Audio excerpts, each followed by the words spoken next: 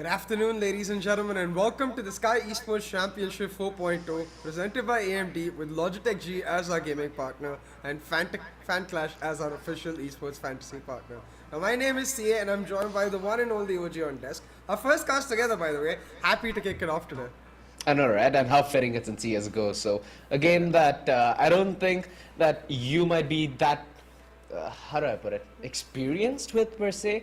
And I'll be very honest, this entire region kind of had a very nice upward trajectory to CSGO back in 2018, 2019, dipped. So it's good to see, tournament organizers like Sky encouraging games like CSGO and Dota, which are more or less like classics at this point, right? You think back a few years, they used to be staple. And now thinking that it's classics, yeah, I kind of feel like I'm at the wrong place at the wrong time. No, like you said though, I think the classic aspect of CSGO is something we're getting to see really switch up in these matches, especially we've got that new map with Anubis coming in. Teams are starting to look quite different. Matches as well. We've had very different parities where it sometimes goes down to the wire. Yesterday, you guys pulled off a couple casted a couple stomps that we saw towards the end. So I think I like the fact that we've got that extra bit of spice just to make it a little more unknown for all of us, and it makes the matches that much more exciting to watch. True. I think there's a lot of changes that we've gotten to witness with our scenes here. Like you mentioned that the entire scene has kind of developed quite a bit. The problem that I used to see, especially in Asian CS back in the day, is the lack of adapting to newer metas and newer maps. This is something that's changed though in the Skyesports Championship 4.0 because yesterday we saw 2 games of Anubis. The day before, not Anubis, Ancient. Yesterday, the day before that, you guys got a cast Anubis. So these are all newer maps, and especially in EU and NA, right? If you see any kind of ESEA tournament or even the majors for that fact, Ancients become more of a staple pickup for a lot of the other teams right now, which encompasses a different kind of play style. So it's good to see our region inculcate that and try to mold their own version of that. And in all honesty, Ancient is kind of a map that, promotes Asian mentality in the sense that you have utility, the disrespect that you have against the utility, the kind of choke that you can perform at mid, and the way you can play against your teammates. It just opens up a new level of Pandora's box. Yeah, it's those marginal points where you can almost sort of create a lot of options for yourself and find a way to stick to your comfort and identity while you execute. I am really excited to see that in action though, because I think there are certain teams that have come out of the gates looking much better than the others, and our first 2 days have given us an idea of what to expect. But let's have a look at the format before we continue our discussion and be able to really talk about how we're going to proceed through the initial phase of this tournament. True. Today is going to be day 3. Day 1 was a little underwhelming, CA, and for obvious reasons. Day 2 actually redeemed itself, I'm not going to lie. Because Team NKT, they had a very, very dominant showing against Team Kintsugi, especially on Mirage. Man, did they just wipe them with a mop. And when it came to the second best of 3 for the day, Team ARAVT versus Nexka, dude, ARAVT performed one of the best comebacks possible on Ancient. They were down, 12-6, something ridiculous like that, and they didn't give away almost I don't think they gave away a single round. And it was like ridiculous 1 versus 3s, 3 versus 3s, where the people were so dead low, they didn't have guns, like unimaginable stuff. So heart goes out for Nexa. Let's hope that, they come out of this looking better, although we're going to see both Team NKT and Team ARAVT play on the field today. So I'm going to be excited, man. Yeah, and NKT going off against Team RENEWAL, who, similar to NKT in their first map, stomped out Kintsugi, but especially in Mirage, like you said, the map where NKT did dominate Kintsugi, RENEWAL had a tougher time. They dropped it, they had to go all the way towards the end to secure it, and I think that's where the big difference is going to be. What sort of lessons have RENEWAL learnt from their last time around versus Kintsugi? Because I feel like if NKT has anything to say, if they get to control the way the game is played, it might just be a case of yesterday once again. True, and CS is a game where you have to try and play according to your own strengths as well, right? Yeah. You have a a lot of gifted players on the server. We got to see a lot of miraculous plays. But one thing that I've noticed is those plays are off of instinct and not setup. So I want to see that change slightly, although it's a different kind of adaptation from what we normally expect, and it's something that's harder to develop. It is something, however, that these teams clearly lack. Let's also look at today's schedule, and like I mentioned, two best of threes, right? It starts off with Team NKT versus Team RENEWAL, which is, in my opinion, just gonna be a easier affair for Team NKT compared to yesterday. So I'm expecting this to be a quicker game.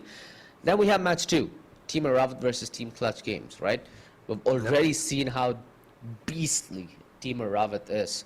So as far as I'm concerned, I think today is going to be a quicker day. I'm sad that Crips missed out. Well, I like the way you say it. It should be OG the Savage Kitchen, not OG the Lotus Kitchen. But you've certainly put it out statistically correct, I'd say, because like you said, I think NKT, they're only going to get stronger as this tournament progresses. I hope RENEWAL can put up a fight. I hope we get to see a much more feisty affair. But it's easier said than done. But the same between ARAVT and Clutch Gaming, while it most definitely might be a more one-sided affair for ARAVT, I think they have shown vulnerabilities yesterday against Next Guy. And since we haven't really got to see Clutch Gaming so far, maybe we get to see them come prepared with some next level spicy strap. But hey, that's a discussion for later today. Let's focus on the veto here between NKT and RENEWAL. Take it away, G. Alright, so Ancient's gonna be in it again. Like I said yesterday, at this point, it's like the Skyesports Ascension Ancient tournament. It's like nothing else at this point. We have Nuke to start it off, however. A new map that we've not gotten to see this tournament so far, so I'm very happy. And if it goes all the way, which I really did not expect it to go, it's gonna end on Inferno. So, Nuke being the pick for Team NKT, historically a map where you really need to know what you're doing on the defense to kind of get a grasp of that map. In the offense, you can't afford to play a little loose, but getting objective at the end of the day still is going to be a primary concern, right? And if you're playing so loose and split up, it's easy for you to be picked off. So individually, you'll need to see your players shine if you want to have a little bit of versatility on the attack, but that still could be adjusted based on strategy and discipline. However, the defense is something that's not, because the fight's going to come to you. You're not going to be the ones picking the fight. And you really need to understand where to pick your fights and where not to. Dude, this veto kind of has me screaming Team NKT, because you have Ancient coming up next, right? And we've already seen what Team NKT are capable of doing on this map. It's no joke. Yeah, definitely. I'm actually surprised RENEWAL didn't opt in for the Inferno pick rather, because we saw them against Kintsugi on Inferno. They were able to secure a 16-3 victory, so we're definitely looking quite strong on Inferno. But I guess this is just respecting NKT's map pool. This is, like we talked about on day one as well, one of our favorites in the entire tournament. So for this team to not be a little terrified of would be a little sus. So RENEWAL kind of it would be an going for the understatement. Ancient. Maybe they have something prepared off of what they saw. I'd still say it's kind of hard though, because from how Team NKT play, it's heavily utility based. So what Team RENEWAL need to try and modulate is their timing. Their timing so that they don't get spammed through the smoke at mid. They don't get eaten up by nades and spam. They don't walk into the Temple of Doom where Bented just lies lurking in the corner. So a lot of things that they should and need to anticipate. See, this is the only part that got me a little confused, CA. Why would you have Ancient as map 2? Because at the end of the day, if you don't get the first pick, which is Team NKT's, who did pick Nuke. Now, let's just assume that Team NKT has Nuke in the bag, right? Not a assumption that's too far-fetched. You need something that's solid and something that you know that you can beat NKT on. And unless they absolutely know that they can beat NKT on Ancient, I don't see a reason why they would have picked that. So I'll try and give them the benefit of the doubt here. However, even with the benefit of the doubt, their history still doesn't make it look that bright. I mean, that's the idea, right? I think Inferno statistically would look like maybe a more comfortable matchup for them because of their dominating victory earlier. But they have had the opportunity to counter-strat NKT, and while of course, as observers, we know it's easier said than done. I'm going to give them the benefit of the doubt, at least for the first half, and see what they can really start off as. But hey, I think we're nearing closer to the match itself, so we won't have to ponder any longer, and we'll for sure be able to witness it right in action. But what I do want to talk to you about is we actually got to see a glimpse of Nuke on our day one before, unfortunately, technical issues had us. And Crips and I were talking about the idea that Navi has really invigorated the meta coming into Nuke. Do you think these teams might take a belief out of Navi's book when we come into play here? I think a lot of players who play at this level already do it subliminally, you know. This is like how you see in a lot of different games, there are some things that, you know, are fixated on when a team is dominating. Like, let's say, for example, when Navi did win the major and they were, they were very close to winning on the game on Nuke. Yeah, that was disappointing as hell. And with a lot of the kind of top tier play that you did get to see in EU and NA, they were mimicking a lot of the pros, and that comes naturally, right? People copy what success is, and you know, especially with Nuke, Navi have been one of the teams that have been defending their kind of stake in that map, and this is an organization that's seen different versions of this map, and they've been competent on different versions of this map as well. So, you know, a lot of what we're going to see on this server is going to be just pure skill diff, because I feel like especially when you're at that tier 2, tier 3 and tier 1 threshold, right? So the 3, right? Tier 3, tier 2 and tier 1. So when you're between tier 2 and tier 1, what really differentiates you are the minor attention to detail. Things like, are you taking this spot on the map at this time? Things like secret control, if you talk about a map like Nuke, right? Secret control, ramp control, are you able to effectively lurk? Are you able to effectively frontline? How easy is outside control for you? Things like these are what's going to make the difference. Oh, absolutely. And just those small micro aspects of how you really approach that as a unit, as a team, and when you're making sure you're not necessarily isolated while taking those zones, I think that might be the difference, because especially on day one we got to see a lot of players, or I maybe starting off slightly rusty, and I wonder if that even plays a part, because of course it is the first match of the day. I wonder if Team Renewal are even nicely warmed up, because I think that may not necessarily be an issue with NKT. I feel like for them the qualifiers are more of a formality. Are you actually a believer in the warm-up thing? Because you've worked with a lot of professional players, right? Like me. Yeah. So, I don't know. I mean, coming from more of a casual gamer perspective, both for CSGO and any other FPS game, I have my warm-up routine, and I still might have a little bit of warm-up shivers, but I thought once you pass that threshold of being a pro, that shit goes away. I don't think so. I think there's very different players for sure. There's some players, especially like when I used to be a player, I did not ever have a warm-up routine, at least mechanically. I would just listen to music. And there's some players who need to play a ranked match or a compy match before their actual game to really get warmed up. You know, it's sort of built into that routine. I think that's the part that doesn't go away, the routine aspect of it, where you have some sort of routine, but it may not necessarily be based on fears or be based on what you may not have. Like you over practice aim because you're worried about your aim or stuff like that. Instead, it's just based on comfort. Like, yeah, I'm just going to listen to a playlist I like, or I'm going to play a game I like, or something like that. Makes sense. I mean, it's very person dependent, right? Like Crips, for example, doesn't do jack, but he still makes up for it with good decision making and, you know, better brains than I think the both of us.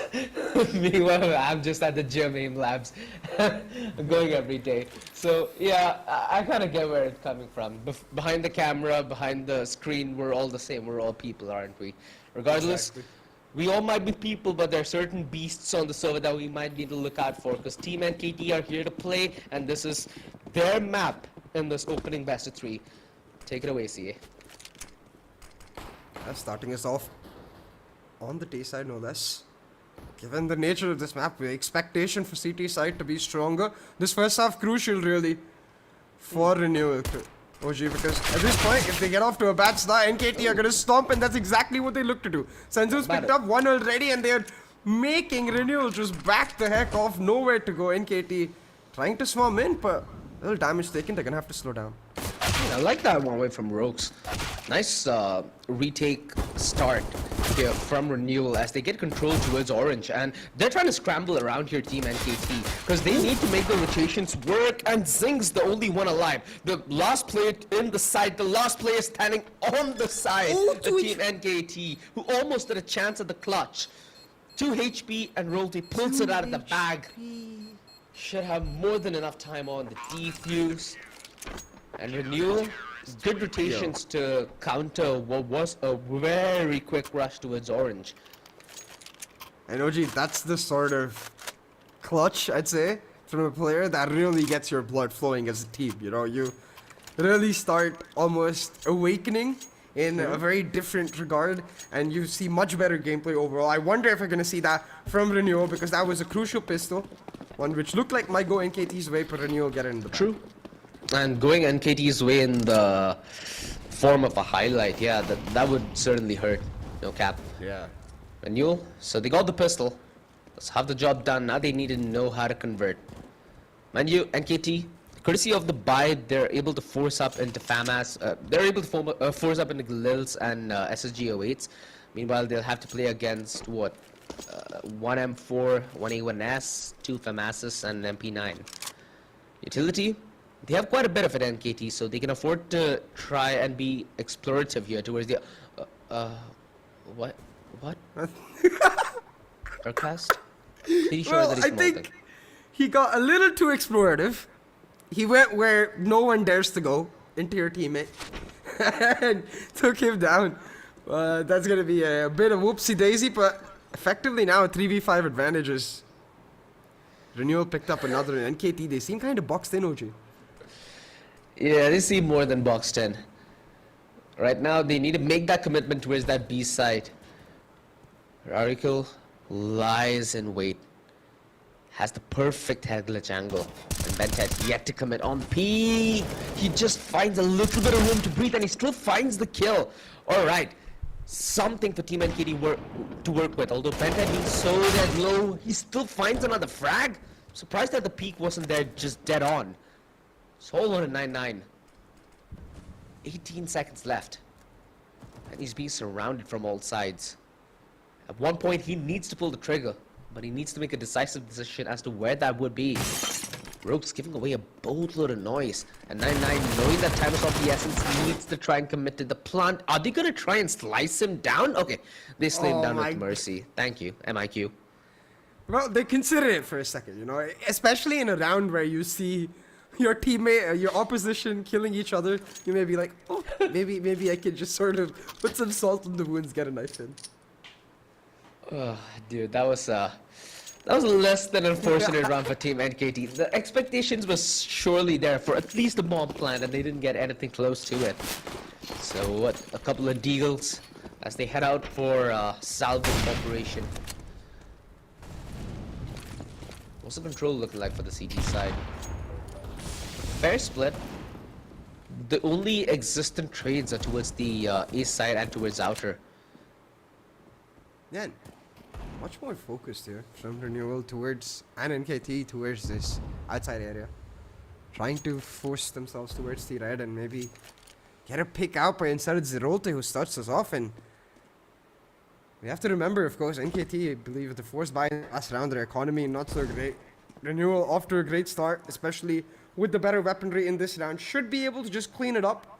Yep. And you can see them slowly taking a big area and starting to suffocate NKT. And Renewal's getting another flawless in the cards here. Yeah, and the Zeng can blow off the Deagle, but not going to be in any vicinity to do any impact. 3-0. Alright, Renewal, they tick all the boxes. They win the pistol, they win the follow-up rounds in a clinical manner. Not only due to their competence, but Team NKT's bamboozle. Now it's the buy round that they have to face off against, and it's 9-9 on his 9mm. You know what I mean? Max 10.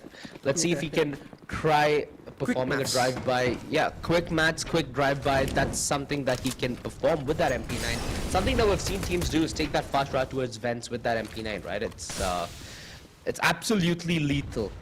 when you have to play against that Mac 10, because you can just stay on the stairs of the vents and you can spray them down. Even though you might be slightly inaccurate with that SMG, you still land the chance with that first shot. Beautiful pop flash, beautiful finish.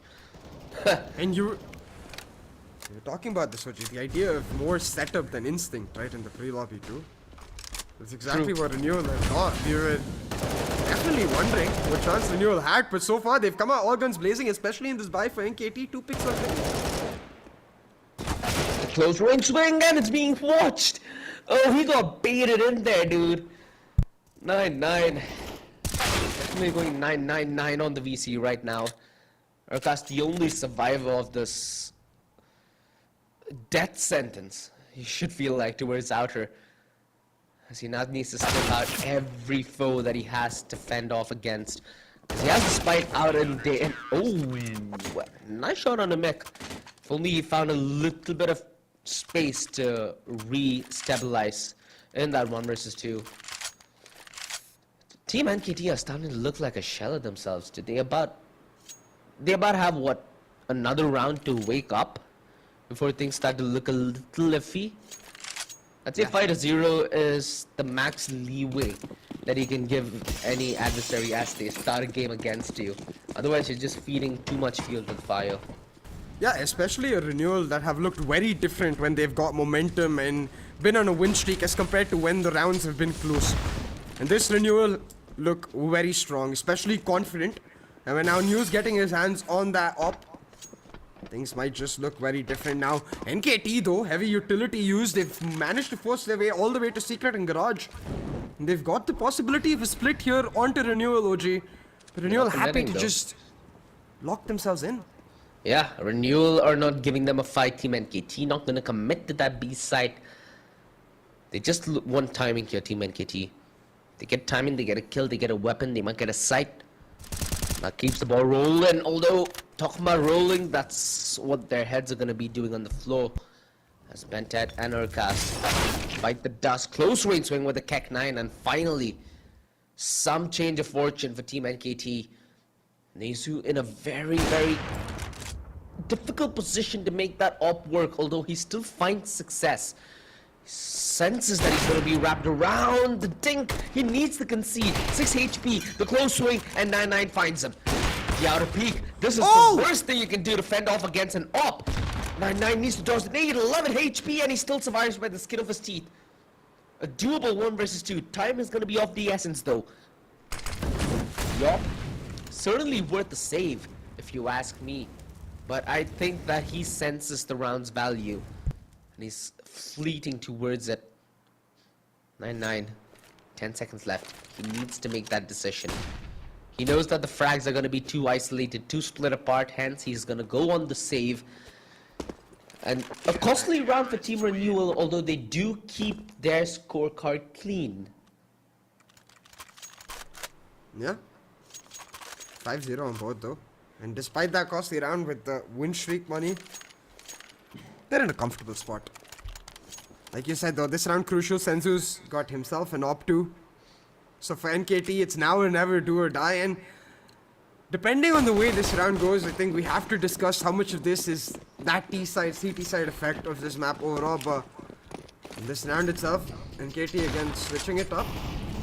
Not as much focus towards Garage and Secret trying to leverage that B-side as they were. Instead, a lot more radio focus. And again, Renewal, they're taking it simple. OG right here, they're just waiting, being patient. The discipline really outstanding here from Renewal. True. This change of objective, like you said, they've left Outer more or less to their demise for the initial part. They try to contest towards ramp and they try to contest towards hut. Now they turn tail. They grab out of control. Rolte is already going to be in position though. And how they clear him is going to be quite crucial. Previously, every time they've hit yards, they've failed to get the first frag and they always get traded off at the worst. So, with utility, their game plan needs to be simplistic. What's the hit? A hit towards A, a hit towards B. They deal with the secret presence alright, but they're still divided by utility, and Bentet tries to sneak his way in through the smoke where Mick is firm with a deny. Little does he know, there's another member on the other side of the smoke. I'm not sure if Urcast has been spotted, but he's been dealt with, however. This is the problem that they've been facing, CA, especially towards the outside. They fail to get on the front foot of the trades, and they're always left with a man down. And it might just be another. Rooks comes in, a shadow in the dark from the top. He shuts him down, but Senzu with the crucial trade. Rooks holding it down though, but Senzu's popping off. The hell? He's got a couple more. It's up versus up. 1v1 for the clutch, and oh, I don't think there's enough. Oh, there is enough time. Senzu able to get the plant down as well, and OG suddenly. Can NKT clutch it? Because Senzu's got his hands on an AK. Dude, Senzu, that shot he hit while he was going down the ladder, that was something phenomenal. He started this off brilliantly, and he could end this like an absolute Chad. But he needs to land the final blow. This bomb's not planted for him as he might like it to be. Nezu might just be comfortable on the stick, fakes the scope sound, and he's just gonna ninja him! Oh! The disrespect for a player who pulled off the sensational no-scope to start this clutch off. Renewal, yet again, keeping their scorecard clean, but at the cost of their economy. Is that a valuable trade-off? Because you get the rounds, but you really won't be able to keep the momentum considering you wouldn't have the money to back up a loss. I think the rounds definitely matter that much more in those type of rounds where it's come down to that 1v1. Senzu hit some insane shots. When you win it, you can afford to forget it. You can afford to forget what Senzu was able to do and focus instead on the game coming up, because Ariukul's already got them started, changing up the tempo. Renewal taking the fight to NKT, while NKT look to storm into this A site. It's trades all the way through, and an even one for both teams, but area control gain for NKT, and crucially so. Yeah, they got B site now. They got site control, and they have control towards decontamination. Rogues will be needing to land a crucial shot, which he lands a heady, but doesn't put him to beddy. 2v2. The op, quite often a handicap in this circumstance. And they're going to play off each other here, Team NKT. 99's going to be manning the ramps while Bentet's going to be playing on top. Silo, and Bentet really should not have given into that first peek. The nade is going to be slightly off the mark, and it should have been primed to deny the defuse. Rather, Nezu denies the rotation, denies the play. And 7-0 for Renewal. This is the perfect situation for me to ask you the question that, is it just CTE or are Renewal really here ready to play? And do you think that our expectations, the statistical likelihood of what we expected from this matchup might just be completely thrown in the air?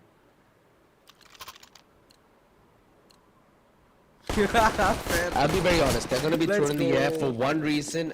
On so many occasions, especially Nation CS, do we see teams trade each other's map in the series.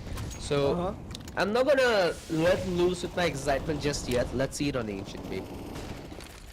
Fair enough, because Renewal seem like they're here to nuke down nuke altogether. Again, a lot more focused towards this outside area. They've got secret, and they might have sneaked in behind a couple players, but Renewal, they seem aware. They're not gonna step out to position. Instead, NKT, they get access to that B side. Yeah, they're gonna start walking in slow and steady. The minute 14 on the clock. Options are available to them. And at least in this position, I'd employ them not to exercise it. Commit to that B side. Get the soul man if he even tries to defend. Play off each other. Like they did in the round prior. That 2v2 was very winnable. And they need to look to replicate something along that lines. Especially with them being a man down. With them losing a player like Urcast. Who's a very, very good player towards that mid and late round. You'll need someone like Bentet or Zayn to step up. And talking about Bentet. Man, I feel like we've almost jinxed NKT to the point of oblivion right now. And Renewal are bouncing. He just gets another Senzu and Cyclone though, with some crucial trades. He should be able to recover the bomb, and now still that one-man disadvantage that they've had for almost the entire round since Urcast fell down. So they do get the plant down, and in that 2v3 situation, they should be able to set themselves up for some contact plays, but instead, separating quite out. They're looking for the play to nullify the advantage, and they might just find it. It's Senzu taking down Zerote, and now in a 2v2. It's like position unknown for Zain here, and just like that, he picks out another Renewal. They're crumbling and they're stumbling. I feel like our curse might have just transferred. Well, clutch possibility still there, however. Senzu plays a beautiful rack. 7-1, and NKT finally breaking that dry streak. However, you can see the implications of losing a round like that on Team Renewal, right? Their buy now is going to be abysmally bad. Mick might just have to downgrade to something like a Deagle Mag 7. Okay, he goes for a 5-7. Rogues with a CZ. And another 5-7. So basically 2 rifles against 4 rifles and an SMG. So Team NKT in prime vicinity to claw back the momentum.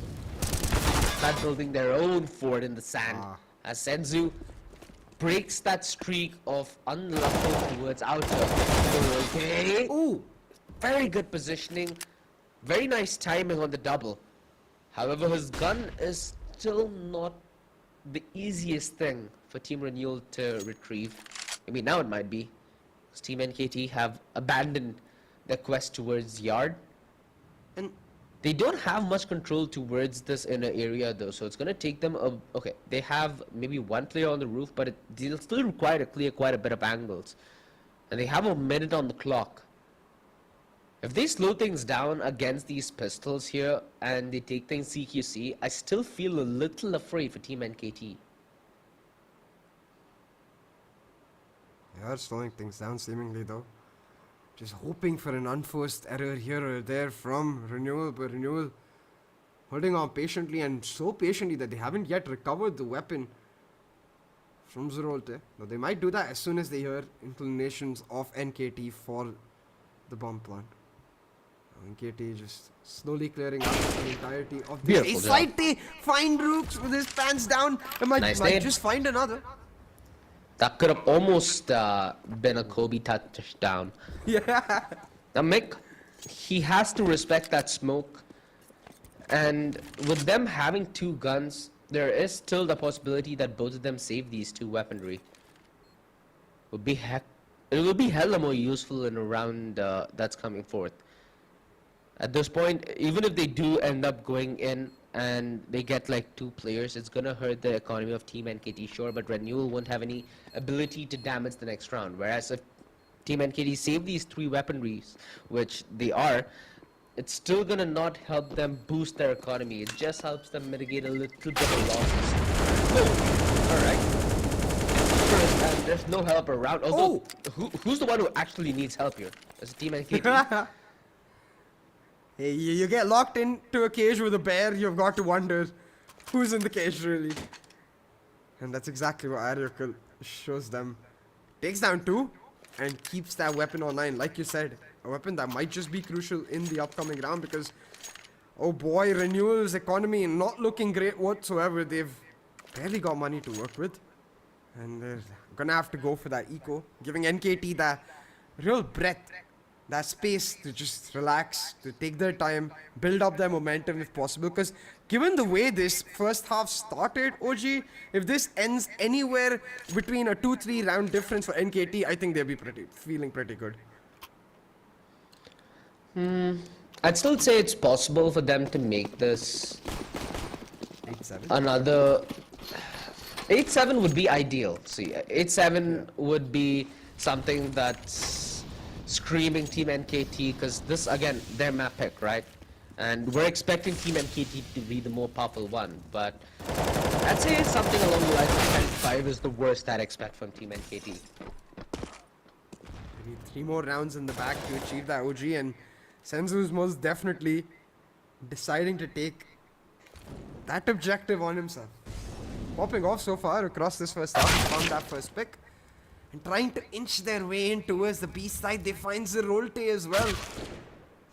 And KT now just taking their time with it. Despite the picks, they're so methodical and slow in their approach. They refuse to give Renewal an overpeak, an overposition, and in those space and those jiggles, they always catch them out. Bent it, shuts down Ariukul, and it really does feel like NKT is starting to take over. But hey, where's Nico? And still early days. Team NKT still have a lot of ground to cover in this first half to make it a more competitive one. So they've gotten number 3.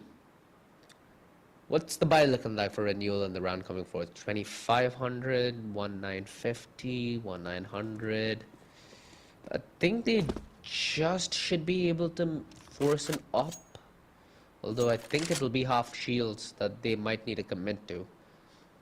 I think that op is where things start looking tricky for Team NKT, right? Because the way they've been getting out of control, if you give Team Renewal the op, they can strip 1 or 2 members from the front line easily without suffering any repercussions.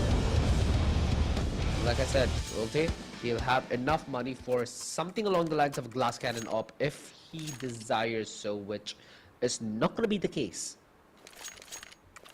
They're still going to commit to rifles here, which is something a little uncharacteristic of Nuke. Because you think of a map like Nuke, right? You have ramp, you have the A side to some extent, where you have decent sniper angles, you have outside. So you find a lot of operators feel comfortable on this map. And a lot of operators have different game styles on this map as well. So it's weird not to see one being picked up at this stage of the first half. Especially when News so far has been popping off. 14, 3 and 7. He's been the leading player for his team, so you'd expect him to take the best weaponry he can, but electing to go with the rifle, we'll have to see what sort of impact he's able to create with it and if it's similar to one of that op. Again, NKT very slow in their approach. They seem to have really taken the rabbit and the tortoise story to heart. Little too seriously, yeah. Yeah. The tortoise does win at the end of the day, though. But you don't need to be a turtle to win. That should be the more important thing here. And I feel like Team NKT might have just put their shoes on. Let's see if they go from 9. A decent start, and that was towards ramp. So it's essentially access to it being granted for free, which puts a lot of pressure on the News. I don't even blame them for trying to take that fight. They need to defend a crunch somewhere or the other on the defense. Sadly, they're the ones getting crunched. Although Rogues and Mick quick to change that story. Sure, the bomb might have been planted, but they still have a decent chance to fight back Renewal. That's heavily reliant on Mick's ability to stay alive because his teammates were far away. Man disadvantage. Sure, they have a kit, but they have nothing along the lines of a nade or a molotov. Nothing aggressive to push people off position. So it's going to be infinitely harder for them to commit to this retake. Hence, they go on the save and they fight for another day. Team NKT, 4 rounds in the bag now. Their momentum slowly starting to build up, and in this game, I'm not sure if it's going to be for the same the entire series or if it's going to be only the trend for Nuke.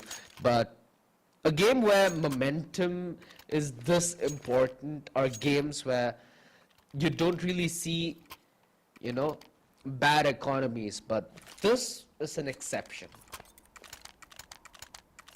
Yeah. I mean, the exception justified by how close we saw the rounds go, even in that 7-round win streak for Renewal. But really, that pendulum-like momentum swing we're getting to witness right now is NKT. They've taken the game by its reins. Much more faster on the approach. They're switching up the tempo, but Renewal ready to match it. Blue shuts 2 down, and suddenly Renewal they're pouncing back. 2v3 in the fight, though. And Renewal able to hold on for sight, but not for too long. They've made it down towards the B side. Mind you, the defenders of the B side already flanking A, so it's already a rendezvous mission for Renewal. Now, they need to commit for the retake. 1 man on the back lines, 2 down from the vents. Team NKT, they're split in their offense. And Zinq trying to make a play, but 9 denied. Zing. Oh, trigger discipline, I love that, but it's cost him severely in terms of HP, and now he needs to play from the other side of the smoke. Spamming might be his decent friend here, although reverse spam a very big viable possibility, and the FAMAS gets him with explosive bullets. 8-4, Team Renewal finally break the momentum spree that NKT have accumulated towards the dying end of the first half. finally, we're gonna get to see Team Renewal and NKT on a neck-to-neck bye with neck-to-neck stakes in a round. Because whoever wins this round essentially wins them a ticket of having a decent half. You know, Team Renewal, screw decent. It could be even a better half.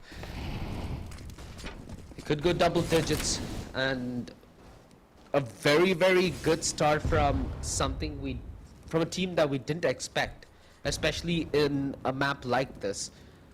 I don't think I would have been ready for Renewal or Nuke, man, especially if Team NKT would have, you know, vetoed it on. I wouldn't blame Team NKT if they're surprised. Yeah, I mean, they most definitely have to be. But I think, again, given the fact that they are on the D side and their slow, methodical approach that has yielded dividends, I think they'll be just as good on the CT side. So for them, it's all about salvage what they can from this first half. They seem to be doing exactly that in this round. 9 and Zayn each picking up a frag, opens up the map entirely. They have easy access to that B side, but they're still slow. They're still lurking, waiting for those over peaks and looking to catch people out. They do exactly that. Aryuko does find one trade too, but I think he's gonna get caught out some of these.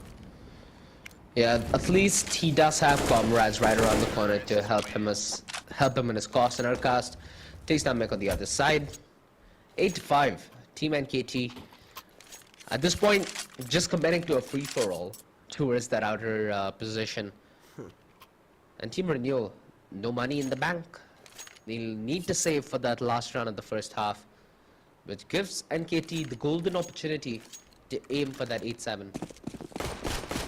After the 7-0 start, an 8-7 is looking fantabulous for Team NKT right now. The comeback most definitely nigh. Again, a lot more towards the outside, heavy presence, looking to rinse and repeat what has worked out, and rinse and repeat they do. Bentet gets the first pick and most likely soon to be followed up with another. His news, he's left stranded all by his lonesome. NKT picked them off like flies with their better weaponry. Yeah, Rook's on the flank does end up finding one, although with the Deagle at that range, really, really hard for him to find anything else. Oh, wait, someone get just juiced? Oh, it's no, the Mag 7. Dude, I'm getting PTSD, CA. Shotguns and this map, yeah. Please, no. I remember back in the day when Nuke used to be smaller and people used to spam the XM1014, the auto shotty at, especially that A site, especially at that hut position. It used to be a nightmare, bro. A nightmare, I tell you. And this was back in the day when people did not really know how to use the Molotov. So imagine, you have to just dry peek a shotgun. Yeah.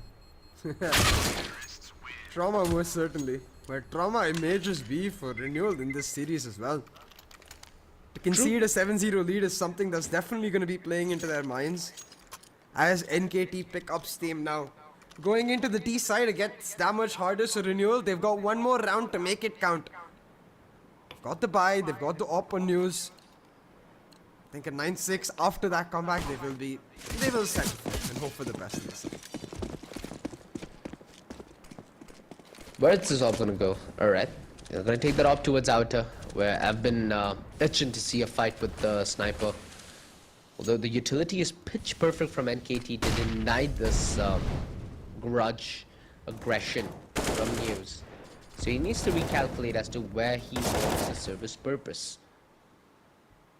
He's gone back all the way towards... Oh no, Bentet got blind by his team. Oh no. Slight oopsie daisy there. Gives Renewal that opening into this round. NKT trying towards the outside, but they still managed to pull one out. Senzu with the huge one, and the lurk coming through from Zayn though gets shut down. News finds another, and now man advantage for Renewal. They're just retreating. They know they've dropped the bomb, so allowing NKT to come to them. And NKT, they're on a perilous journey here to retrieve the bomb, especially with just 58 seconds left with the man disadvantage. Looking extremely difficult here, Roji. Extremely difficult. The only advantage that I see whatsoever is the fact that Team NKT might find a pickoff and not risk immediate trade. due to how split Renewal are to some extent. That's heavily reliant on the members of Team NKT winning out that gunfight. 23 seconds? Oh, they At some point they need to make a run. Yeah, finally. They realize that the pace is on. And the closest rotation at the moment is going to be Vent Room. So there could be one player just posted up. Although they are going to have a hard time believing that the side is fully clear. We are going to see them... Oh, alright, finally. I was going to say we're going to see them take an uncomfortable fight, and that might be the start of an uncomfortable situation. Nah, not this whatsoever. 9 quickly grabbing himself a double, and this has changed the entire course of this round. Team Renewal certainly gonna be feeling upset, because that was a round that they were destined to win. They played that almost entirely right up until the very end when they tried to assemble for that retake. Because that retake, it came from every direction, and 9 killed in every direction he saw. Yeah, exactly. I really like the way they played that push point effectively, turning their almost bad position because of their lack of information of the site presence of Renewal into a beautiful choke point, and 9 makes perfect usage of that. Picks up the last few members and cleans up to make it a clean 8-7 here in the first half for Team Renewal and Team NKT. Now, despite Renewal having the lead, they might not be as happy as they would have liked, because it was a 7-0 lead to begin with, but looking to get started off on that strong note on their T side. NKT shot them down, they mow them down, and there's a massacre in the A side.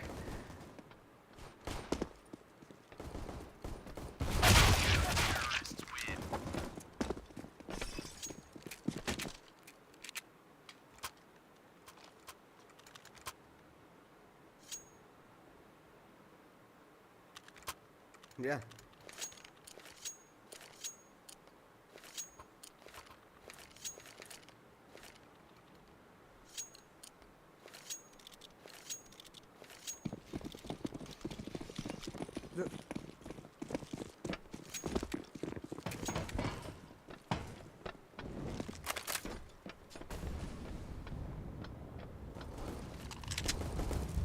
Yeah, because like you said, the first time NKT equalizing does feel weird. It also feels almost like doom.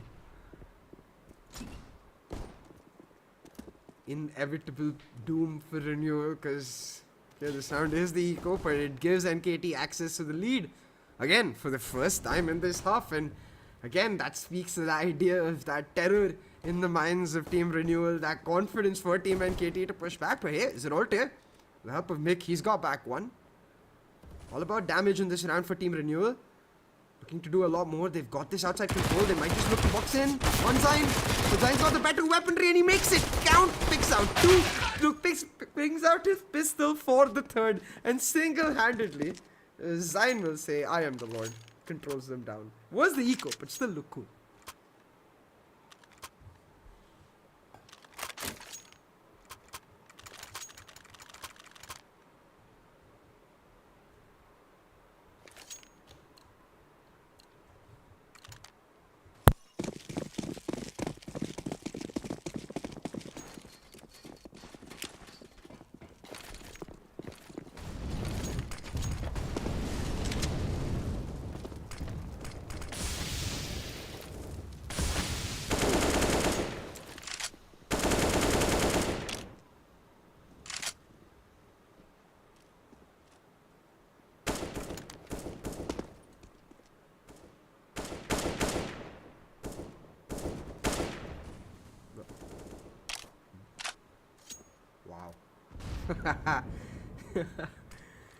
Just patience and consistent shooting. Gets in one.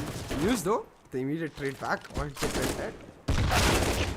Like you said, the HP advantage right now in favor of Renewal, and they've nullified the man advantage as well. News and Mick each finding one, but they're all so damn low, and Senzu, he's got the opportunity of this map. He's got the opportunity to clutch it out against 3 severely low players who may not know his exact position.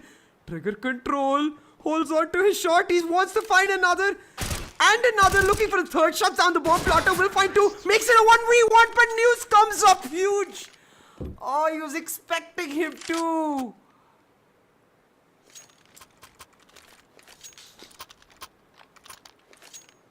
That's gotta hurt. That's his second almost clutch. Yeah. Exactly.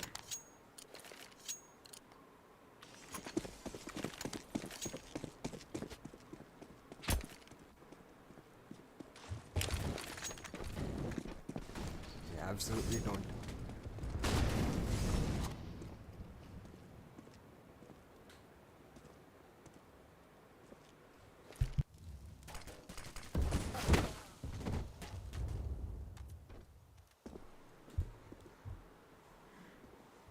Smoke criminal.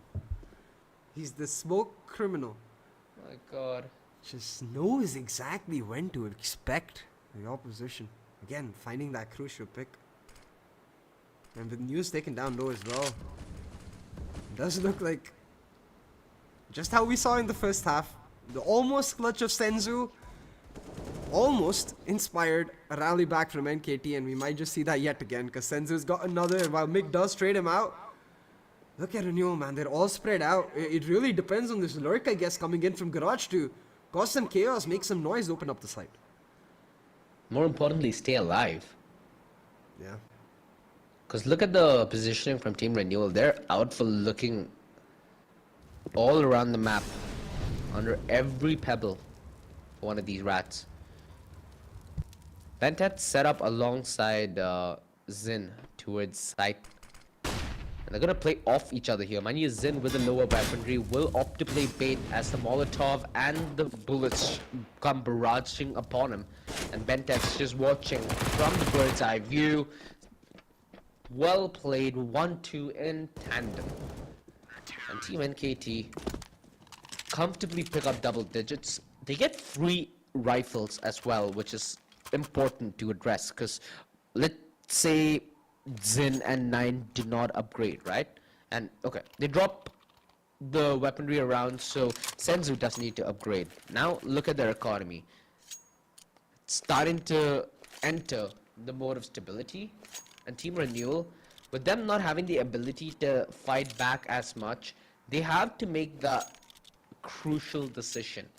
Do they now invest to a point where they might lack a little in terms of utility, but still pose a threat to take a couple of guns away from Team NKT? As we're approaching around 20, mind you, we're at a point in the game where economy is going to be very, very valuable. So Team Renewal, their goal right now is to do as much economic damage, but in an efficient way, to Team NKT. We don't see any Deagles, we don't see any SSGs, but we do see a couple of flashes, a Tech 9, 2 Tech 9s and 2 TD50s. Better than nothing, I suppose. Yeah, and it looks like dude, it won't matter, Lucas. Into a landmine. Oof. And it burst all over their faces. Ratatata, it just absolute massacre down that sniper, eh? One player surviving with a dream. Hope, really. A dream and a P250? Okay. At least a takeaway weapon, right? That's what News is going to be hoping for, because he doesn't have access to the bomb. Or a knife. Oh yeah, a knife. Knife works too. I know. I would I'd choose a knife over a weapon any day. At least you get the money. Oh, okay. Oh. oh, Senzu knows. Senzu knows. Bye-bye, News. Nice try. Almost looked like he might get the knife for a second, but Senzu's just got his spidey senses activated today. He's been on an absolute tear. 23 and 11, by the way. Jeez Louise. He is popping off. And despite not being able to finish out his almost clutches, he will not be worried about the almost factor for Team NKT closing out this map, because it's all about this round right here. OG 11-9 on board. The buy once again for Team Renewal. Picking up the pace, taking fast radio control. But again, NKT happy to just play on those contact setups deep in sight, waiting for Renewal to come in. Yep. Surprised that Team NKT used so much utility right off the bat. Look at their arsenal now. They have only one Molotov left. Regardless, quick control grabs. It's essentially gifted over to them as Senzu takes aggression through outer. Nobody on top of Marshmallow to even come close to a punish. RENEWAL have to give away that frag and are in no position to do anything about it. That's been a very, very big problem for Team NKT in the first half. Especially you remember when they were trying to explore towards outer, right? Now Team RENEWAL having a similar problem right up their alley. So they try to waltz in towards this east side. The beast from the east still stands and Bented, not to be tested, not to be trifed with. Rogues finally takes him down. Man disadvantage still for Team RENEWAL, although a beautiful pick from News. They did not feel those angle though, and that's more than enough for Zion to come alive and tear them to shreds.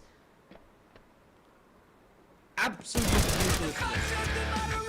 Boom, the spider senses tingling and guiding him through tyranny and disaster. 12-9 now. And NKT most definitely look like they are in control to push it out all the way to the end. That was the buy round for RENEWAL, but damn. And now RENEWAL broke. That's all they are, man. Regardless of what they do, Team NKT are going to be comfortable for the coming round. At least in the short foreseeable future. Quick play with that Tech 9 and sure, he might add a little pressure. Doesn't really have the bomb. And Senzu has a good idea where it is, drops it down to the floor. And this opens up small windows of opportunity, but again, 24 HP. I'm not gonna be as much of a believer here. Hey, but he is able to get the bomb plant down. Zion in 9 though. The rhyming names, the matching styles. They're gonna make sure to go in together. Not give those isolated 1v1s to Aryu. And inching their way closer, they box him in and they shut them down. An easy one picked up for NKT. And with that 13-9, this next buy round, as soon as it comes through, also crucial because if they lose this 14-9, make that 15-9 effectively giving away a match point for Team NKT. That is effectively the end of Nuke, and we go into Ancient knowing what NKT are able to do, knowing what capabilities they have. Pull off that 2-0 victory here. Hey, let's not get ahead of ourselves. We saw a comeback in the first half from NKT. On the T side, we might just see one from RENEWAL once again. I'm gonna look towards that man News. He's got his up online. He's been the stalwart player for RENEWAL so far, and it's gonna be up to him to find that first pick, find the value, find the opening, but instead it's Rooks. Comes up huge, shuts down Bentet. Just like that. RENEWAL have an opening. They have a moment they could exploit. Yeah. Electing to regroup here, OG. With that first pick, maybe just force down the A side. Although Urka's in a very, very good position to get some value. As this hit's gonna happen, he's gonna be on the back line, so it's all about timing here. Fast-paced push, and it's the op on the defense duty as well. They've removed the beast. They've removed the problem. And so far, their credit and security have been rewarded for it. Urkas was relying on at least one member to be taken down and Zing to maybe buy 5, maybe 10 extra seconds. Not the case whatsoever. Urkas, the sole survivor of the carnage, as RENEWAL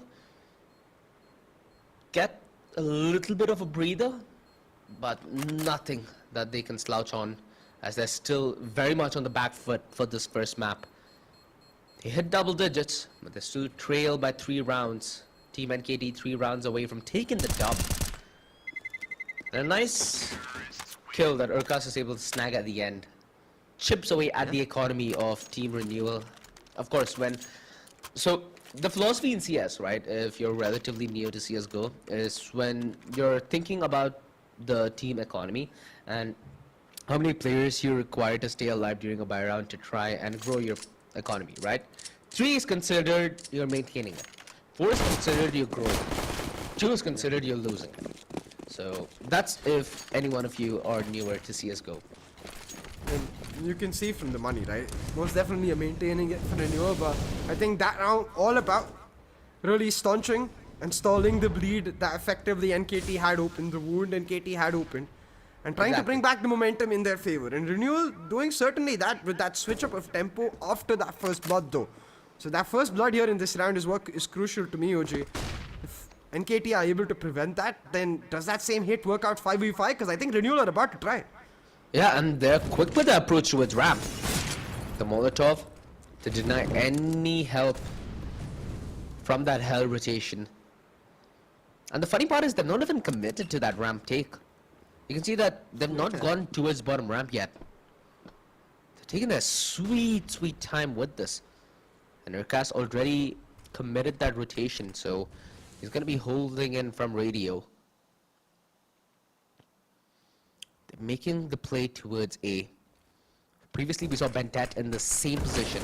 This time it's Zin. I knew Zin been a standout player as well, but Renewal somehow finding form, finding faith. Bentet takes 2 and 9. He gets the frag, he gets the bomb down, and he gets it down to a doable 2 versus 1. Or UQ, given away. They know exactly where he's gonna be. The path he takes is gonna be more important. 9. Oh. Laying down that one way for that heaven peak. Possibly wanting to fake his presence.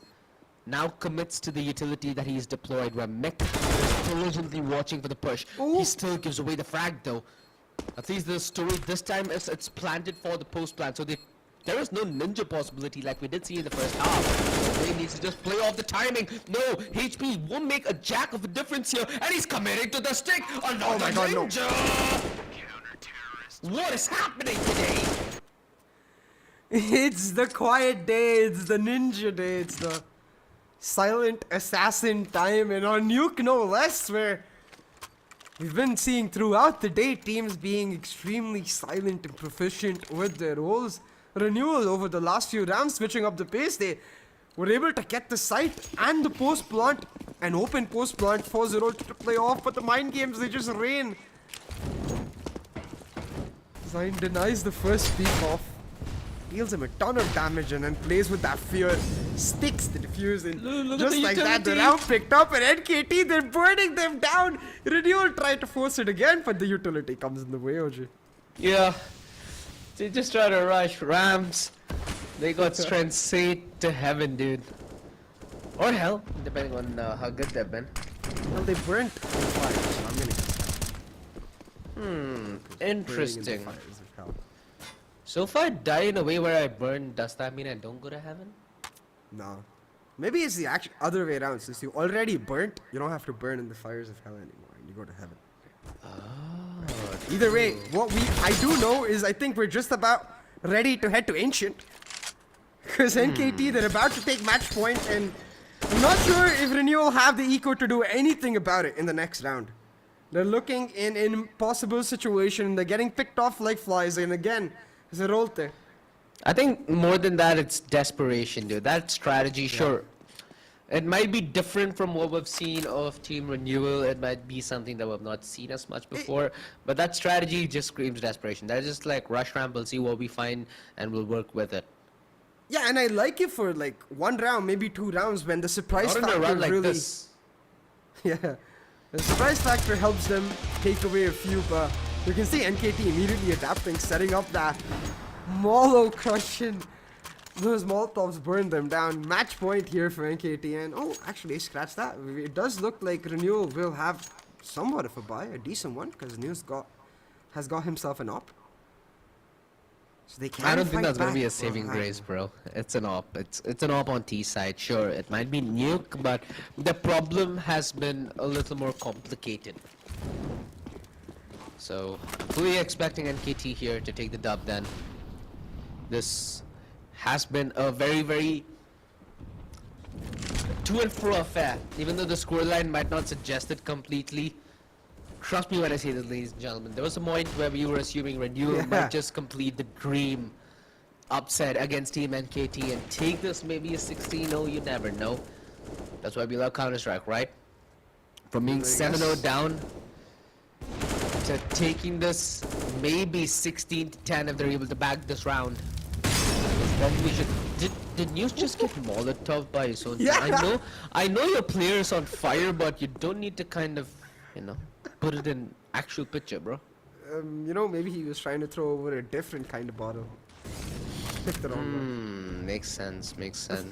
Can't wait to throw a bottle at you. Let's see. I can't wait for the next time we meet. I think you've already done that, OG. But hey, back to the round. NKT in a 3v4 actually, and RENEWAL. With that man advantage, they are able to get themselves onto A site now. They haven't got the bomb on them just yet, though. It will be picked up and brought over. So the plant easily going down, and with that man advantage, especially with the op on the post plant, it should be a comfortable round for RENEWAL. Should be, right? Should be. Yeah. We're gonna continue on what should. Shoulda, woulda, coulda, CA.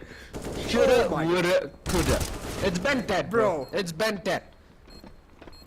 He's Mr. Highlight himself. Mr. Highlight, grabbing himself. He just swings out from the smoke and pops too. Like it's nothing. Okay. Ben 10. That's all that happened. Ben 10, more like Ben 10. He's got some different superheroes inside him. And superpowers, most certainly so. Damn. That was one of the more unorthodox retakes that we've seen from the entirety of Nuke, but the entirety of Nuke, mind you, ladies and gentlemen, has been an extravaganza. We've gotten to see a lot of Bamboozle in action. We got to see 2 Ninja Diffuses, so I'm super happy. And one thing I'm super happy about is Crips is missing all this action. He's sleeping, so joke's on him, I guess. Exactly. I think a huge swing in this game from 7-0 up, the dream, like you said, for RENEWAL. They could see it. It was like a mirage in the desert where you can see the dates, you can see the water, you can feel everything, and then you reach it and all you taste is sand. Dirt, dry sand. As NKT stopped them and really put their faces directly inside. I think NKT with this dominating affair, 16-10, now going on to Ancient, where we've already seen what they're capable of. It's no longer about the maps or even whose pick it is or not. I just feel like it's about the confidence, and NKT, they seem like they've got bucket loads of it, especially after that last retake. What? Exactly, man. At this point, considering that we've already gotten to see Team NKT on Ancient yesterday, there is a small chance that there could be some prep work put into it. How can you prepare against a player like Ben 10, though? How can you prepare against a player like Zin, though? These are players who more or less live in the moment and are still able to make things work even if you deliberately anti-strat them. So I'm very interested to see what the tale is going to be on Ancient. I'm still a firm believer that it's going to be a 2 OCA. Has that story changed for you? Because RENEWAL have certainly renewed hope in some individuals with the performance in the first half. Sure, the second half was disappointing. I get it, CA. You don't need to tell that to me again. But I think the second map being their map pick could offer a slight difference in opinion. Yeah, most definitely, Kripper. We've got an entire BO3 to witness to try and prove that. RENEWAL most definitely in a different situation where in their first ever match they played against Kintsugi, they got a dominating victory to go into map 2 where then things got harder. But things are already hard. It's NKT, they picked up a commanding victory, not a dominating one most certainly, but a victory where they've shown their ability to rally back, and that really has to be the most scary affair after the entire time where you can't even be safe when you have a massive lead. When can you be safe? We'll never know.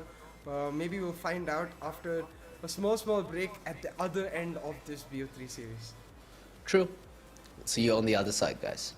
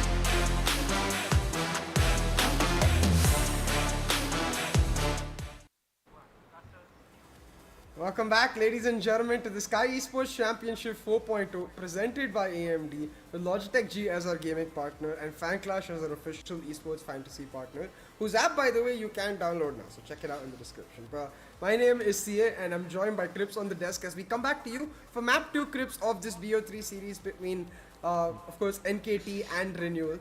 Nuke was a pretty simple story on the whole, very complicated in the rounds itself, so take us through that.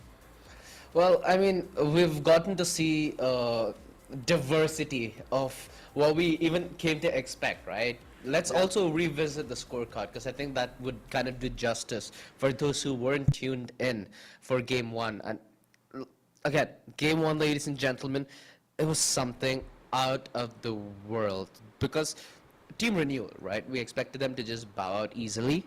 They won 7 rounds, opening the map in consecutive fashion. Now, after a 7-0 lead, they've managed to gain only 1 round for the rest of the half. That's how dominant the comeback was from Bentat and co. So the first half, in and of itself, could have been way better from Team Renewal. And somewhere in the bottom of my heart, I kind of feel bad for them because I feel like the decline started off towards that, you know, when they hit that round 8 point. Even in the second half, right, when you saw them go for a lot of different approaches, like let's say the approach towards yard, the approach towards the ramp, the crunch towards A, which is just met with spam and utility. They tried a lot of things. It didn't work, though. Not at all. So it kind of felt like they were working against... It almost felt like they were completely read like a book, and their defaults, I think, still do need a little bit of improvement. Although the silver lining here is Renewal are not the ones who picked Nuke. It was Team NKT. So as we head into map 2 of the best 3 series, we do need to keep in mind that Renewal did pick Ancient, but that does not mean that they have the advantage over anybody else on it. Team NKT have been looking pretty darn strong on Ancient, and I'm not expecting that to change. Team NKT had a phenomenal comeback of not only form, but they had a very, very decisive moment in the game where once they started feeling themselves, they really didn't let go. So once you have a team like that and once they're all warmed up, map 2, yeah, I fear the worst for Renewal. Exactly, and that fear, I think it's most definitely present in the hearts of all the neutral fans, at least. I'm sure the Renewal fans have belief in their team's ability, as they rightfully should, and the NKT fans are just licking their lips at the possibility of a stomp. Now, what I want to see personally over here, OG, is Renewal just pick up the pace from the start because they need that similar start as they did in Nuke, but they need to change just that point of inflection, like you mentioned, towards that 8th and 9th round. Now, as we head into Ancient, let's get it going. It is going to be NKT on the T side, and once again, Team Renewal on CT. I'm going to look at, sorry, the other way around, my bad. And I'm going to look at really Senzu, because last game he had 28 frags. He was popping off. Sweat. Exactly.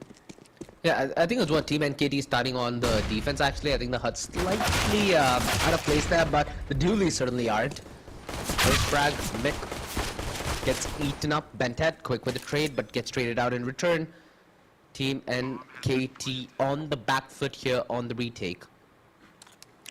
2v2, and Rox just bunny hopping his way through. Donut finds a casual head. It's hold now on the Senzu, who, like you said, has been on the top of his game, but far from winning the pistol. 1-0. Team Renewal start off strong, like you mentioned. Team NKT, actually. The hard does his bamboozle again. So, Team NKT, they've lost the pistol, cool. Even on inferior weaponry, especially Bentet towards the beast side. Man is a beast, man. Man is a beast. You need to take care of him in a very effective and efficient manner. And you can see, similar position, similar play. Bentet, MP9 up close and personal, but not gonna not gonna be very proactive towards that B side because they're calling all the rotations towards A.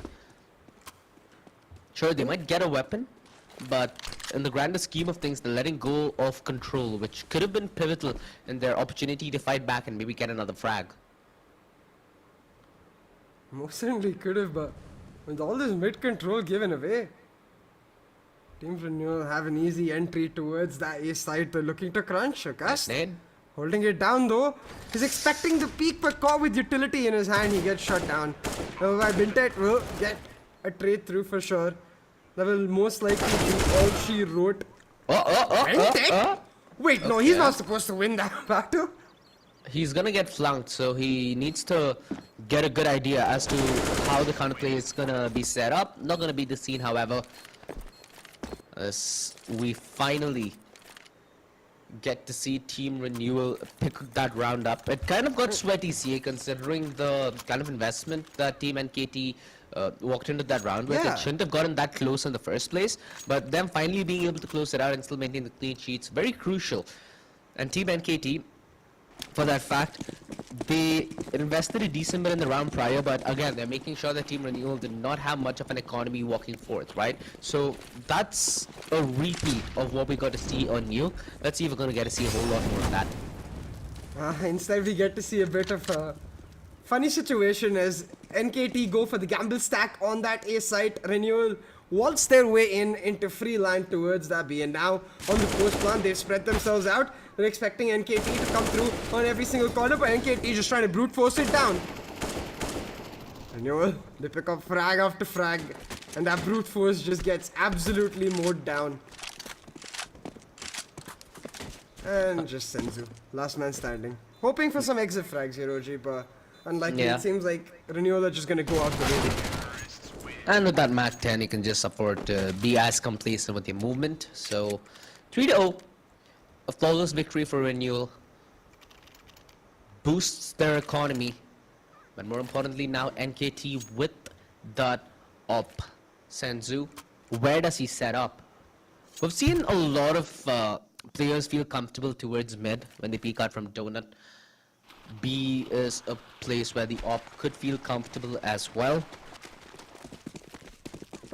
Are these just gambling the A side for now? Yeah, they're heavily relying on this mid control to work out here, Team NKT. And the rush towards B. With the Mac 10, this is more of an ideal strategy, I'd say. It's easier to get side control. The counter utility, however, not going to be at the peak of its utility. And, ooh, what?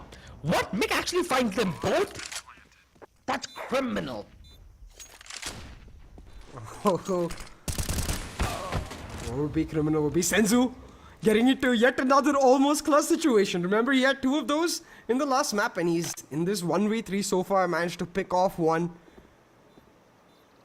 and bring it back within the realm of possibilities, within the hope that he might actually be able to get it through. But nah, he's just gonna go for the save. Smart choice, of course, with that operator, but Renewal, again, OG, it's literally like we're seeing the same reel as we did last time around. Off to a great start. Dominating the way the rounds are played, even though they're going down to a wire, but building that significant round lead. But the reason I see we're seeing the same reel is the same thing gonna happen, where NKT just exactly. We've seen it. Team NKT, they have managed to save that op, right? So they still have more than a fighting chance here. This is something that Team Renewal needs to respect. Of course, there's a plethora of ways that you can show respect, right? One of them is simply just rushing them down, respected with utility and speed. That's exactly what they're going to do towards that A-bomb side, as they're all going to enter towards main position. The op is all the way towards the entrance of the site, so it's still possible for them to defend. And with the deagle through the smoke, they find the first kill on the ropes. That's it, if I'm not mistaken. Senzu, he gets taken down though. In transition, trying to be a more proactive player on the retake. Although 9 with that op all the way through Donuts, able to find News, who, mind you, was trying to take control of Temple, which would have been a very, very important position to hold in the post plant. Now, it's all going to be on one player towards Temple, and I think that is Arshio. That op, so we might get to see an op duel. Exactly, Vid. News getting his hands on that op as well. It's going to be definitely exciting, but I think what I'm really feeling is the potential anxiety of the Team Renewal fans right now, where they must be surely feeling a ton of happiness for the way the team has started this second map, but you've got to keep wondering if it's gonna go down the way it did in Yoke. You've got to keep wondering if it's just a tale of that other.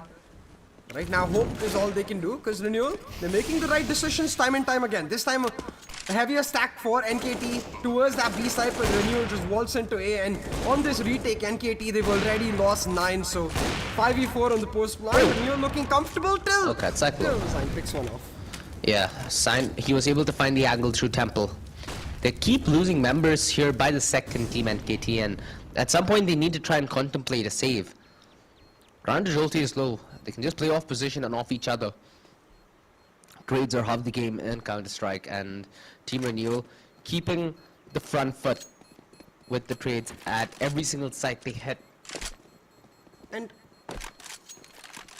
I think this fast playstyle of Renewal, you can see NKT's response clearly to just stack and retake. Like stack one half, retake the other. It's simply not working out, I think, because of that late mid look. We saw that first pick off NKT again go down towards that late mid position. So for Team Renewal, it's all about just picking off NKT before they even get started on the retake. So how do you exactly go about this if you're NKT? Because if you stop stacking, then you're spreading yourself too thin. You're more vulnerable to these fast hits from the side of Team Renewal. But if you stack and you get picked off before the retake, then the retake's not impossible, Ujay. I mean, that's a problem that we got to see in one round out of the last 6. So now it's based on NKT's call, because like you said, that look from mid, right? An easy way to deal with that is by you proactively ratting out the rat. You try getting both the players on the other side to push and try to backstab, and they play off each other. They just trade the rat at the worst circumstance, and that kind of forces the players at site to make a play. Because you can't be sitting idly at site when you don't have the flank under control, right? There needs to be that variation, or at least something close to it, to throw a wrench at Renewal's works. Renewal themselves, though, might be looking to get crafty here, because while they do rush it down A site, look at the bomb, it's headed on towards the B. They set up the conditioning with their fast hits, and they fake that play to pull the rotations. But NKT, they can make it count with the man advantage. It might just work out in their favor, because 4v3 on the map now, 4v4, and as the plant is gone down, look at the way Renewal are spread out, getting picked off one by one, and no player now left towards site. NKT can just go for the defuse. NKT, they will be having the... Okay, I thought they would be having the trauma of the round prior, and since was able to land a beautiful shot. I don't even see how that shot was, because on the minimap it looked like he should have been a guaranteed kill there. It ended up being the other way around. So I'm like, interesting. Would have been a smaller mess up at the grander scheme of things. Although Team NKT, you mentioned that they need to try something different, right? A double op setup, CA. A double op setup on Ancient. Now, imagine this, right? Regardless of which side they hit, there's going to be an op on the retake, even if that one opper dies. Yeah. So that's already a small handicap. Right now, Team NKT's objective, I think, is to prevent the plant in the first place. I think here the competition of it is in the sense that instead of both the ops being on a respective side, they've got one op anchoring down a site and the other playing for mid. But Zerolte, he's managed to sneak up, and in excavation, he might just excavate, but instead Red catches him out at the flip end of that smoke, but Mick immediately with the trade onto his... And again, that creature for Senzu very much present. It's Bentet actually pushing in from excavation to get that early kill, but the lurk still very much present towards mid. I feel like it's that mid battle that's going to decide the round. That's what Ancient's known for, so tough fitting. Oh, the inkling. The decision. Exactly, he knew exactly what his prey's up to, and it's all left on a 9. That's an op. I think he's bound to save. Oh, he's not even allowed that luxury. Renewal. Boy, oh boy, are they looking beastly on their map pick of Ancient. We assume that at least, at the minimum, NKT will have the ability to fight back, which, at least at the moment as things stand, is simply not the case.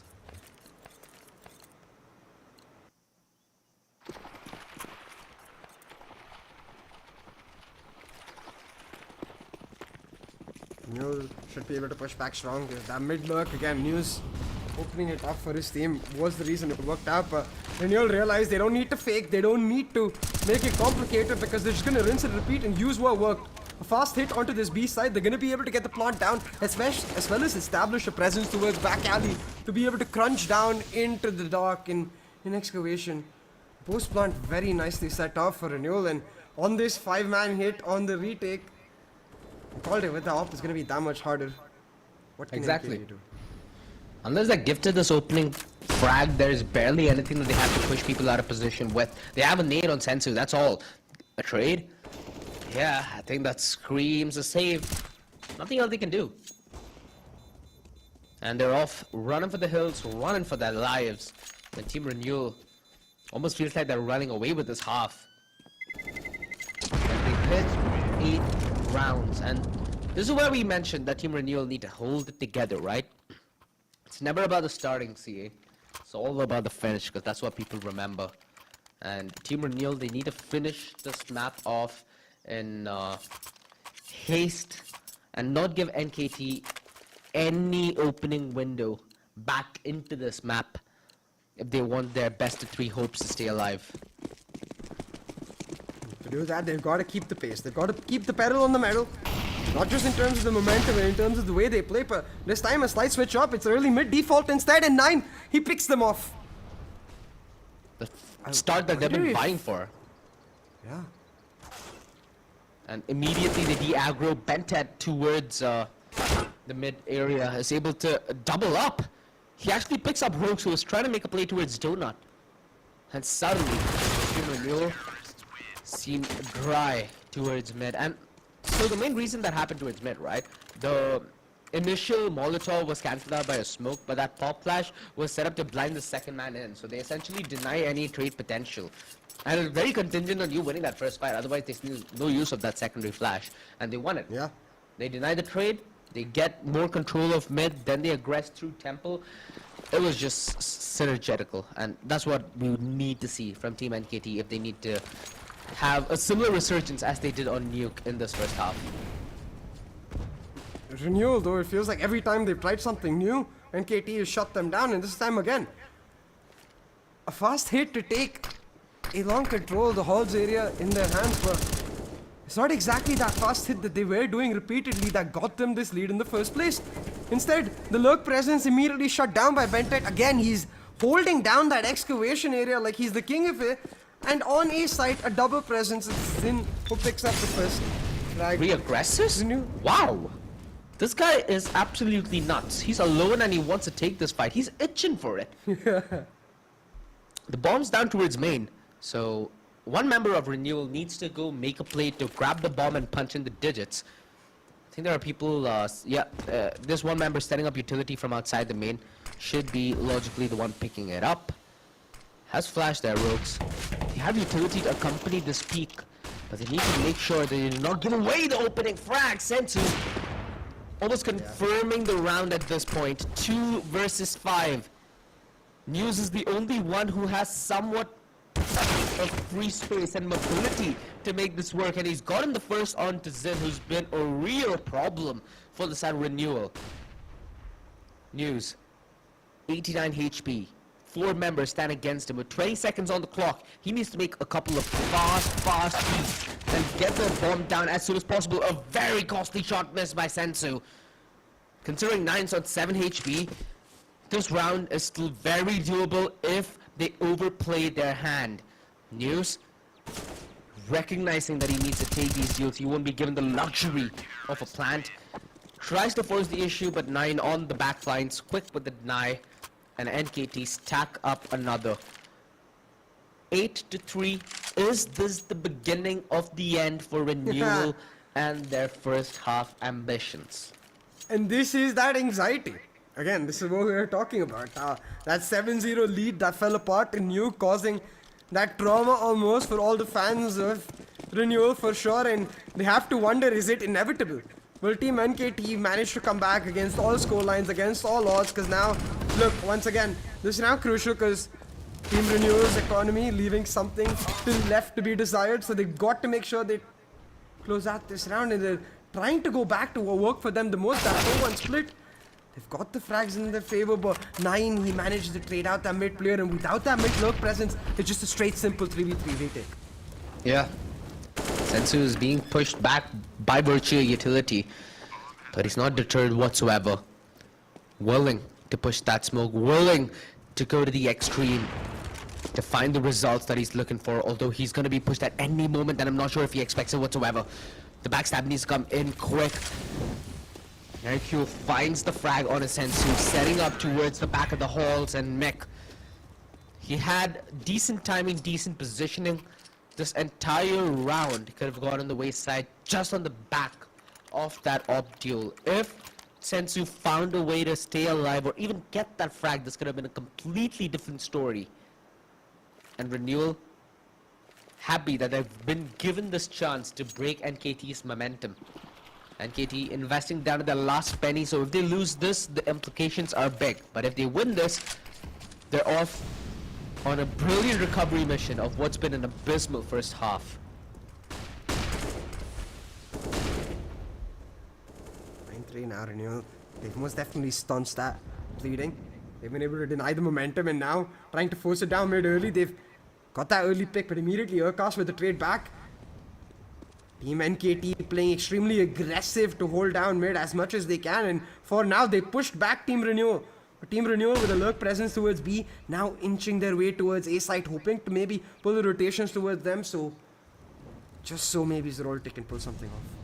Yeah, Zen has been a very reliable anchor that they could rely on, and they need to rely on him again like they've never had to in their life. News has the angle, head cold to stone, but Zen finds timing, finds the better of him, could double up Mick, so dead low, but he ends up finding the trade. 2 versus 3. NKT on the back foot, but 2. Senzi, he almost sensed it. That could have been the frag. That would have been the lurk isolated. And this round, now very much still in the favor of Renewal. No diffuse kit on 9, so could not even attempt the ninja if he wanted to. But he's gonna hold it down. He's gonna rely on his teammate for cover. Sensu with a double, and this is it, folks! Another ninja defuse! 3 out of 3, and this is still the first best of 3. Jeez Louise. I guess now we know what the blueprint for turning Senzu's almost clutch into a clutch is. He just needs a teammate. Easy. Dude, that was a no-kit ninja defuse. 10 seconds. Are you serious right now? Well, they say pros don't fake, so it makes sense. We've got 2 teams filled with professionals giving their best against each other, and we've got 3 out of 3 ninja diffuses because pros most certainly don't fake. Renewal, though, they're going to be feeling the pain from that. Once again, going back to that heavy and fast hit early down, taking beyond control, but this time, mid presence coming in early. It's more of a B split rather than a lurk presence, and that cap player, it's all about timing. Because you've got the excavation player turning around for Urkas. He comes back through in time to shut down the hit itself. News though on the lurk, now finally getting that trade through, and suddenly it's again become that 3v3 retake, a rinse and repeat of what we've seen in the last few rounds. Yes. Senzu, same position, same outcome. 1 versus 3 for Zen. Might be a great anchor, but not the best flanker. And Renewal, double digits, man. Team NKT. The last round of the first half, and they have barely any money to work with. It's gonna be the buy. 3 MP9s, 1 Deagle, 1 CZ. Damn. Things ain't looking that good. Oh, and they most certainly aren't. Team Renewal with that economy advantage in these last few rounds, the weaponry is going to be absolutely crucial, and they're just going to force it down. They're going to use They don't check! That. But Zin, they don't check! Goes unchecked, the trigger control comes in clutch. He's only going to find 1 though. Pops down the other 2 low, but Oh my god, if he had any other weapon in that situation, that might have been in 5k on his lonesome, but instead Renewal, they're able to deny the possibilities, get the trades, and maintain the advantage. He walks through the smoke. No. What's happening in this? Dude! Ninja mode. Alright, 11 for half. I think even we need a halftime, CA. Yeah.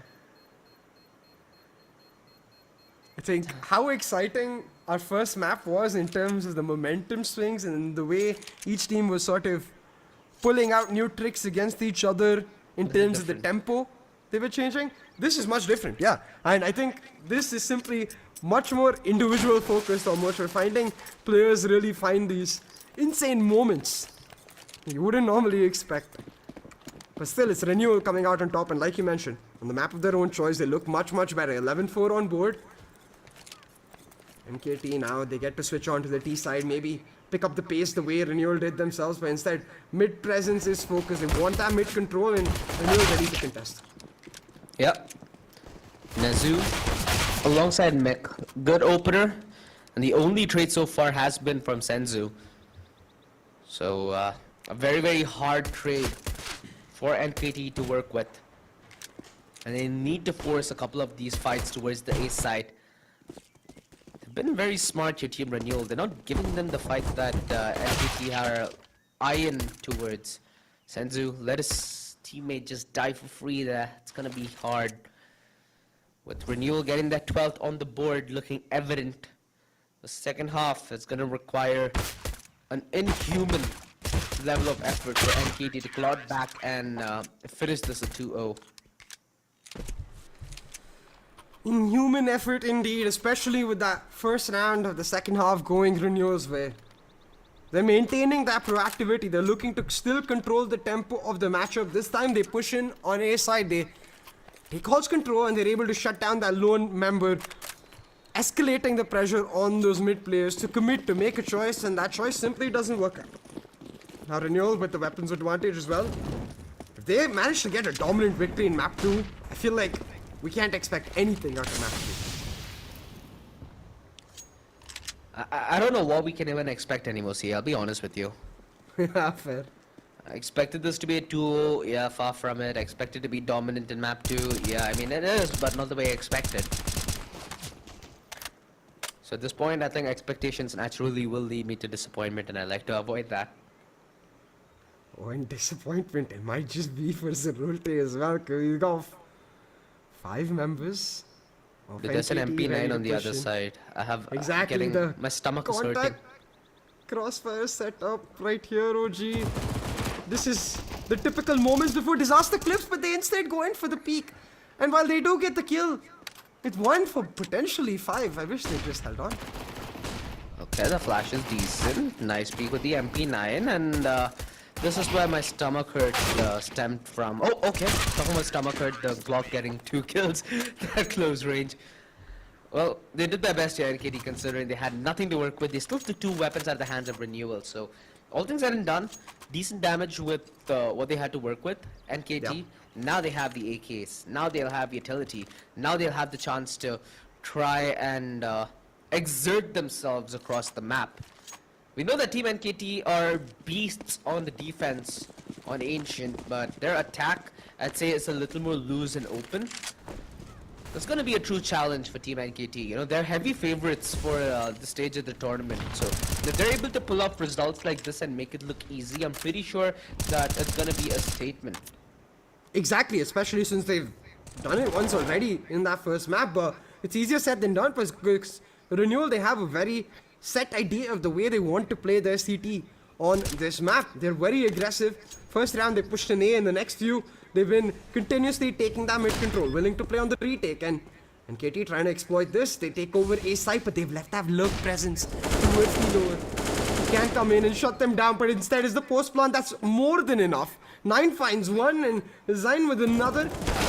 Renewal, they will fall apart. NKT tell them you can have mid, we'll take the side. The ring around the rosy. And 9-9 caught looking the wrong way. They have a diffuse kit here, but time again is gonna be of the essence. Smoke down, cover, spread. Is he actually going for this? No! Slice Oh! and dice, diffuse. Wait, what? No! Okay! Thank you, NKT. Thank Bro! you. Sensu. No. What just I happened? almost felt senseless. Sheesh. Bro, I can't anymore. I'm sorry. I need a seatbelt to my chair. I know it's supposed to be like a racing chair for a gaming variant, but I need a seatbelt or else I'm gonna jump off my seat. Ooh-wee. Talk about exciting. You had a guy swinging around with a knife, and it's not even purge season yet. Team NKT though, they're gonna rinse and repeat. Try to find success where they have found it before. Go back towards that A side, leave that one member laying late towards mid, but you can see Renewal, they're almost expecting it. 5-man mid this time. Trying to catch someone off. It is their eco, so the gamble stack was definitely something that could come into play, but instead they're gonna have to 5-man retake with those eco ones. They've done a decent bit of damage with only pistols before.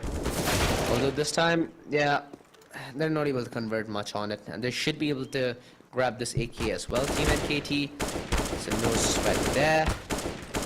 Team Renewal. Even if they do end up giving this round away, their buy should be very healthy in the round coming forth. I'm thinking, what are the possible ways that this could be disastrous, CA? So let's think now.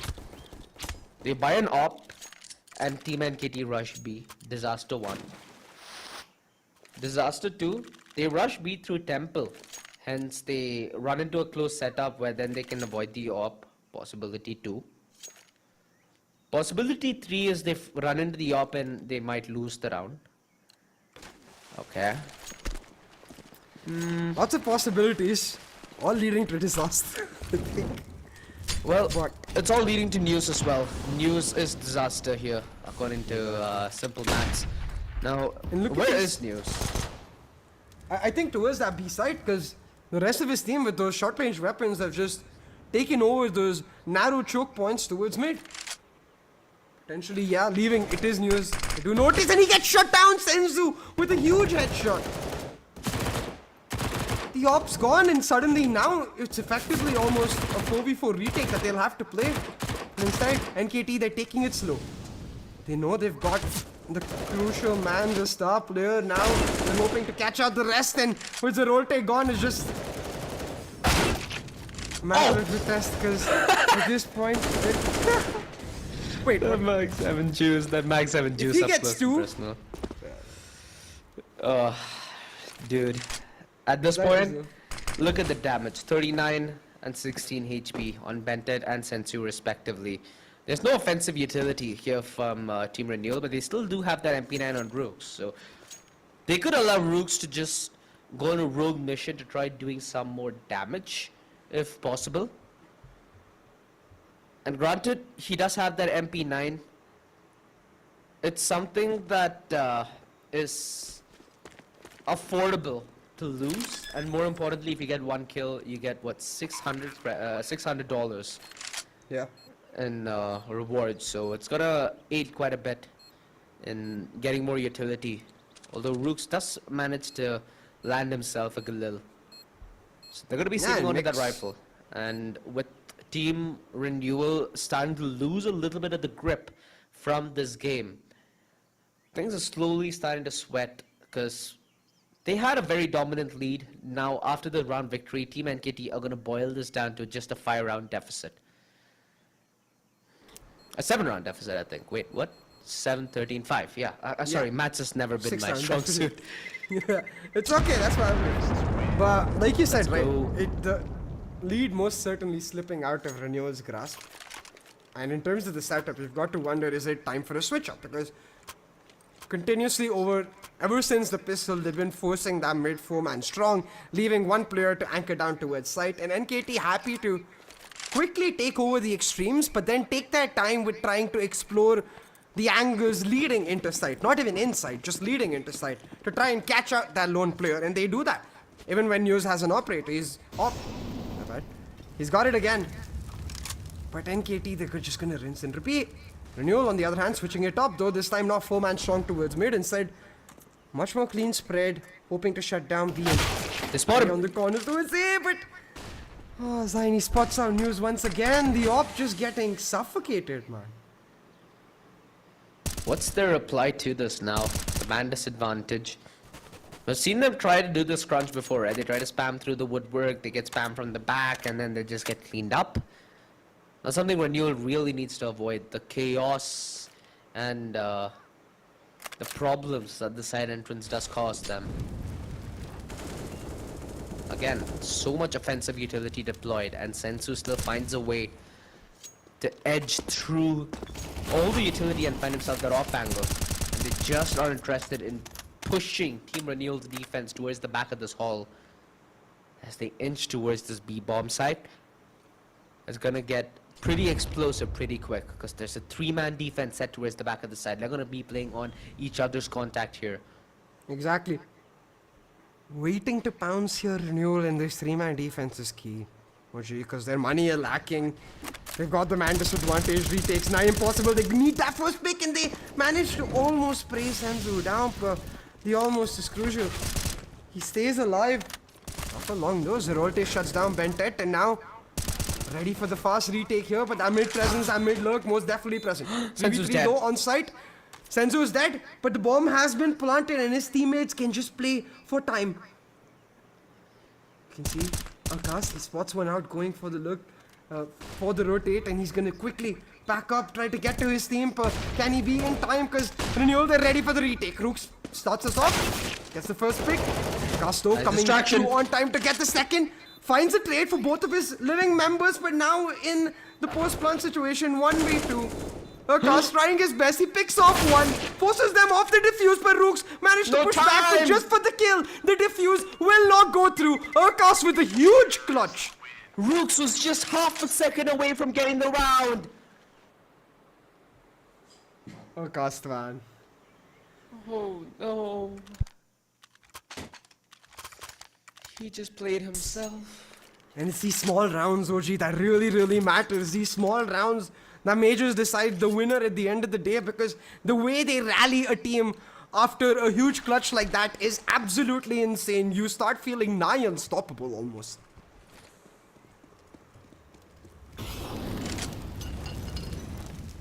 And KT, the spree of good fortune has been unfathomable. The trade, almost instantaneous, and nobody in close proximity to even condone, to even console him. This is depressing to see, CA. I'm pretty sure that this is gonna go to 9, because again, look at the, there we go. Just making sure that I don't lose my sanity again. Look at the guns. Deagle MP9, cool. It's round 9 for NKT on the board. 4 rounds now is what will end up splitting these teams. And okay. Let's not buy into the hype just yet. A nice shot though. Nice shot, yeah, I think that's all it's gonna be. Oh. Okay. Okay. News. 2 players down to 6 HP. The most experienced player on the server up to 100. And News. If you can do a little more damage here, sure it's something that he can take to the bank. We'll go Sensu. Puts News to bed. And NKT 1 round away from hitting double digits. If this is gonna be the fashion they take a 2-0, 2 stunning comebacks. The first on Nuke, where it was fair bit more easier and less complicated than what they're going through right now. And here in Ancient, it's been something else, man. It would be a statement. Like you said, it would be an absolute statement. NKT, they seem to want to make that statement in this round as well. The buy for Renewal. News has got his hands back in an but he needs to commit to that operation. Close it down. Yeah. They're able to clear the inner hall, and that was perfect timing from 9. The front lines hold strong, although Mick, given the silver lining, given the opening to work with, he finds the double of his own.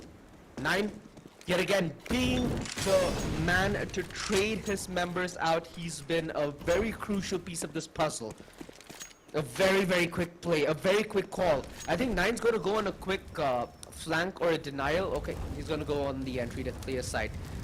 A more important call to make sure that the plant isn't at any risk whatsoever. The one man playing aggressive is what's going to set this apart. And 9, he was going to go take that aggressive stance, but I feel like he's much more comfortable playing off Sensu. And oh no, news! He had it up, he had the close angle, and Team Renewal thought they had this game just off the lead. This won't be. Oh? We've seen ninjas No before. way! No way! But 9 not even gonna let him tap. He knows that that might be a little too dangerous. But like you said, CA, the If we saw a operation ninja of- again, Huh? if we saw a Oh, dude. I was on the brink of losing my... Yeah. I'll leave that on the brink as well. But jeez. Okay, we all need 13-10 to now, break up. Uchi. In KT, Yeah, we they've all got need double to break digits. And Renewal, they have... What? Did they have any money to work with?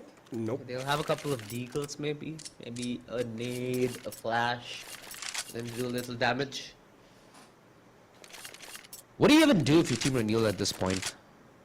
Like honestly. Like one thing that let's see, team Renewal. I think in terms of setups at least, maybe try to throw a curveball towards NKT where instead That's of the that, thing, they've been doing that. They've been trying to take mid control, they've been trying to take main control, No, they've but been that- trying to that- throw their own curveballs respectively, but it's been very well countered by NKT. I mean like almost a 3-man aggressive move down one of the extremes, and if it works out it does, if it doesn't you play out these 5-man retake. But if they keep allowing NKT to fight them on site, you can see NKT, they chop make quick work of them. Vientet, Yeah. he opens them up and 5v4 on the retake with Eagles, not looking so great. Yeah, it feels like they're taking their fight on their terms, and that's exactly what Renewal Exactly. needs to deny. They're all stuck towards this entrance region where they're gonna get just absolutely dumpstered. NKT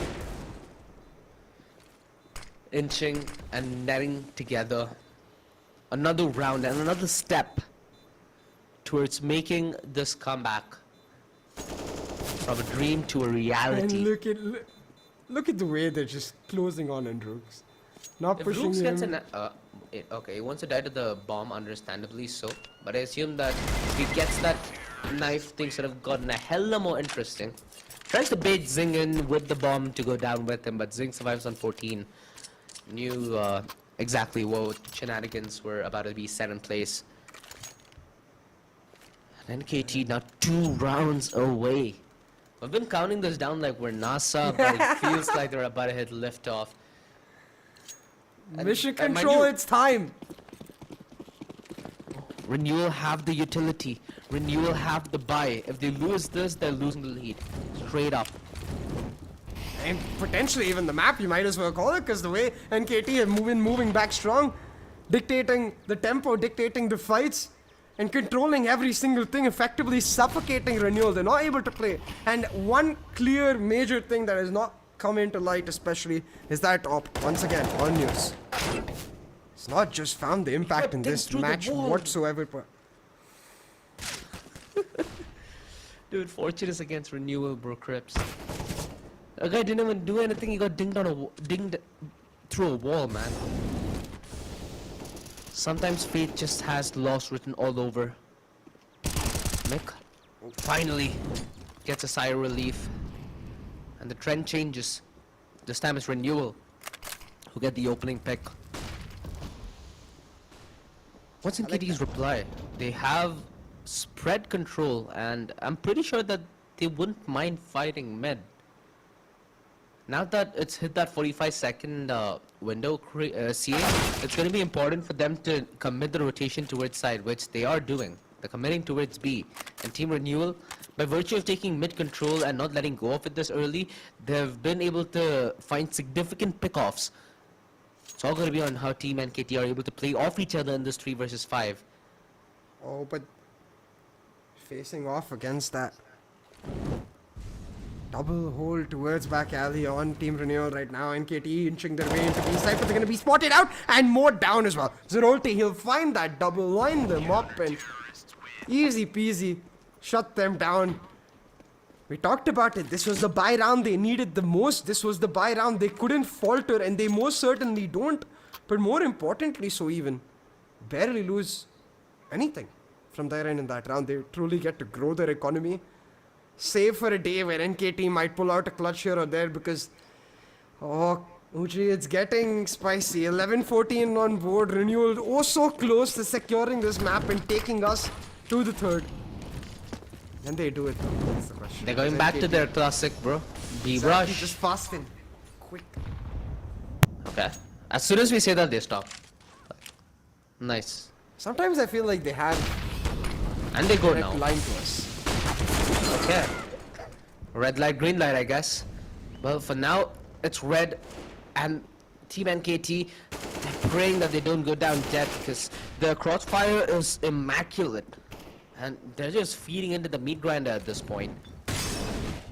Urcast knows there's somebody close through that smoke, because he deployed the Molotov to clear the close angle. And 9 through the woodwork gets taken down, and Renewal hitting round number 15.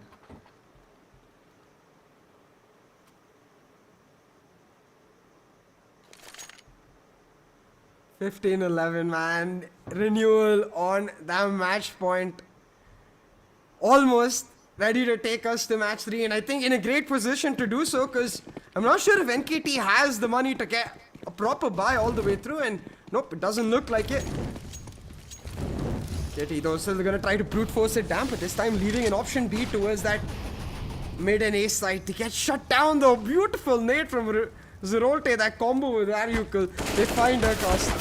And NKT, they're already crumbling. I think we might just get ready for map 3. We've seen NKT pull off rounds where they've been completely written off. So, if this was a moment to do it, well, still would keep the comeback dream alive. And NKT doesn't seem like hope is something that they rely on. They rely on themselves. Again, you look at the experience on this lineup, right? You have Bentet, you have 9, you have Urcast. So, there are pretty experienced players on the server.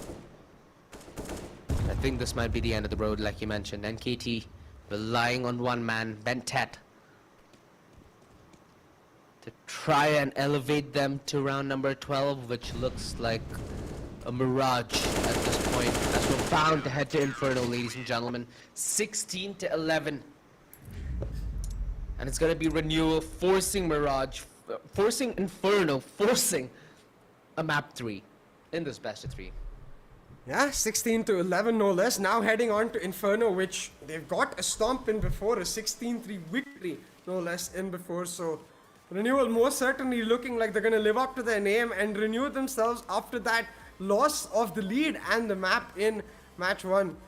Renewal coming back strong, and NKT now it's truly a test, because Oji, if they lose this, then it truly becomes an upset, and the whole box is wide open. It's like groups will become Pandora's box, just split wide open, and that makes it so much more exciting for us neutral observers.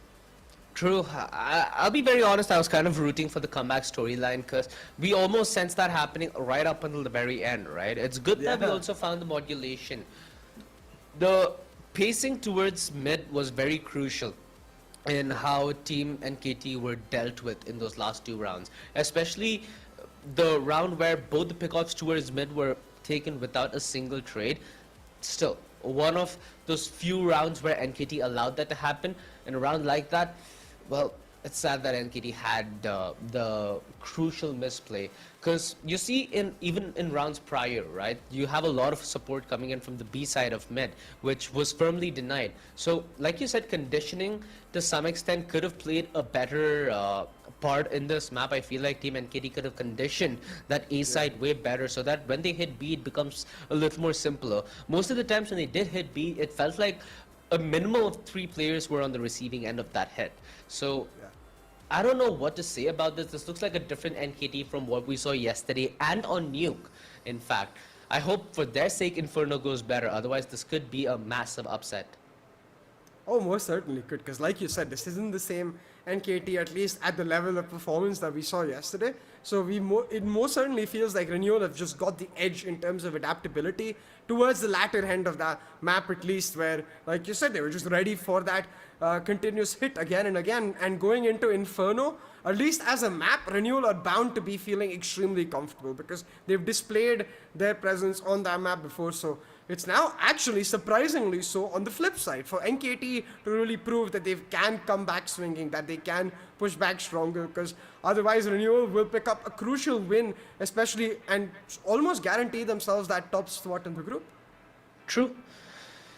Oh, dude, this best of 3 couldn't go any better, right? And how fitting that we start our day off in this fashion, because both these teams certainly have a lot to prove. And at least for NKT, them being the top dogs in this group, they require to be at the top of their game at every moment. They can't be caught slouching. That's what happened at Ancient towards the second half, and you know what it led to. So Inferno is going to come up on your screens very soon, ladies and gentlemen. But before that, we're going to head for a short break. So we'll see you on the other side.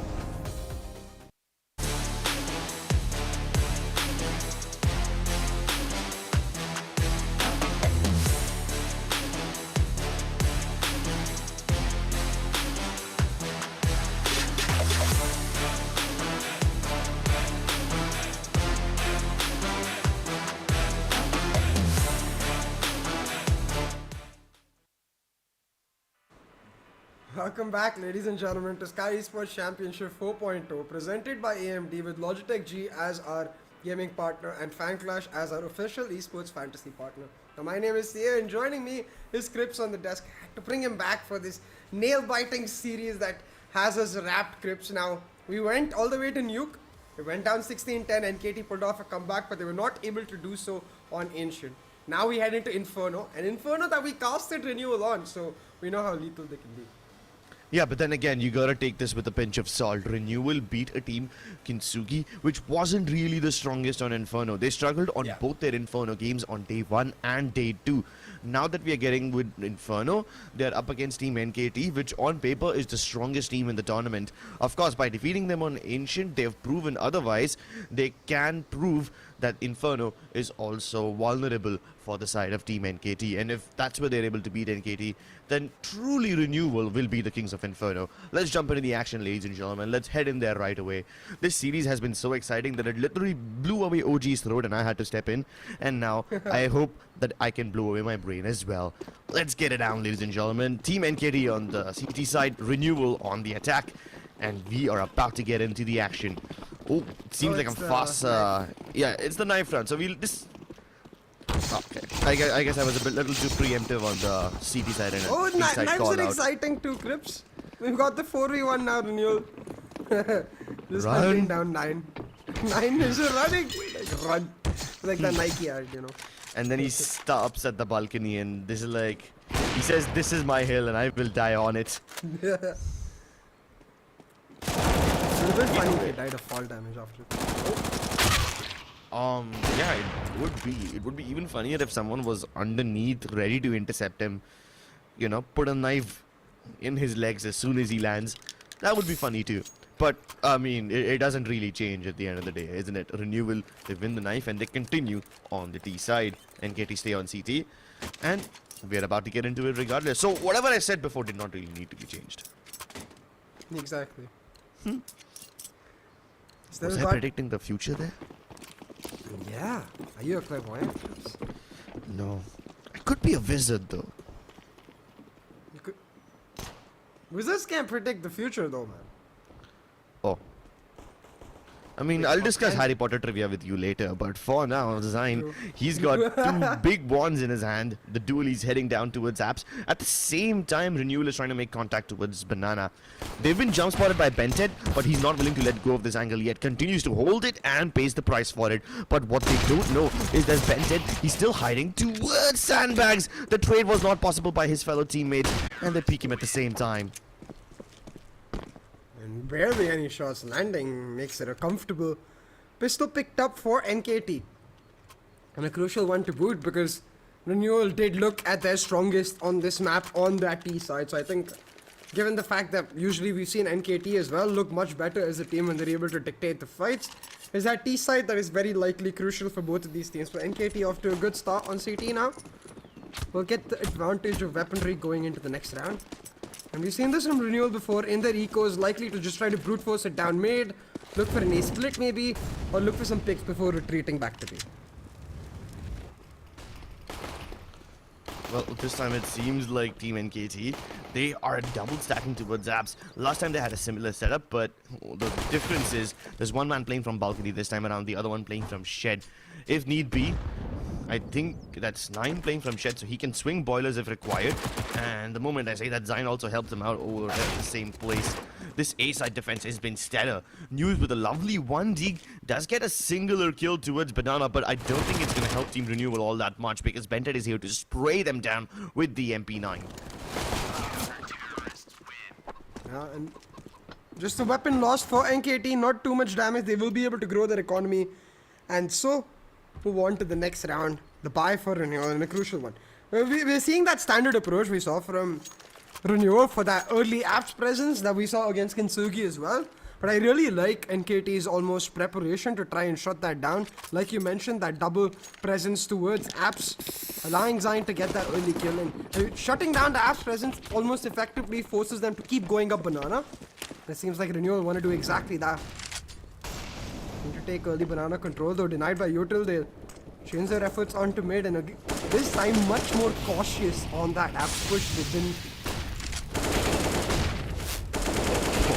forget the apps push, man. Forget the apps push. Wow. It's the flashes from Zerolte that basically allow RQ to frag out of his mind. 2 big kills towards Banana, and now Team NKT have to split up so much that there's basically no droid potential on any of these players.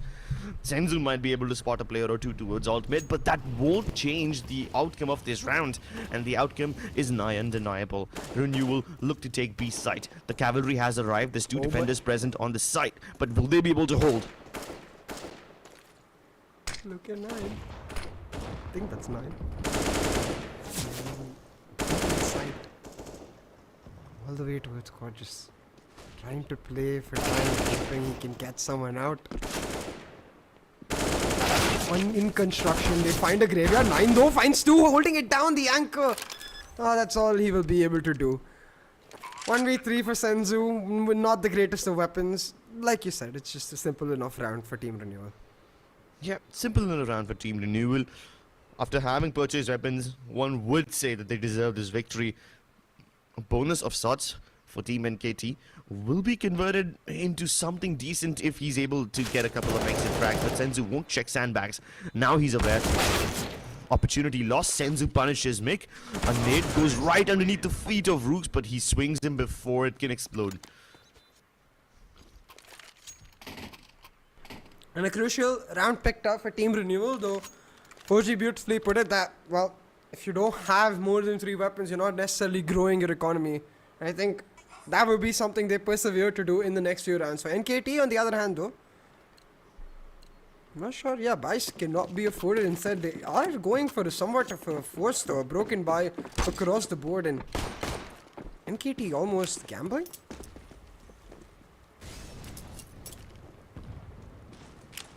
Well, if this is a gamble, then they better have read their chips right. NKT this time deciding to play really passively. Even though they have M4s and some for Masters, the others, they basically have to just dive down to the 5.7s and the Deagles. A similar setup from Team NKT as in the previous round, but the only difference is they're not playing aggro towards Banana. Instead, they're holding just on the basis of their utility. The 2 pistols placed towards the B side will have a massive job to do. Pop flash from Bentet, a little late, but at least Urkash is able to swing on the back of it, so he is able to get 1. But is that all she wrote for him? The moment he tries to swing again from coffins, he will be put inside this coffin, and they will still try to spam him through the smoke, so there's not much HP left on him either. His teammates coming in from CT. There's not much that they can hope for in this round. Maybe the save for the M4s can already be called, but yeah, it's just gonna be Urkash who also tries to fall back. They had 2 M4s at the start of this round. They'll try to save at least both of them. And NKT give up this round. Renewal with yet another one. Yeah, the gamble doesn't work out, but at least they hedge their bets. Able to get out with their rifles and now look forward to the next round. Hope to pull off something that might catch Renewal off guard. But ever since Renewal has got their hands on a buy, they've looked commandingly so in control of these rounds. It's all about that early banana mid contest from both of these teams, and I wonder if NKT try to adapt by maybe pushing an abs early, trying to get a crunch onto mid even. Because if you allow Renewal to control the flow, if you allow Renewal to get that momentum, we've seen in both of our maps so far, if Renewal really start running away, that confidence helps them be a much better team. Yeah, and if they get that momentum, they can basically snowball out of control. At this point though, it's the perfect time for NKT to stop this momentum. They've saved these M4s since the last round too for mass available, but not nearly as much utility as they did in the previous round. Renewal, ready to knock on the doors of mid. They're setting up their smokes. One put in towards the shed region already. It misses by a little, so Zayn still has a small angle to peek out of. At the same time though, NKT, they have made their rotations towards the A side. 4-man stack over here now.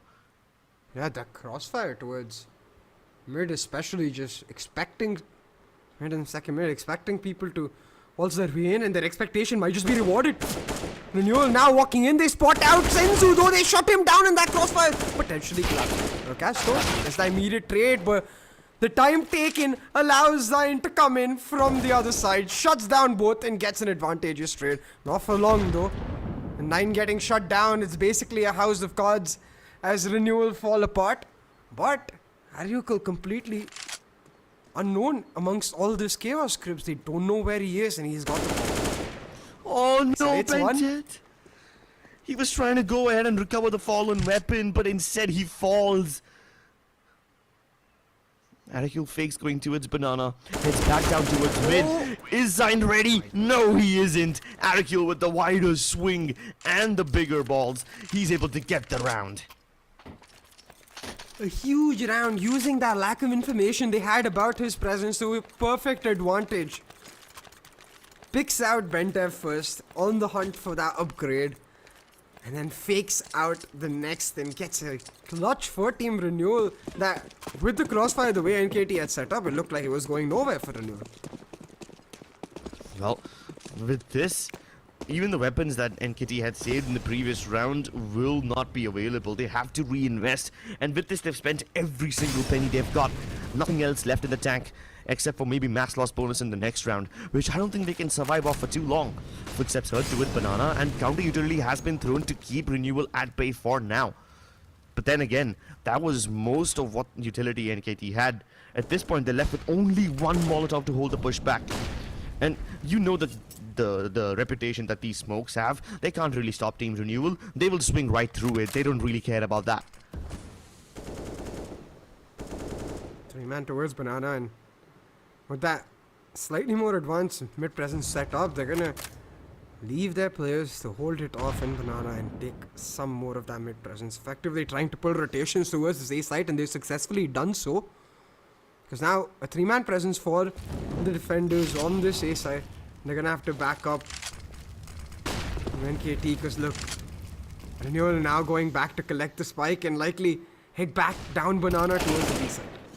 Oh, they expected Senzu. Lovely flash from Cyclone. They could basically hear the flash bounce off of Moto, and they expected Senzu to push. That's why he played the anti-flash so perfectly. And now they tried to crunch B from both the sides. Outcast trapped in a corner, forced to fight Rooks, and Rooks will win that battle. CT falls, and so does Construction. Renew will take the site with ease. They make it look like a piece of cake. They move themselves around the map with such poise and grace. Like you said, making it look all so easy, but the finesse with which they did it was why it looked so easy, because it most certainly was not. Early Banana presence, forcing that middle player towards the A site and then taking mid to pull him back, all to set up a trap behind the smoke, expecting Senzu to want information to help out his team, and they punish him for exactly that.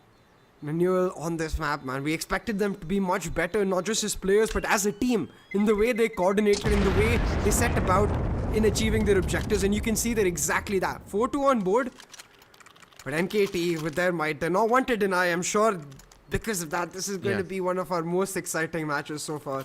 And this is some of the most exciting utility usage I've seen from Team Renewal.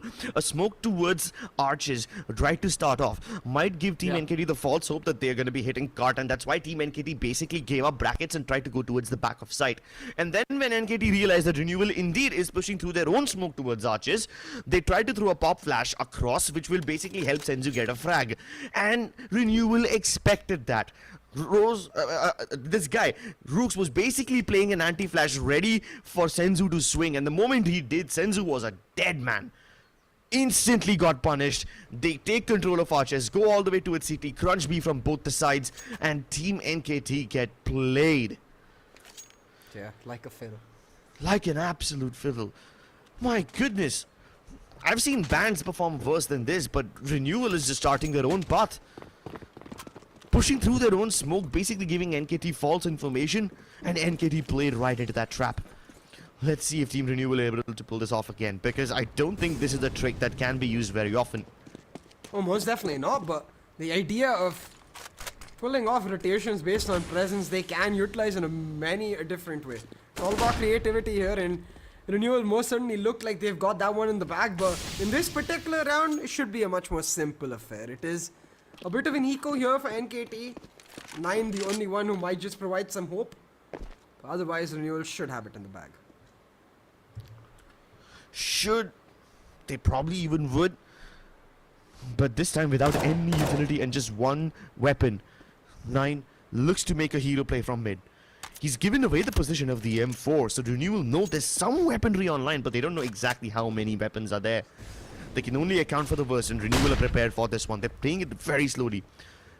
Once again, the similar smoke towards the Archer's side, but this time it misses slightly. No problem, the gap will be exploited by Renewal regardless. Shed cleared out by the Mollies. They know for a fact that 9 isn't playing towards back, but he repositions himself towards Shed just to bamboozle them, and he's able to get away with one, even though he was getting peeked by multiple members. Value taken away. Mick, he dives through the smoke in Arches, and now poor 9 has to worry about Library as well. At the same time, Renewal have fallen back from mid, then about to crunch B once more. And immediately trying to come through kitchen, but Mick had something cooked up. 9 says no, that hero play most certainly coming through. In the midst of this, 9 has upgraded himself to an AK, and in a 3v1, NKT, they pull out the impossible. The hero play comes alive. 9 finds some crucial frags and buys the time for his team to collapse. NKT, they pull a round out of the hat, and that's not the way it was supposed to go. It was definitely not the way it was supposed to be. A couple of missed smokes and some missed mollies was all that required. Was all that was needed by 9 to make that play, and the moment he was able to get a couple of kills, he even stopped the lurker in form of Mick from making any impact. And the moment Zion picks up a gun, it's all over. Oh, lovely, lovely rebuttal from Team NKT.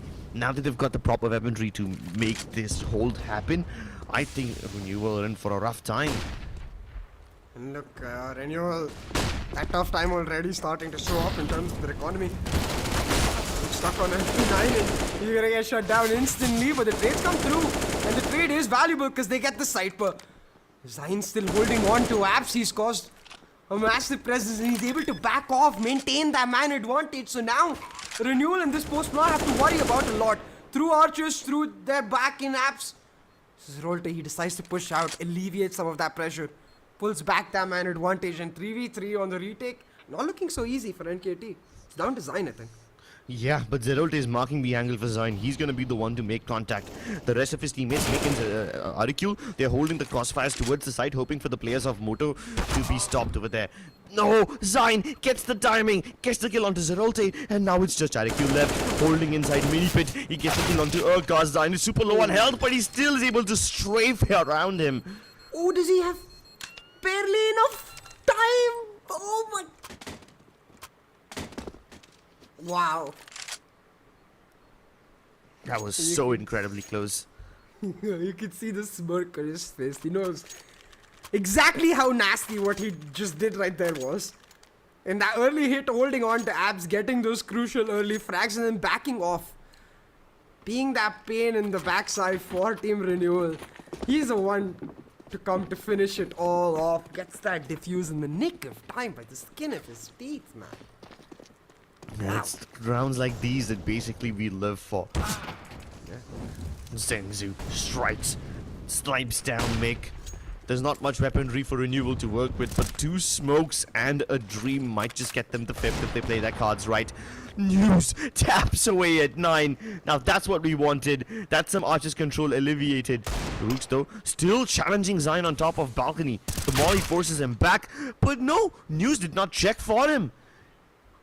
That was a miscom right there.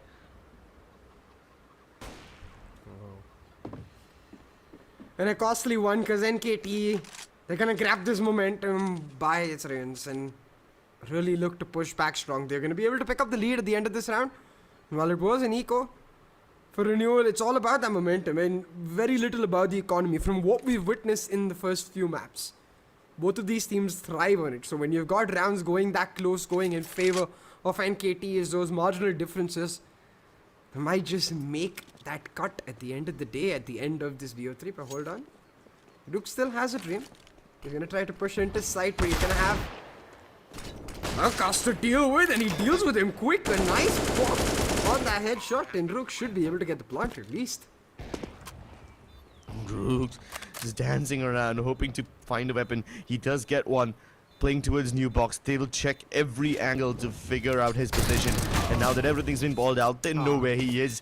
At least he swings wide and takes down Senzu before he goes down and bites the dust. That's a little more economic damage caused to Team NKT. But hey, in an eco round like this, when Renewal are able to get not only the plant but also 3 kills, I would say that's a damn good eco round. Most definitely. And for NKT, while they will be a little upset about the damage caused and because of it, their inability to grow their economical situation, they'll be happy they're able to pick up the lead. Because it did look like Team Renewal was on a spree for a second. For NKT, they're able to pull it back. 5-4 on board now, and we've got the ARP battle coming online. News getting his hands on one with Senzu holding down the fort towards that mid area. It's really those ARPs that are gonna come into light. But for Renewal, back to their standard default, taking that early banana control. Just to try and pull the presence off one, and they do exactly that. They pull the AWP away from mid all the way towards A. If they go back mid, this could be highly rewarded, but instead they're grouping up in banana, and this could be disaster clips. Yeah, Senzu's ready over here as well with the AWP. They've already used up most of the molly to clear out the banana angles, and now the flashes go through. Senzu good for one, and the spray comes through from all the members of Team Renewal. 3 frags in an instant, and B side gets liberated. Team Renewal get the plant. They will also recover the AWP. News now has, and he's training it to its banana. Unfortunately, that's not where the NKT members are coming from, but no problem, because Rooks, even though he's low on HP, he's holding the one end an angle. It's a kamikaze mission for him, and he's ready to lay down his life for the mission. And NKT just go for the save right here, because it's looking quite dicey, and they do exactly that. They take the safe option, they back off. They know how close this first half has been. 5-5 on board now at the end of this round, and you need every weapon you can get. You need every penny saved. And Renewal realize that they're trying to hunt them down, but they might just take too much damage. The AWP taken down now. Mick has a job. He needs the save, but he's not able to do that. 9 will find him, and 9 will survive. But the AWP taken away from both the sides. That's a hell of a big loss. Well, loss or not, Team NKT definitely have been put in the same place where they were 3 rounds ago, in the economic dumpster. All sorts of weaponry comes out. 3 M4s, they mustered it up somehow, but Senzu and Zain have to downgrade to a Scout and an MP9 respectively. At least they still have the same amount of smokes, so NKT have the utility to punish banana control. Renewal don't even attempt it. Instead, they go from second mid, and they're about to burst through brackets, but the crossfire of Team NKT is very weak. One on site, one towards the apps. This could work, but I don't think Zain has the resources. He still gets a lovely pop flash, and he's able to get 2 kills with the MP9. So much value extracted out of this one gun. News tries to spam him down through balcony, but it simply will not help. The damage has been done, and Senzu doubles up as well. Even on inferior weaponry, NKT are able to shred Team Renewal, and their fast-paced approach gets halted in their tracks. This is the second time they're doing it with inferior weaponry, no less. Hold on though. News with 11 HP and a Dream in a 1v3. No access to the bomb, which is being held in a tight crossfire. No access to potentially catching someone off guard in the rotation, because you can see Akash, he's holding on to the arches crossing. News instead, he's gonna walk straight into this crossfire, unless Zain did look to get a little itchy for a second. Get some information off of it, and he's gonna be able to just force News to back off. Surely at this point, the best result is to save that AK, but no. News walks to his that, and for the second round in this first half, NKT pull one off with inferior weaponry. Well, at this point, I don't even know what to expect. Every time Team Renewal play, slowly and steadily, they're able to somehow make this work. But the one round where they try to go for a blitzkrieg approach towards A, they fall like a pack of cards. I guess they've learned their lesson at this point. Renewal will try to play methodically. But with just inferior weaponry now, on the attacking side, just a bunch of deagles and blocks, I don't think there's too much discipline to be held. Might as well just try to make a play for it. They can't challenge Jerkas on his M4. It's just a bit too much.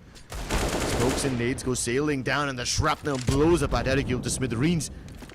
Another nade kill. Well, now Renewal know what to avoid. NKT should be able to comfortably pick this one up in the bag in a flawless fashion, no less, as they're now able to take a significant lead. 7-5 on board as we head into the last few rounds of our first half. It's all about the next 4-team renewal though. Should be able to afford somewhat of a buy here.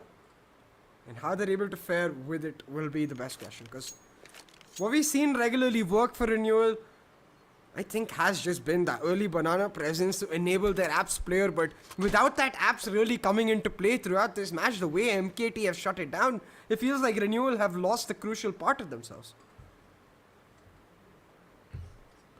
Yeah, they always try to play one player towards apps, and that man may or may not be able to pull rotations from NKT, but it definitely keeps them stationed. Sometimes, instead of going towards apps, renewal just try to play towards arches and then just crunch the B side from both CT as well as from banana, and that also ends up working. So renewal know what works for them. They have certain win conditions. Now let's see whether they can implement them or not. Once again, a fast take towards second mid. Nades sailing through loft, making sure that team NKT cannot take aggro positions to shut them down over here. And now that they have taken control of alt mid, next step for renewal is hitting the brackets. Unfortunately for them, NKT have a 4 stack over here. The smokes towards arches and motor will not help because the crossfire has not been broken up, and this is a disaster. Bented, Sign, 9, all of them. They turned this ground into a graveyard where Rooks is the only one standing. He swung out from apps, but now he can't recover the bomb because it's on the other side of the smoke and Bented's marking it. And a huge win for NKT, 8-5 now, and all the weapons taken away from renewal. They've not got enough money in the bank to make it count once again, and are likely to just go for the save for that final round. So NKT in prime position to secure double digits and hold that momentum strong, because that's something they haven't been able to do across both of our maps so far. It's either been a close one or it's renewal taking the lead and NKT forced to come back. NKT on Inferno, when the stakes are high, when it's a matter of do or die, starting to look resilient, consistent, and that's when it matters the most. Resilience, patience, all of these are virtues that are noble, but nobility does not win you the rounds. Utility? It definitely does. If not, it at least makes it easier. Very limited smokes available on the side of Team Renewal now. The smokes deployed with Banana, but they push through the smoke of NKT, and oh my god, they absolutely do not respect Bented. Mick jumps into his face with the Tech 9, blows it apart, and somehow, this time, the fast-paced approach from Renewal has worked. Sign doesn't check the angle, Zedoltic gets another weapon off of it, and this is turning into a full 360. Renewal looked like they will lose, and for a second they had the hope, and now they're down again. Senzu has to fight a 1v2, but both his opponents are low. 1 bullet to each should be enough, even with the M4. No armor available. Oh wait, there is half armor available on all of them, so they don't have to worry about getting aim punched. Tries to climb up. Shadow spotted by News, and he turns around to flick him. Renewal pull back, a crucial one. And it's really going down to the wire in this first half here, Crips. Teams really trying to outsmart one another on the basis of how they're able to push back, and Renewal this time coming out strong. Though I will say that early banana push gave them a lot of value because of it. Again, gonna go back towards strong, but this time NKT is slightly different in their own setup. Need to contest banana with a 3-man stack towards it while they play much more safer towards mid and A. And somehow Renewal, they've read it. Not investing as much into banana till they peek off into Senzu, and he sends one packing away. Yeah, that's what happens when you can't push the Opper away with the mollies. Basically, you needed something more to make sure that he's not in the position, but the molly, it did not land towards guard, it landed towards the back of half wall. Not the position that he wanted to hold. Silent approach from Team Renewal towards the brackets, and once again they're walking into a 4-stack. NKT is more than prepared for this one. Trades exchange towards arches, but Bented, he swings right through, even in the face of a flash. What? How did Zidolde turn around to get the frag on design? That wasn't supposed to happen. And instead of going arches, they're wrapping around back towards a side from Motto. 9 is aware about this one, but at this range, the MP9 can do nothing against Zidolde. And somehow Senzu, the guy who picked Renewal off to start off with, is left on his lonesome in a 1v2 with an op no less. Incredibly difficult to pull this off. This is the guy who had the most number of almost clutches so far. So can he finally turn one around? Pull out that clutch. Senzu switches out his weapon, goes for that close range battle, and he does find one, but immediately traded out. A foolproof setup for Renewal, and they get the round. And NKT are going to be fuming Crips. They played that round, at least in terms of a macro sense, to perfection, where early on they take that early banana control, set up Senzu for success. He finds that first pick, and they leave him then to anchor down banana and that B side so that they can stack up A. A 4-man presence towards A, but all broken apart by an insane Zerolte. All of them broken apart by Zerolte. Sure, the trade onto Benket, it was possible, but then him turning around to shoot down the shed guy, to shoot down Zine, that was completely wacko. And it's these wacko plays that get Renewal the 8-7 half. Now as we head into the second half, it's Team NKT on the attacking side, and they're creeping up the second mid region. A triple sack from Renewal towards Banana, but they haven't really spotted anyone. If this late in the round they haven't seen a single soul towards Banana, then Renewal should know that NKT are heading towards apartments, and they've already taken control of this region. The crossfire, it's not that stable towards the pit and the site region from Team Renewal. The pit guy will basically have to play contact, and the guy on site will then have to swing alongside, and for now it's very potent. Rogues and News, they're actually making this one work. News picks off 2 more, and he challenges Urkast head on towards Apps. Not a single casualty for Team Renewal in this round, and NKT fall in tatters. Flawless pistol for Renewal. They get off to a strong start. They equalize the scoreline. And they ensure that us observers, as neutral fans, are sitting on the edge of our toes. Cheers. And really, I think, for every single fan of Renewal biting their nails, because they've seen such ups and downs for this team. From Nuke, where they were able to take a 7-0 lead, only to fall. Then to Ancient, where it looked like the comeback was nigh for NKT, but Renewal, they closed it out. 8-8 now on Inferno. And Renewal, with the better weaponry, should be in a comfortable position to take the lead, but NKT have pulled off a few rounds already in this map with inferior weaponry, so let's not count our chickens before they hatch. Well, let's not definitely Renewal's chickens before they hatch. Yeah, but this time there's absolutely no utility, and not even a bunch of deagles. NKT can't really do much. These Glocks are basically pea shooters against armored opponents. And the MP9s from Team Renewal are just gonna have a farm day. But still, Renewal playing it in a somewhat disciplined fashion. I did not expect so much discipline coming out of them, especially in this round. Shows you how much they respect Team NKT and how much they know that NKT can try in an eco round like this, especially when they've got nothing to lose.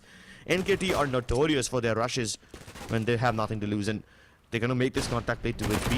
Arikul, present, flash thrown by his teammate from behind him, and he swings to get one. Doesn't spot the 2 remaining players in that region, but the moment I say that, he swings again, and Urkast is down. Arikul is having a farm day right now. $600 a piece for each of these kills, and he farms himself up a bank.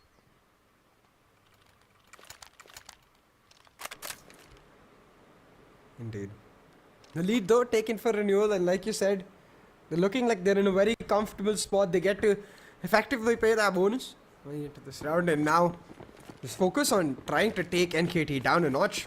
If not in terms of rounds by destroying their economy, at least in terms of damage by taking a few weapons away now. Renewal heading aggressively towards that banana stack, trying to hold it down. A lot of utility exchanged on either sides, but NKT, they just back off, instead take a much more advanced mid position.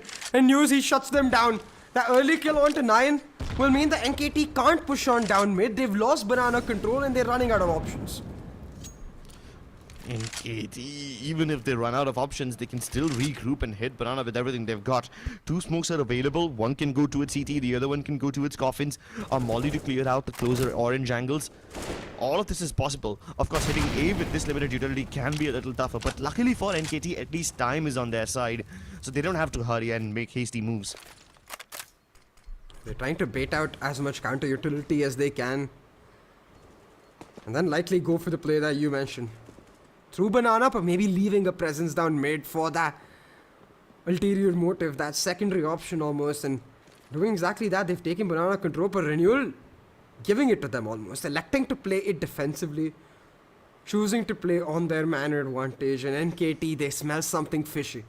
Instead, they group up once again, and through mid, they're going to look for that hit onto A. But like you suggested, it's easier said than done here if they want to play, but they spot out one new shot down, and now 4v4, it's effectively a 4v2 on site.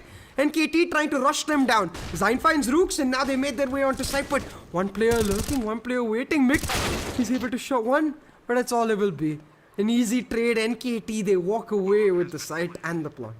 The contact play towards Arch is brilliant. It was so risky, but the risk pays off, and now NKT are rewarded with the plant. But to make it all their own, they will have to finish this off. Urkas already on low HP, so he probably wouldn't mind making first contact. He will be the one to swing from side before his teammate does inside the dark corner, and that's Bentet. Senzu, on the other hand, still holding towards pit, watching apps, and he's spotted no one coming out just yet. I don't think Renewal can even go for this. They might as well just go for the save. But with MP9s to boot, I don't think there's much to save in the first place.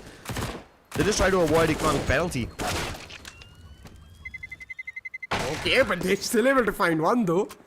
So the rotate takes down Bentet, and yeah, he will go down. Make sure he avoids that penalty. But 9-9 on board, running even Stevens across these teams, and I believe Renewal still has the money to pull off of one more buy. So this round crucial for not just for one of these teams to take the lead, but given the fact that NKT's money isn't looking as great either, it's effectively going to decide the economy. Still, Renewal, they will be annoyed that they're not able to pick up consecutive rounds in terms of wins or losses, at least to try and build up for that op. And without that op, NKT, they at least get to breathe a little more, peak a little more, be a little more risky, and it's paying off. Yeah, the contact play risky NKT side is just so dangerous to deal with. Renewal were basically playing so passively in order to retain the man advantage that they had no information about NKT coming in. And that's exactly when NKT is dangerous. When Renewal tries to play that passive game style, NKT punish it by just cutting off sound and hitting them with a big surprise. And of course, this is not the kind of surprise that you would like. This time though, much more focused towards apps. They've got a 3-man presence down there and might just catch one out. Rooks, he's waiting out there. But NKT, they're happy to play passively. Like you said, they're just so much more stronger playing this style, and they take so much area for free. They've got apps, they've got mid, they've got banana. Yeah, but Literally at this point, I mean, even after taking all this map control, NKT are yet to make a decision. Renewal, as long as they hold the current crossfire, mid will be basically impregnable. News, they get the frags around this corner, but after all is said and done, NKT are already towards banana. They're about to make this hit. Renewal see it coming from a mile away, and counter utility will be deployed to hold NKT around. In fact, News even tries to go in for the backstab, but the shots don't connect. 9 is able to shut him down again. Rooks finishes what his teammates started off, and with this, NKT have finally been subdued. And he's even got the bomb! He's playing around the corner, and he runs out of bullets. Senzu finally sprays him down, but it's too little too late. And really too slow, I think, there in that round from NKT. They had everything to play with, like you suggested, the idea present as well, where they tried to force down that crossfire just to be able to attract a presence towards A. But with that lurker going down early towards mid, they still hadn't executed their banana hit, and then the crunch comes down from B site as well as their back. They get shut down easy, and just like that, NKT, they've lost the lead, they've lost the economy. And Renewal, they're ready to play.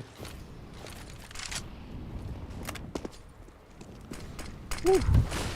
Team Renewal. What can they do in this position?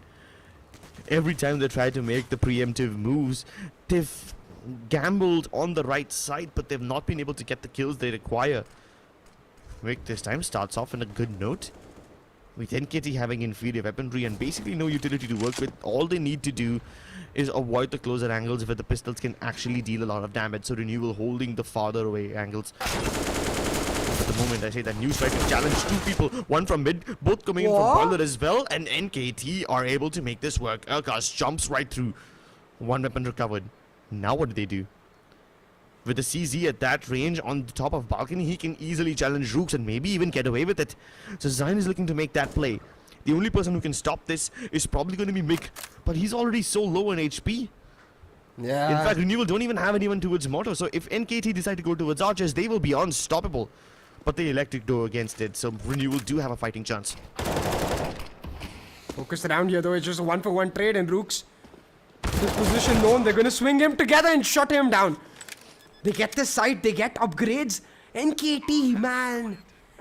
Again, in a commanding position to pull off a round with inferior weaponry. 3v3 on the post plant. And it's all down to Zerolte. Looking through apps, if he's able to take Zain down early, that's one weapon taken away from the board, but NKT, they're expecting it, they're smelling it. The flash comes through to break the crossfire though, but just not able to do so. Zain, he shuts them down. And NKT now, they're just playing with time. They're playing with their toys, allowing them time to slip away. Arikal, he finds one and another. Has the time to pull off the defuse, but Akasi comes running and he shuts them down. 10-10 and NKT pull yet another one off without weapons to play. How?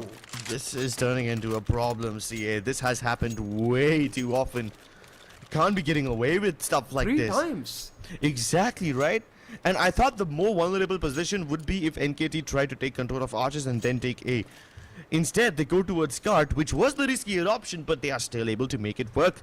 The flash too in the retake, it was perfect. But instead of shooting down Urcast, they try to fight the guy in mini pit instead, and they die. Oh my goodness, Team Renewal, they thought they had this one in the bag, but NKT, they reach into that bag, steal it away, and disappear into the night like a common pickpocket. Except what they're doing is quite uncommon. Exactly. The thing is, like, even though it sounds like not too much, just 3 rounds, right? It's actually not in terms of the factor it plays into every other round. Like, right here, you can see Renewal, no money, no economy. And NKT very good at closing out rounds where they have the better weaponry. So 3 rounds has effectively become 6, which is more than half the rounds that NKT had scored. So, like you said, these rounds are getting too expensive here for Renewal. Or maybe they can pull off one of their own.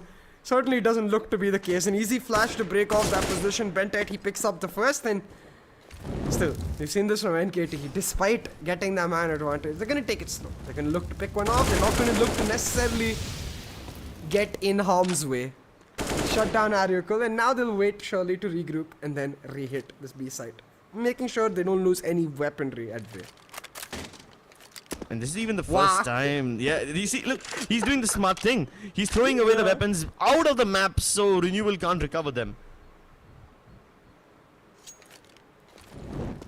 I mean, there wasn't much to recover in the first place, just about M4. And that hero M4 does not pay off dividends for Team Renewal. It doesn't seem like anything will. Rooks get shut down. Apps opened up. That's A site. Picked up easy peasy for NKT. And you have to wonder, right, like for Renewal, if they end up... Now they've lost the lead from this round, most likely so, and if they end up losing this map and thus the series, 3 rounds lost to inferior weaponry can make all the difference, where it would have been maybe even 13-7 instead of 10-10 right now. Renewal though, trying to catch a couple players off. News spots out Zain, he takes out one, but immediately the trade, so no weapons recovered. And KT, they should be okay with that. But they're still going to wait for the hunt. Maybe have to find Mick and shut him down. At least deny him the penalty.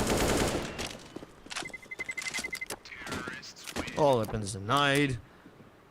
You can, I mean, sure the camera wasn't on them, but you could see it from the mini-map that Team Renewal, they were basically trying to climb up on the car on Banana, and they were trying to get that gun again. Didn't work, they realized it's too out of reach, and that's when they gave up. But for a second you could see them jiggle around the mini-map on that corner, and you know what they were trying to do exactly. NKT, they've covered all stops. They've have the answers to most of Renewal's replies, and that was the biggest difference in Ancient, where we didn't necessarily see adaptability from NKT. They tried to brute force it down one too many times. Renewal shut them down, but this time NKT happy to play it slow, and once again, 9, he finds one, Bentet with another, and Renewal, they're falling apart, one by one, crumbling, and I've seen this before. It's that confidence ebbing away, it's that momentum slowly flowing into the hands of NKT. News finally delivers some good news. Able to get a kill onto 9. He's even going in to recover the weapon. Zain looks to deny that. Can he actually do it though? If he opened the door right there, he could have been able... he probably would have been able to kill News, who was already trying to climb into gutter. But yeah, at this point it doesn't really matter now, does it? Zain is only here to kill these two members. Make sure that they can't recover the gun that has fallen on top of bridge. News looks to make that exact play. Bomb planted safely on B. I don't think that will even be contested. News wants that gun. Roots won't be able to get it. At least with this, Zain's position has been figured out. So News knows where to look. Lovely tap. Now that's the kind of shots we needed from the Team Renewal members in order to make this one work.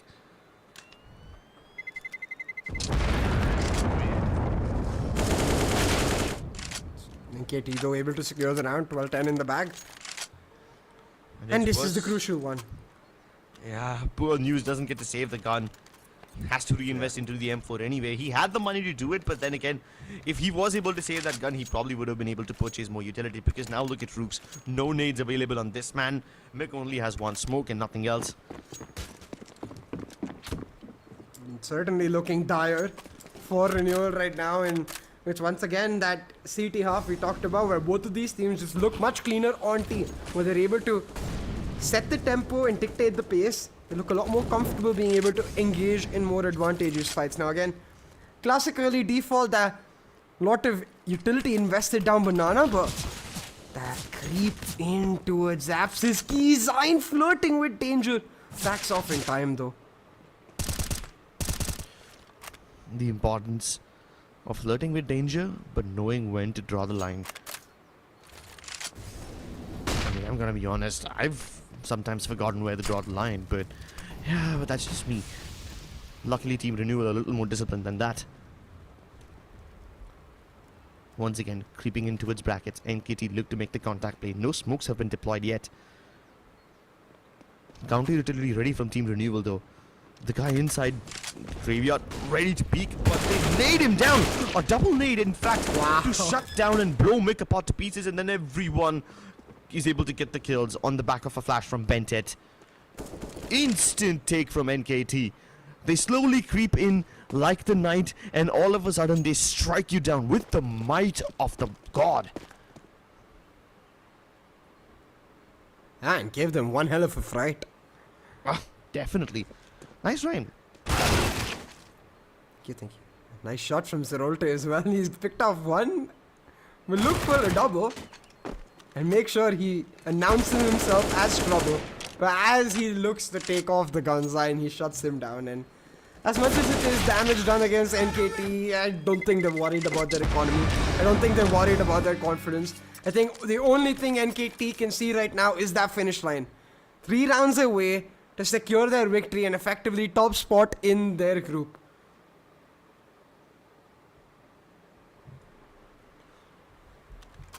(13-10). NKT are once again running away with the weapons, running away with the game.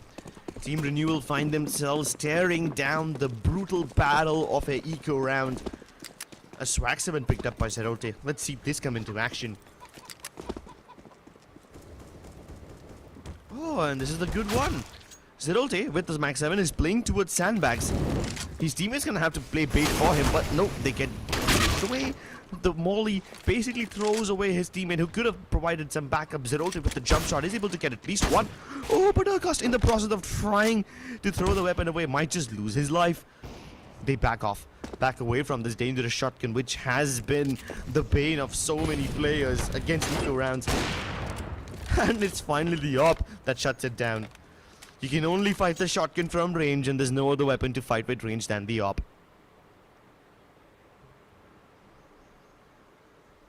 Rooks left all by himself, and NKT, they'll respect it as well. They'll wait for the full regroup. No going in one by one and giving him the opportunity to isolate. But just as I say that, Zayn does exactly that. Crosses that line when he's flirting with danger. The rest of his team will respect that. They back off. They head straight towards B. Don't want anything to do with Rooks on A. Yeah, they avoid him like the plague. They want to take no dangerous moves. Urkas is already low on health, so obviously he's not facing anyone. Senju's got too expensive of a weapon, so he's not fighting anyone either. 9 can continue staying towards Zaps. Can probably make sure that Rooks doesn't recover the weapon. Oh, and Rooks challenges him. 9 wins the fight. Good stuff. That was definitely 14 to 10 now, and this might just be the series round, Crips, because Renewal, they've got the bye here, but if they lose, it's match point, no bye, it's GG, surely. Oh, I mean, they will have a little bit of money left. Renewal is basically surviving on max loss bonus, and luckily they will get some money to work with even if they lose this round. So it's not like they won't have weapons, but yes, utility will be lacking, and utility is perfect on the side of NKT. They've got all the things that money can buy, the entire inventory full to the brim. Molly's deployed towards Banana to keep the members of Renewal at bay, making sure that they can't take aggro positions, but it doesn't really stop Zerolte from peeking down. Another resmoke deployed by Team Renewal. That was one of their only 3 smokes available, and now they're down to 2. With this one, sure, they can take banana control for the first 1 minute of the round, but they will have to reinvest more smokes in order to retain this banana control, and I don't think they've got that much utility left. Another smoke deployed towards the apartments, but hold on. I was wrong. They had more spare smokes dropped towards CT. That's why they went back towards the base, recollected some smokes, and they can now redeploy them towards Zaps. So it's not like they're lacking utility entirely, but now I'm definitely sure Renewal are down to the last smoke on Roos. NKT have baited out all that counter util.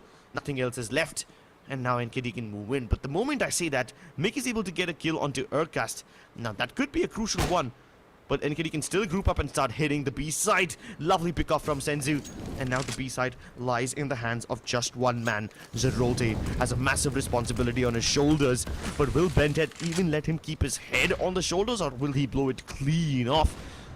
Zerolte not discovered yet. Bentet checking Dark Corner first, and that's the price he has to pay. A nice counter flash from Mick as well allows Zerolte to get that kill. But now he's trapped in the corner, and he gets triple peeked instantly. No chance he survived that encounter. And that's match point effectively guaranteed for NKT. Again, it's Rooks left on his lonesome. He's gonna go for the save. But match and series point with a 15 to 10 scoreline will mean that, yeah, you're right. Well, Renewal will be able to get some weapons off of the max loss bonus. Maybe basically a broken buy with not enough utility, or maybe a half shield here and there. Either ways, NKT, they have the advantage to play in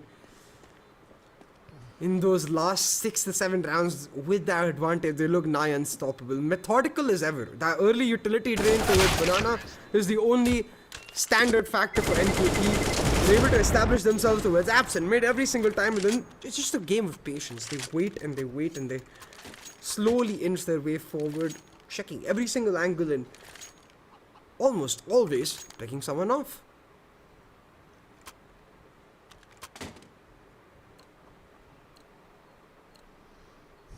Down to their last legs, News and Arakil. They step up with the MP9s, everyone else with the M4s and whatever money can buy. They pick up volleys instead of smokes because they know it's more effective. Oh, but they try to make the aggro plays. The flash from News was good enough, but Bentet is able to kill them blind. Urkas also gets a kill of his own. With his eyes still closed, Benton doesn't realize he's walking on fire and he will be sacrificed to the gods, but it's a sacrifice worth it.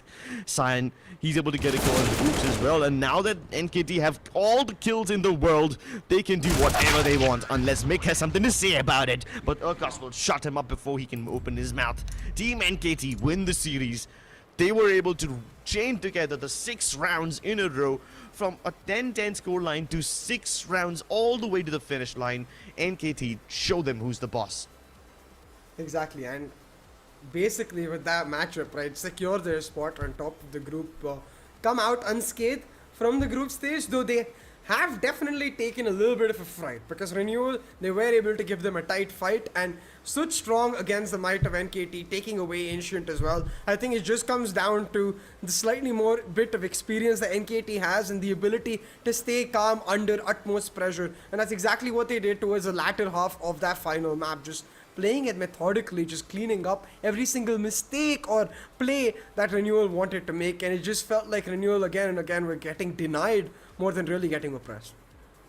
Yeah, and for some reason, Renewal felt compelled to make those plays, especially on the CT side, and most of those plays were not possible because every time they tried to take the earlier angles or the early fights, the mollies from Team NKT denied them the position, and later on, Team NKT were just so prepared for those anti-flashes.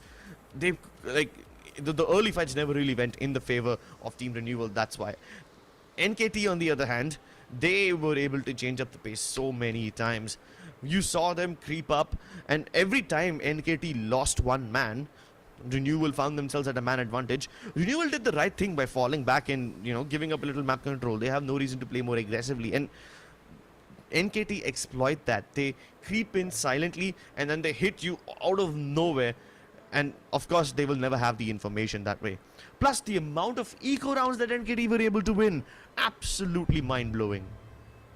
Yeah, absolutely. But the most mind-blowing thing of all should be that this is just our first BO3 of the day, and we've got a lot more action packed up and ready. So don't you go anywhere. We're going to go take a small break and get ourselves ready. We'll see you on the other side.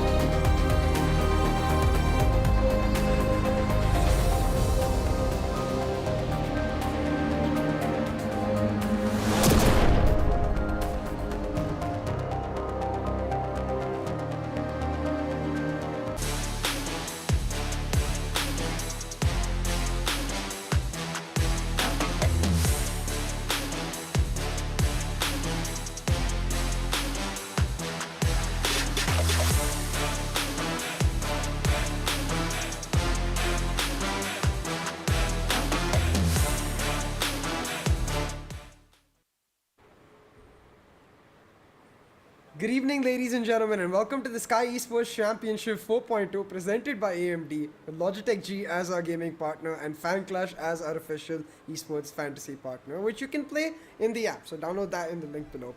My name is Crips, joined by Crips. I'm Crips and you're CA today. Okay, that's how we're gonna go. Wait. Did you just steal my identity? Hi, I would like to report a crime. I can probably even cosplay that guy from Office who says identity crime is a theft, Jim. I forgot the name. Was it Dwight? Yeah, I think it was. I think it was Dwight. Yeah, I think it was Dwight. I haven't watched enough of that show, but I have watched this one movie called Face Off, and identity theft is indeed a serious crime, CA. So I'll take you up on that later on. But for now, how does it feel to be Crips? Oh, it feels great. I'm good, man. I'm feeling extra confident. I feel like AIM is gonna pop off today, so I might go play some rank later on. But talking about the matchups we're gonna see actually on Play Today, Chris, we've already seen one, which was between Team NKT and Team Renewal earlier. NKT able to secure the win, and now we go on towards the other group to see ARAVT versus Clutch Gaming, and this is gonna be an interesting one because we didn't actually get to see Clutch Gaming on day one.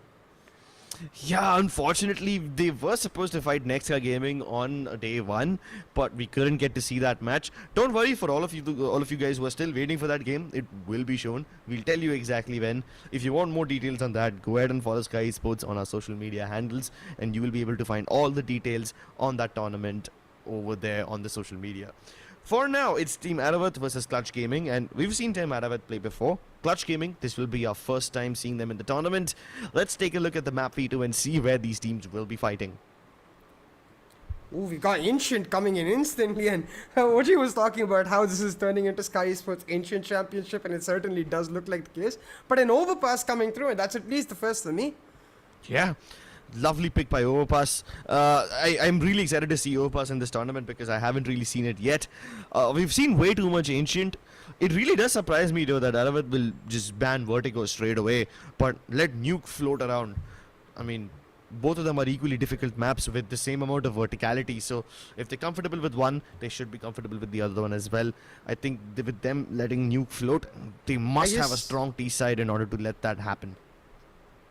Or they have a really big fear of heights. You know, they don't want to look down. They're like, we'll take vertical when it's on the ground. Don't want it high That up in could, the air. yeah, that could also be a possibility. They even let Anubis float around for a bit before they finally banned it later on towards the end of the veto. But for now, ladies and gentlemen, it's Clutch Gaming starting on the CT side, Team ARAVT on attack, and here we go, ladies and gentlemen.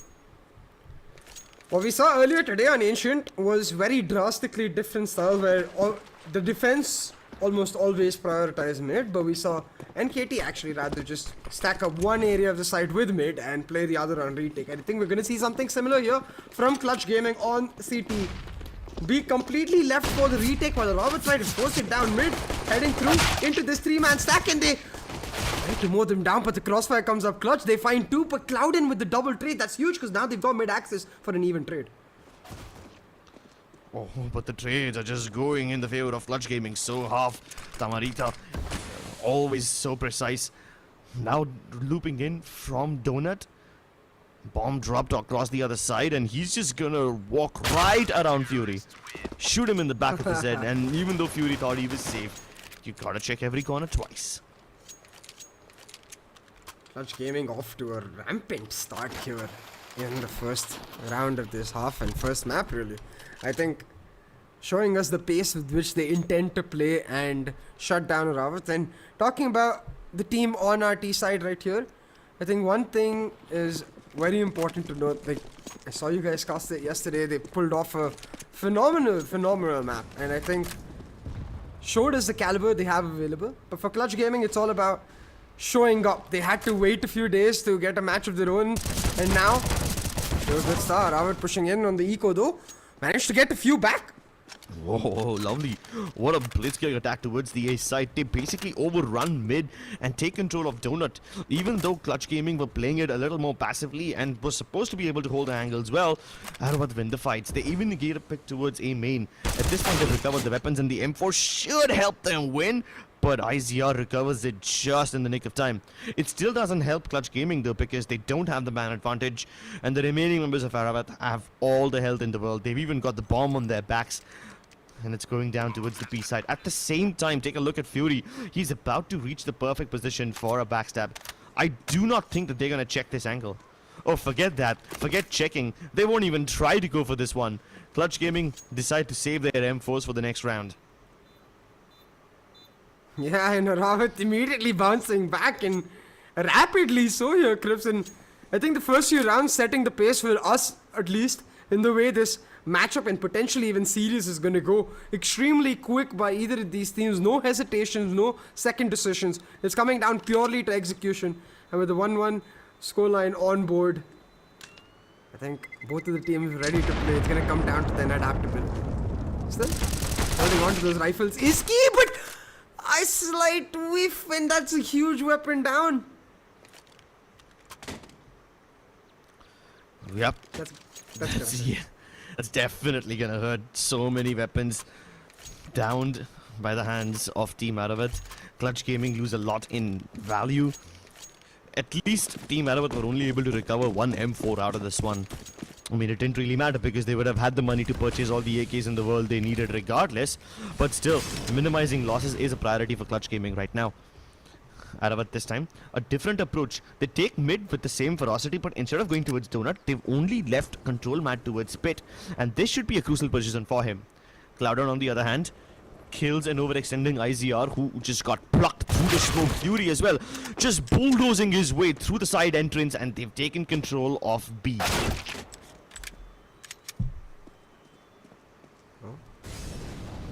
And ARAVT just holding on, still on the hunt. Not willing to back off whatsoever. Don't care about damage, don't care about getting picked off. It's all about making a statement, and ARAVT most certainly doing so. Almost the beast enraged off of just losing the pistol. 2-1 now on the board though. The next round is the crucial one, as get to see how Clutch Gaming able to bounce back. Right now I think their priority has to be to build their eco slowly and steadily towards that op.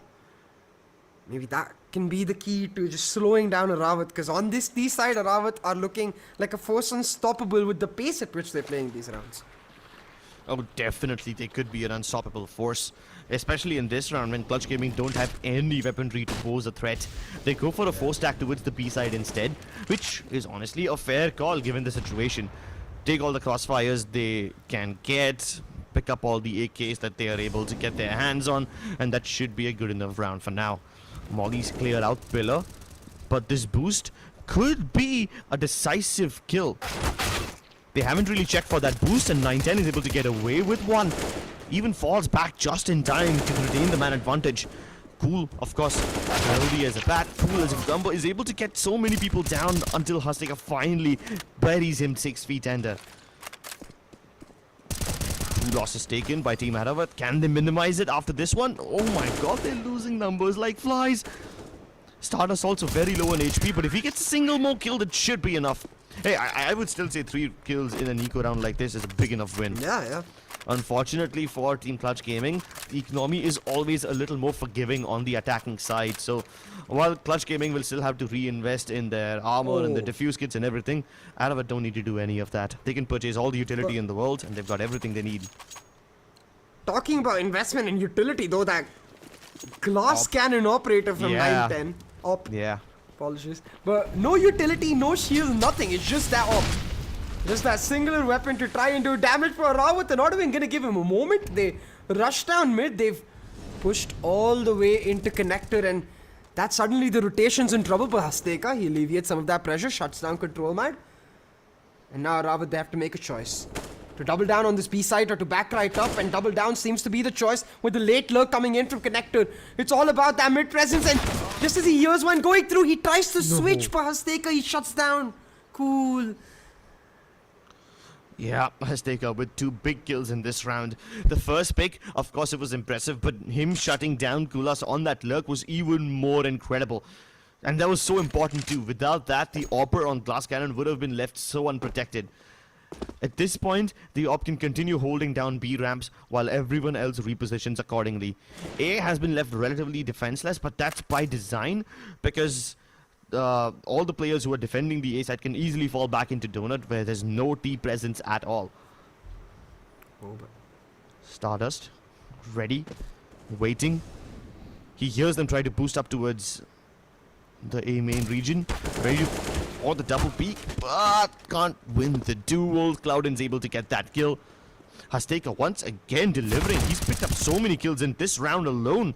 Shinobi left to his own devices on 8 HP in a 1v2. He's got the bomb on his back, but no way to fall towards a safer position.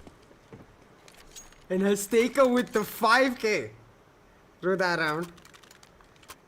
And boy, oh boy, what a huge one. That mid kill, especially on Cool, absolutely crucial. If he doesn't get that, not only does he lose a teammate, but Cool suddenly has access to all of CT spawn, and that's exactly what a defender doesn't want. That's not what you want when you're on that CT side. So Hasteka playing it brilliantly, but Team ARAVT, they still got the buy scripts.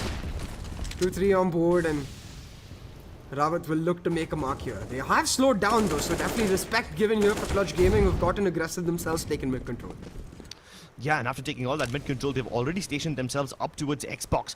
They're ready to peek into this lane. But the moment I say that, they can feel the smokes behind their back fading away, and now they got to be careful about a potential push coming in from Ruins as well. The reposition. Crossfire towards the mid, now weak from Clutch Gaming. But they're still not ready to give this area up. And just as I say that, they retreat back into the donut room. Good enough for now, but they've still left ICR in this corner. The Molly hasn't cleared him out. They're still checking and spamming for that region. ICR left now by himself, has to make a big difference all on his own. Can he actually do that? It's just a waiting game now. Opa, look at control mad. Just waiting towards a main, hoping to catch someone out while his team puts heavy presence onto this B side. ARAVT have got extremely advanced positions. One player to the sniper nest towards connector, one player towards halls, and a plethora of options with 2 players holding on to that B main push, holding on to ramp, just faking their presence there. Now it's Shinobi towards mid, gets a frag on the rotation to Tamirarita, and now they can waltz into A side with Shinobi coming in from the back to be able to shut down Hasteka.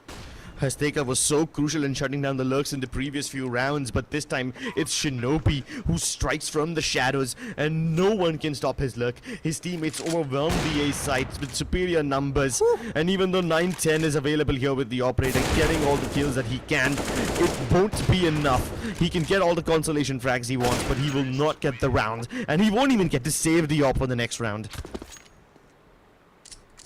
Oh, and they don't bother picking it up either. ARAVT signaling something very clear, which is they're gonna play fast and quick, but it's that tempo switch in the mid round that really terrifies me, and I think their opposition as well. Their ability to just sort of turn off the engine in the middle of the night in the sea and just let it lie, and then use that little bit of time, that little bit of radio silence, just to take such great advanced positions across the map. Clutch Gaming, they're gonna have to make sure they band together as a unit to shut it down though, and they're trying to do so with this 5-man stack towards mid. It is the eco, they're gambling down. The control man, he just mows them down instead. Clutch Gaming, all they get is a couple. And they lose out the round instead. Yeah, but I would still be okay with a push like this, honestly. Yeah. At least it tells them what exactly the setup of ARAVT looks like in the early game.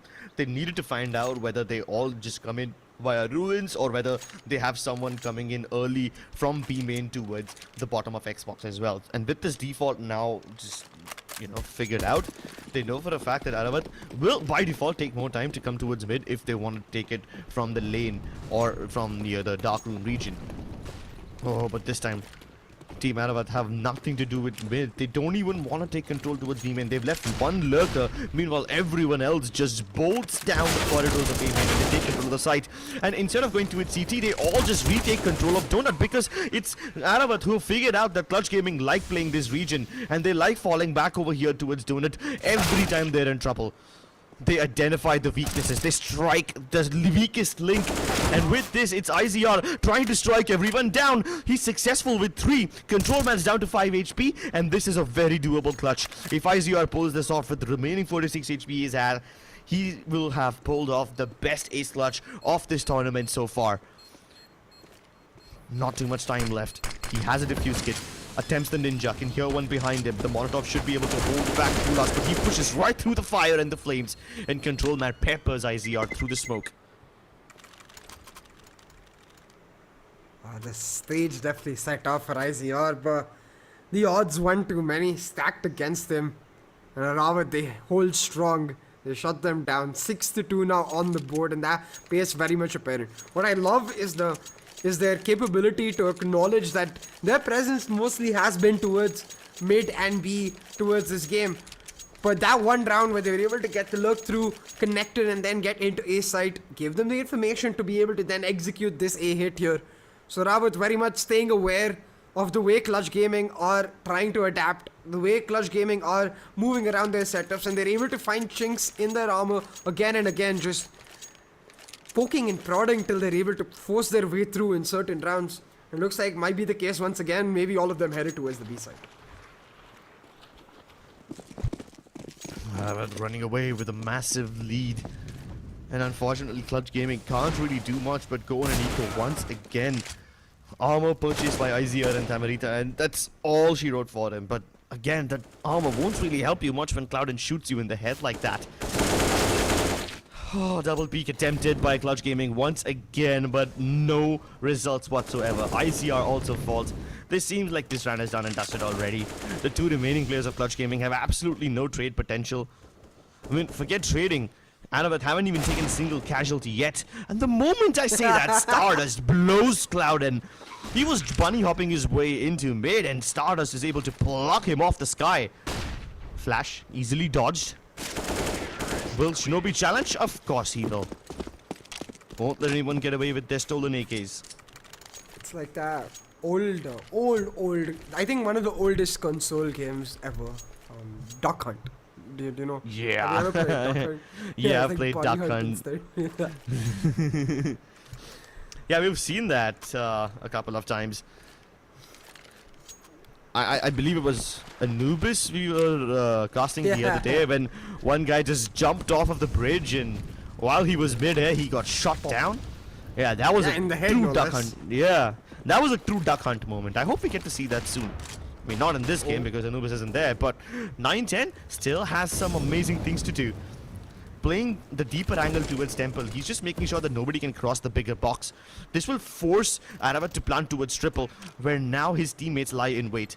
But at the same time, ARAVT are sending a lurker towards the B side, and Fury has killed IZR towards B, so now Clutch Gaming are in two minds. Where's the actual hit coming? They know for a fact that the bomb has been planted now, so this makes the decision a little easier. But then again, they will be so worried about them getting backstabbed that they will always be looking behind them, and this will stop Clutch Gaming from moving through. They've got to save, and yeah, they're gonna do it. Just that they cannot let the AWP get away from them. But ARAVT on the hunt. They take down the AWP. 9-10. He's been pushed down, and that's the only weapon you truly, really want to save. The other two are just more like a bonus. Without the AWP, that save not nearly as valuable. But ARAVT, man, they play beautifully. On that 4-1 split towards A, they go fast and quick on the execute. But even though they lose that man early, they're able to flush into Donut instead and clear out that chamber to then set up the plant for that chamber post plant. So even if IZR doesn't get taken down on the lurk, they have that second option where they can play post plant on Donut. But IZR just getting taken out by the lurker, and really Clutch Gaming with nowhere to go. Not just in that round, but maybe so even in this match. 8-2 in the lead now, and while almost always we've seen teams come back from such massive deficits so far in our few days, there was one game where it went all the way to 16-3. It was an absolute stop take. It was our first game of the entire tournament. I wonder if you're ready for a repeat finally. Ooh, I am always ready, man. ARAVT though. How will Clutch Gaming prepare against this threat of ARAVT? I mean, in the previous round, you could see the hesitation, right? There was too much utility standing in the way. A lot of smokes available on ARAVT, which basically stopped Clutch Gaming from coming through. And retaking with an AWP is always harder. At the same time, you add the pressure of Fury backstabbing you, and then Clutch Gaming is worried about saving their weapons as well. So that's more pressure on top of whatever they already have. Underhand flash by IZR, ready to punish anyone from ARAVT who's swinging wide.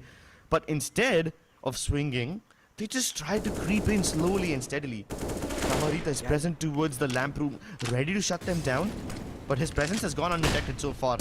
At the same time, 9-10 is about to climb up Xbox, and this could be a double crunch towards the bottom lane. Oh, and they spot out one player towards excavation. Push him back though, not able to take him down.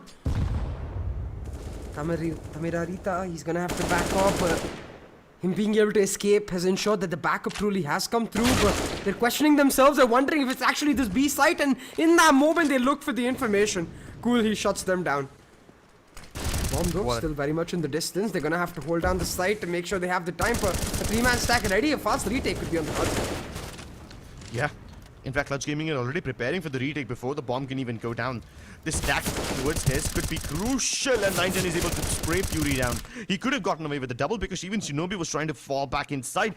Clouden somehow gets the plant across pillar, and he's still taking damage. He's getting spammed through the woodworks, but Shinobi has arrived. He strikes the lurker towards mid, and this makes Clutch Gaming doubt all their decisions. Hasteka tunnel visioned in Cloud and blows his head apart. I think Shinobi displaying beautifully exactly why almost every team we've seen on Ancient so far loves on the CT side taking mid control. If you don't take mid control of the CT, you're gonna be susceptible to that lurk every single time, and Shinobi just coming in late and denying that cumulative retake. Exactly. And the funny part is, Clutch Gaming did try to take mid-control. They did push down towards the bottom. They had 9-10 climbing up towards Xbox and trying to fight alongside Tamirarita, who was already inside lamps. Even IZR was present in a just close by towards the houses on B to make that crunch possible. But the moment Team ARAVT started knocking the doors towards the B side, the moment they started to climb up ramp, Clutch Gaming gave up on mid. They went back in to help in their teammates, and in that exact moment, Mr. Shinobi, the ninja, strikes from the backlines. He finds the gap. He waits for Team Clutch Gaming to give up control of that region, and he is just so good with that timing. And the moment I take his name, he's so good with the opening frags as well. Whether it's lurking or sending players down mid to fight right at the beginning, he is the king. Tamirarita finds a gap in the smoke, gets the kill onto Kulas, equalizes it back to a 3v3, but again, weapons are yet to be recovered by Clutch Gaming. They have the opportunity to do so. Tamirarita tries to go for the AK. He's able to get away with not just the gun, but also the kill. Oh my goodness, Clutch Gaming are making this work. It's Stardust, who's the healthier player, coming in from behind. Control Man has the bomb on his back, plenty of time to work with, but where will he plant? He knows only Tamirarita's position. He doesn't know where Stardust is. He will find out soon enough though that both players are huddled up together. Never mind. 17 HP on Tamir. He still wins the duel without taking even a single bullet.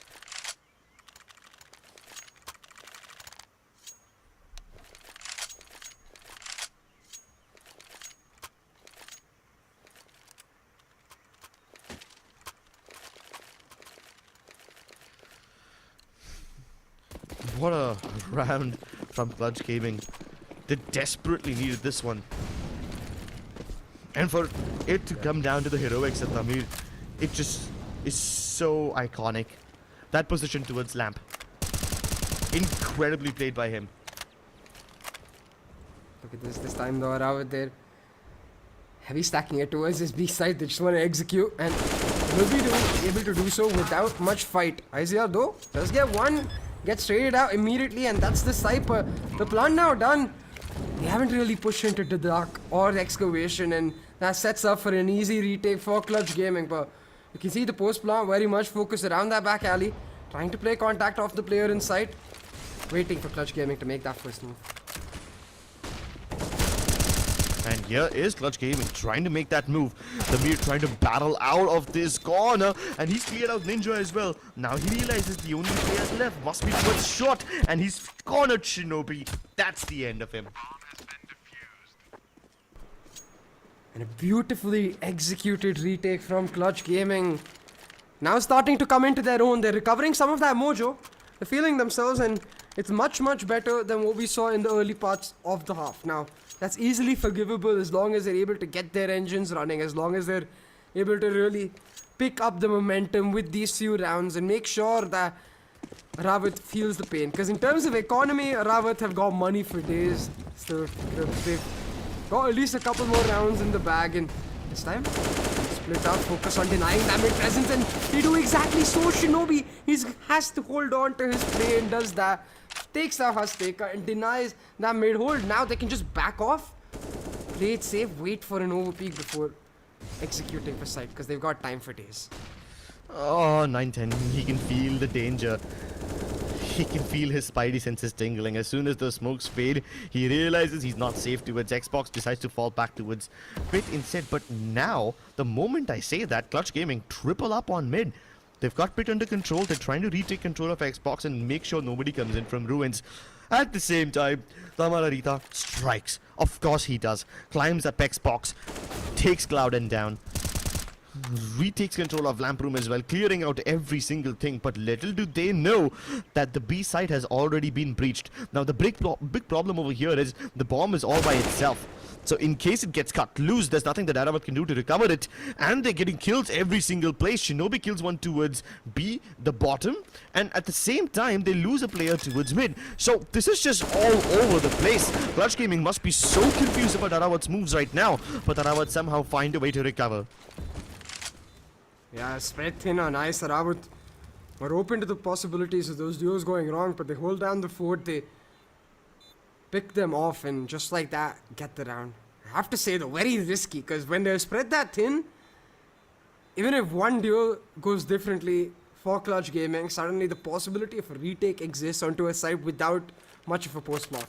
And I think for Clutch Gaming, it's that marginal difference that is really going to take it all away. Do shut down Shinobi though, but at the end of the day for ARAVT, they've got money, and going into the last round, they will not worry at all. For Clutch Gaming though, not going to be able to get 9-10 back that op, so the CT-sided impact, without the op, it's much, much more difficult. And you can see, even when they're trying to take mid control, ARAVT happy to just take back B side. They're able to take excavation and then get that easy split while still leaving a lurking presence towards A. In Clutch Gaming, they just have to play retake one side. Yeah. even if they try taking aggressive mid control because they're so worried about the lurks from ARAVT, they don't always need to lurk towards mid. They can always send their members down into different parts of the map, and it will still work just as beautifully. 9-10 this time, opping from pit. This could be a one and done position if Hastega doesn't back him up. Stardust on the other hand though, aggressively into A main, does get the kill on the control man. Smoked off as well. Yeah, they should keep ARAVT away from the A site at least for the time being. And now they start to gravitate towards B. Bomb still at the bottom of ruins. I mean, not even ruins, literally at T-spawn. So what does ARAVT do over here? I think they're searching for a pick, somehow a way to nullify the man advantage. You can see, hoping someone pushes into Excavation or Cat and be able to pick them off. But what they don't realize is Clutch Gaming, they've got a 3-stack. They're playing off the information the Stardust got for them early, and Stardust doubles down, shuts down another player towards A, and really puts all the focus onto the 3-stack. But ARAVT, they're stubborn, man. They're going back into Stardust, and they might just end up paying. No, scratch that. Oh, very risky approach by ARAVT. One from ramp, one from apartments, and yeah, Clouden gets taken down instantly. But at least Kulast has made his way through. With Fury shooting down Tamarida, they wouldn't know that Kulas is about to hit them from short, and this could be crucial. Hasteka denies the plant, but it's the patience game from Kulast. Nobody's checking in. Taps away Hasteka, and he sprays down Izier through the woodworks. No, very little time there. Stardust could have easily shut him down. He needs to commit. Stardust can easily spam him down, but he goes for the fights instead. Oh, so nerve-wracking. I'm gonna be honest, my heart was beating at like 900 beats a minute right now. Yeah, coolest. I can't even... Yeah, he almost pulled off the whole round. And he knew that he's in a prime position. He knew that he's gone undetected. So he could have taken his sweet time to set himself up for success, but with the timer running out, he had to commit the plant as well. Decides to just go for the fights instead, but you can't win every fight. Yeah, exactly. Fakes the plant just for that audio cue to bait out the fights and wins almost every single one of them. But the key swing from Stardust, the man who started off that entire round successfully for Clutch Gaming, finishes it off in style. 5-10 on board now. Much better scoreline than what was looking possible in the initial stages of the first half. And on this T side, Clutch Gaming need to get off to a similarly rampant start the way ARAVT did. Instead, Fury pushes one down, finds that first, and in Donut, they're gonna make them pay. Clutch Gaming trying to answer back by pushing in mid themselves, but they're just walking in free into the crosshairs of Cool, into the crosshairs of ARAVT, and giving it away. What? Alright, there is still some hope. Oh, forget just hope. It's the Mirarita. He's taking names and kicking ass. He's got so many kills all by himself. It's finally Control Man who shuts him down. Bomb dropped. But Stardust is about to connect the stars together. Constellations come in one piece for this play, but Control Man checks him right at the nick of time before disaster could strike. Team ARAVT win the pistol. Yeah. 11-5 on board now, and ARAVT really looking in control, especially with next round likely in the bag. Oh, easy R. He's gonna go for that hero Vando play with a couple deagles coming in through for his team, so Clutch Gaming have a chance, a glimmer of hope most definitely, but it's easier said than done. ARAVT though, just single man pushing in mid, backed up by another. It's playing A completely on retake, just watching that crossing and relying on that sole player down B to anchor it down. Clutch Gaming, a little lost seemingly so. Headed towards A but backing up, almost expecting ARAVT to get aggressive and trying to punish them for it. Oh my lord, Shinobi. What is it with Shinobi and Smokes? Like, he's got like X-ray vision or something. Is that what ninjas train for? Yeah, I mean, there's so many of these ninjas that are depicted as they are blindfolded in all these animes, and yeah, maybe he's taken it a little too literally. IZR pays the price for trying to flirt with danger. No other form of map control for the side of Clutch Gaming. Stardust trying to head up towards the ramp, and he will be able to get a kill. Nice! Even Hasteka is able to get one through the woodworks, and this is it. This is exactly what Clutch Gaming needed. A hero, AK, and a dream. They are heading into the B side where Clouden lies in wait towards stairs. Cloudin's position could be crucial. He finds a double and shuts down Clutch Gaming. But the trade comes through from 910, and 910 playing it strong. The hero AK coming alive. That 2K absolutely crucial because now they've got the site. But they don't realize the last player of Team ARAVT. You got Shinobi coming in on the flank.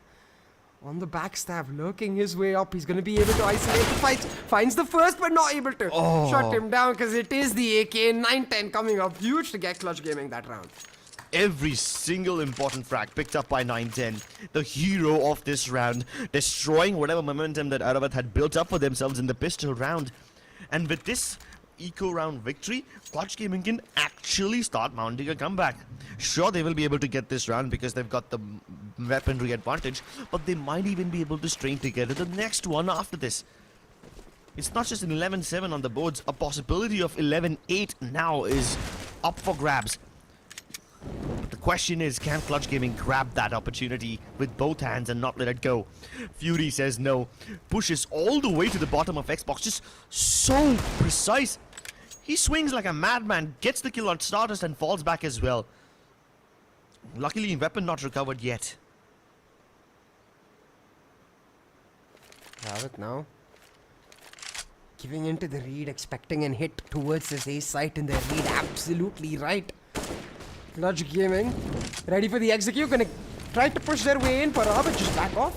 Instead electing it to play fast retake, the utility dispelling them and making sure they cannot stack the site, but it's just a 1-for-1 trade, and ARAVT can now play 4v3 with that man advantage on the retake. But look at the lurk.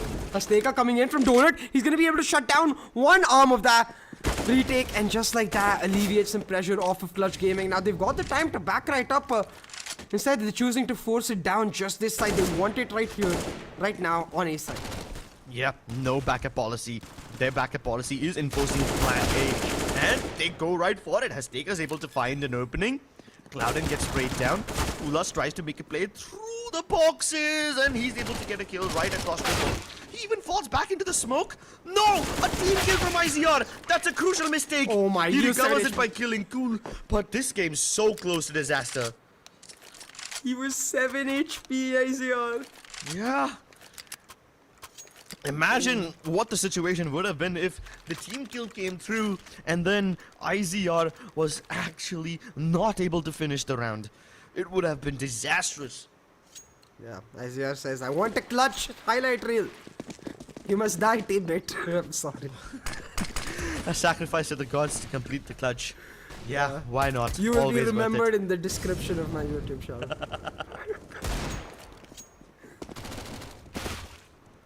Clutch Gaming, though, they're just picking up the pace, amping it down, trying to get that B split through, but it's slowed down.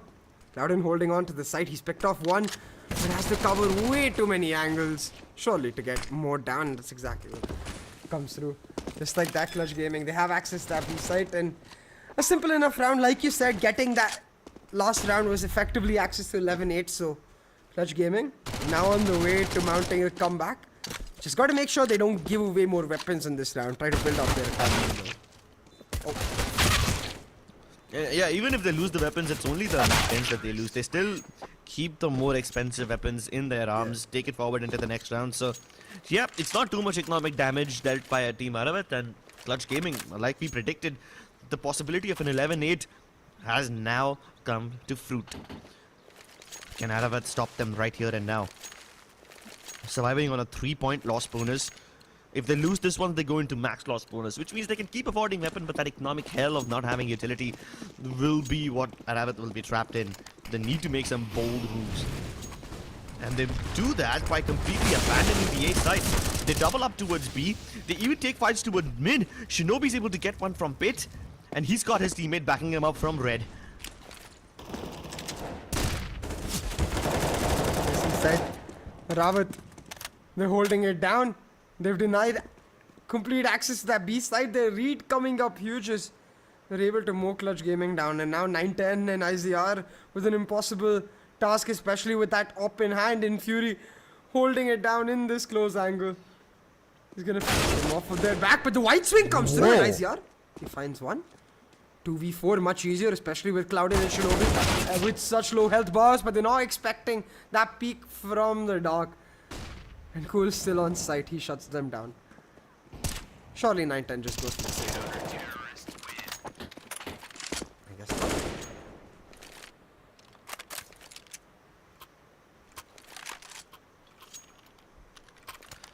not. ARAVT somehow recover the momentum. It was close, but Clutch Gaming almost had that in the bag. Team ARAVT are able to get all the kills they require. And now they've got the op as well.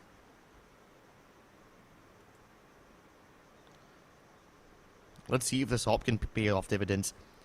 Control man, usually the player to play away from his team, so I'm assuming they're gonna let him anchor the site by himself. Yeah. Shinobi, on the other hand, he's been the tip of the spear for his team in this CT side. Always pushing down mid. Even Fury, for that matter, usually helps him out towards mid, but sometimes he switches things up by going towards the lamp. Even Kulas, for that matter. Kulas is basically the man on the rotation all the time. He's the on-call cavalry. With this being the setup of ARAVT Gaming, can Clutch Gaming somehow figure out a way to deal with all these individually talented players who are locking down them? A slight change in setup though this time. Clutch Gaming trying to force down early cat control, but ARAVT ready to fight and they mow them down. Fury, he finds one blinded and Cool who responds with another. Fury doubles down, this time with sight, and ARAVT ready to play. 9-10 left all by his lonesome, once again trying to save his op. First time it didn't happen. I'd be surprised if it does the second. Oh, they challenge him and they pay the price. Fury sees the wrath of 9-10 and his op. But now that they know that the op is available on Clutch Gaming, they will definitely want them to not save it. Yeah. Clutch Gaming don't have too much loss bonus, so if this weapon goes down, they won't be able to afford it again for at least the next 2 rounds, and that's exactly what happens. And it's a free op for Control Mad now. On that CT side especially, we were talking about how we missed the impact of that op from 9-10 in Clutch Gaming CT, and to be handing an op over to Team ARAVT for their own CT, that's gotta hurt. Clutch Gaming now in a bunch of trouble, because they've not got too much money to be able to buy another eco, which effectively puts ARAVT at that 14-8 mark, where the next buy is basically match point. Yeah, match point would be on the cards for Team ARAVT. They definitely are destined to win this one unless Clutch Gaming and their pistols have something to say about it. For now, it doesn't seem like Team ARAVT are too keen on challenging. They will let Clutch Gaming walk into the site because they know that the bomb is not available on them. Clutch Gaming's habit of leaving the bomb towards ruins has brought them ruin in this round. No plant possible. Team ARAVT, they haven't even taken a tick of damage. Not a single point of health lost. It seems like it will continue to be so, at least in terms of weapons.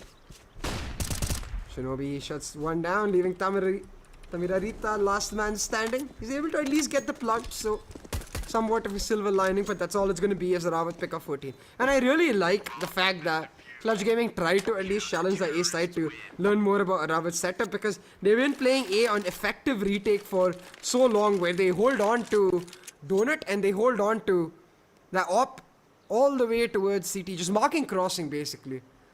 Playing in temple and just making sure that people are not able to get free sight. And I think because of that, now they have an idea that they can get the access to the A side. They could go to it once again, this time with better weapons and ready to challenge that op if they play it sober. ARAVT themselves gonna switch it up. Just hold on to Donut and play for the retake on that A side. Yeah, and the retake has been fairly successful for ARAVT up until now. But that's partially because Clutch Gaming never managed to plant it. And once again, Tamirarita, he snuck in towards the plateau of A site. He might even be able to get into temple if he has the intention to do so. Fury is holding this angle. He definitely can spot the shadow coming through, but he still loses the duel. Tamirarita, he's able to spot one more player into Donut as well. Deals a lot of damage, and with this, he's cleared up. On the hands of Azteca, he drops it towards mid, and Team ARAVT have all that they need. Oh, but Clutch Gaming now coming in from the extreme back, the CT flank, and Tamirarita, he finds one. Leaving Control Mad on the hold all by his lonesome. He finds one, swings out for the another, and Control Mad with a huge clutch to get match point for Team ARAVT.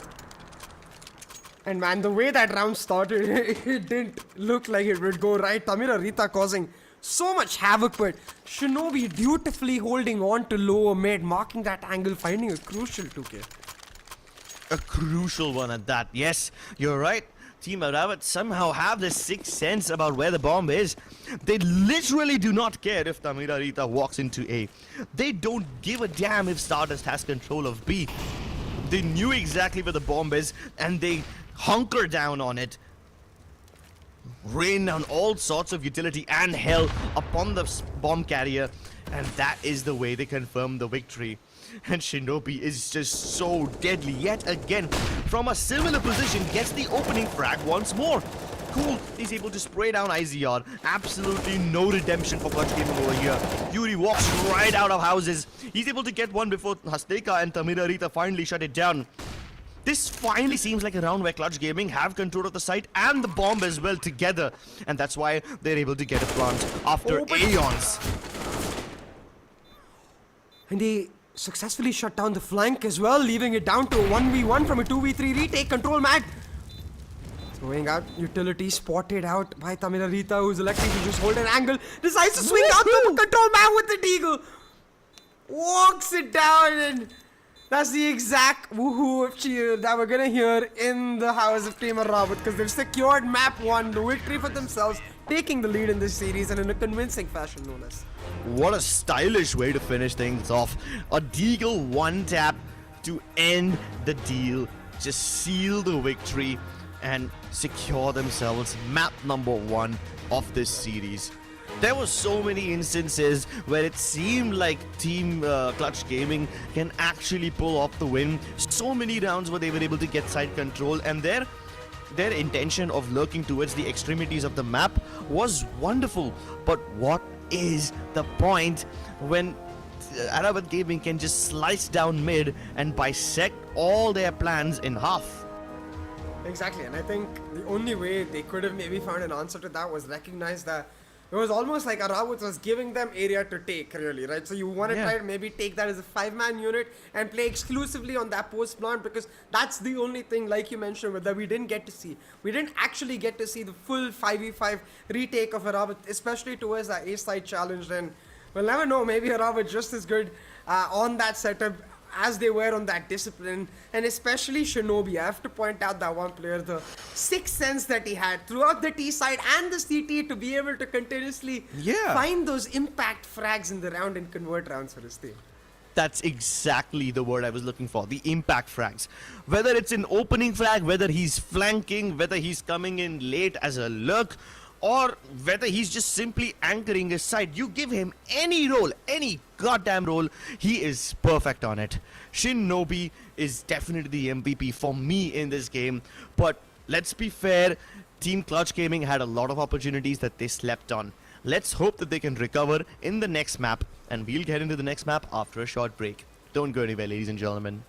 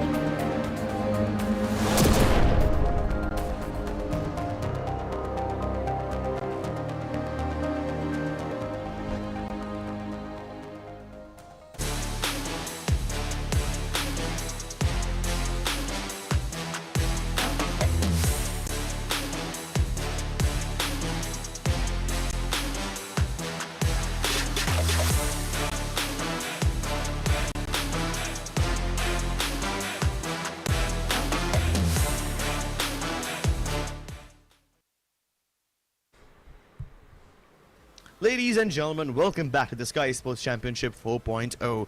This tournament is powered by AMD, our gaming partner is Logitech, and our official fantasy partner is Fanclash. With all these three people combined, all these three big sponsors combined, Skyesports is trying to revive CSGO and Dota. This beautiful culture, these two beautiful games, we're trying to bring them back because retro is always cool. Speaking of retro, Team ARAVT, they go back to the age-old tactics of just figuring out what their opponent is doing and countering them so hard. We've already seen Ancient. ARAVT took it by force, and now we're heading into map number 2. Let's see what they have in store for us. Yeah, I believe we're just about ready to head straight into action, so no pause. We want to do it exactly the way ARAVT did it in map 1. Quick and easy. On overpass, now we head in, and I have to say this is one of my personally favorite maps in CSGO overall because of the sheer nature of the way the map is built. I feel like there's so much outplay potential, not in a micro sense, but more in a macro sense for the IGLs to really duel over, where which area you want to take, how much utility you want to invest in. So many areas where you can even make contact plays, just walk in altogether. So I wonder if ARAVT elect for the same fast play start, because they are starting in on CT and pushed in through mid, while Clutch Gaming push in towards that B side. Ooh, and they go in by force. Clutch Gaming already get the opening kill. B side completely taken over. Clutch Gaming, they had absolutely no problem breaking through the resistance with only Fury being present on site. Now Team ARAVT now look to retake this from water. 3 people coming in. Control man already taken down towards Monster, but the trades go so heavily in the favor of Clutch Gaming. Team ARAVT have no say in this round. They've already boiled down to 49 and 12 HP respectively. Yeah, there's absolutely no way they're getting through this one. Might as well fall back and run to the hills. Yeah, simple enough round picked up for Clutch Gaming. That early Monster and Sandbags split into that B side. They're able to force their way into heaven and just pick up an easy round altogether. On the other side though, for ARAVT on that CT, it's going to be all about now holding on and pushing forward. And again, I think we've got a bit of a huddle trouble situation. Yeah, huddle trouble, right? I was so confused, like, hold up. Same. That's not Clutch Gaming right there. So yeah, ignore it. It's Clutch Gaming who's won the first round. They're on the T side. And it's ARAVT on CT. Don't let the heart bamboozle you. Real soon. Yeah. Hopefully so at least, but Clutch Gaming are gonna rinse and repeat back on towards that B side, but this time ARAVT holding on to Sandbags and trying to get ready for a fast retake. They shut down IZR early and cool doubles down for another, and they're playing fast retake on this side before they even have an inkling to plant. ARAVT taking the fight to Clutch Gaming. We saw this in map 1 as well. They lost the pistol, but they immediately rallied back in the second round. Can they do it again though? Still very much alive for Clutch Gaming.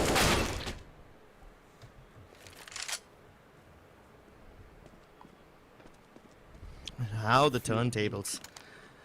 In the previous round, it was Clutch Gaming basically bulldozing the B side. They tried the same thing again. Doesn't work this time around. Team ARAVT with such supreme resistance. They stop them in their tracks. Bomb down towards Sandbags. In fact, not even towards Sandbags, just a little outside of it. Kind of in no man's land. Nearly impossible for 910 to recover it, but still very much possible for him to land some nutty shots. Saved IAK likely too, but Inside goes in for the push here and Cool shuts him down. ARAVT again, man. They did it in the first map where they lost the pistol, but instantly with an aggressive hold rallied back towards that mid part and Ancient, and this time they do it on Sandbags. They just expect that rinse and repeat from Clutch Gaming and they hold it down stronger. ARAVT now 1-1 on board. And Clutch Gaming's economy definitely damaged. They have a couple deagles though and a scout, so maybe 910 could pull out some wonders. A single scout invested by 910. And he's been pretty strong on that weapon. Let's see if he can deliver this time. Starters really couldn't. Of course, he never had the range to do so. 910 going up close. The scout will be completely decimated at this range. Should have been, but he hits the no-scope onto Fury. I mean, at that range, the MP9 should have won any day, but Fury had his nades out and gets caught at the wrong time. Tech 9 at that range, of course, can be devastating. Kula's down to 33 HP, and the Scout can deliver once again, but this time 910 cannot anticipate the wider peak.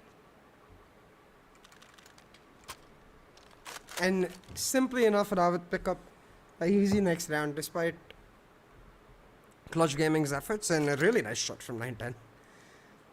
I mean, you said it yourself though, that he's really good on the Scout, and then you doubted him on that no scope. You can't do that, Crips. I mean, technically anything is possible. Technically you can still clutch a 1v5 with a Glock, but how often have you seen that happen? Well, as often as we see a double Molotov kill by the CT side while pushing in aggressively. Okay, ARAVT, take the fight to Clutch. No way. Burn them down. In a matter of seconds, they finish the round. Now, that's what I call a quick, fiery one. Woo! Fresh kebabs down there towards the birthday party. Yum, yum. And this is literally just, like you say, ARAVT, just able to continuously read into their opponent's playstyles, figure out small tendencies they can punish, and do it perfectly so with great execution every single time.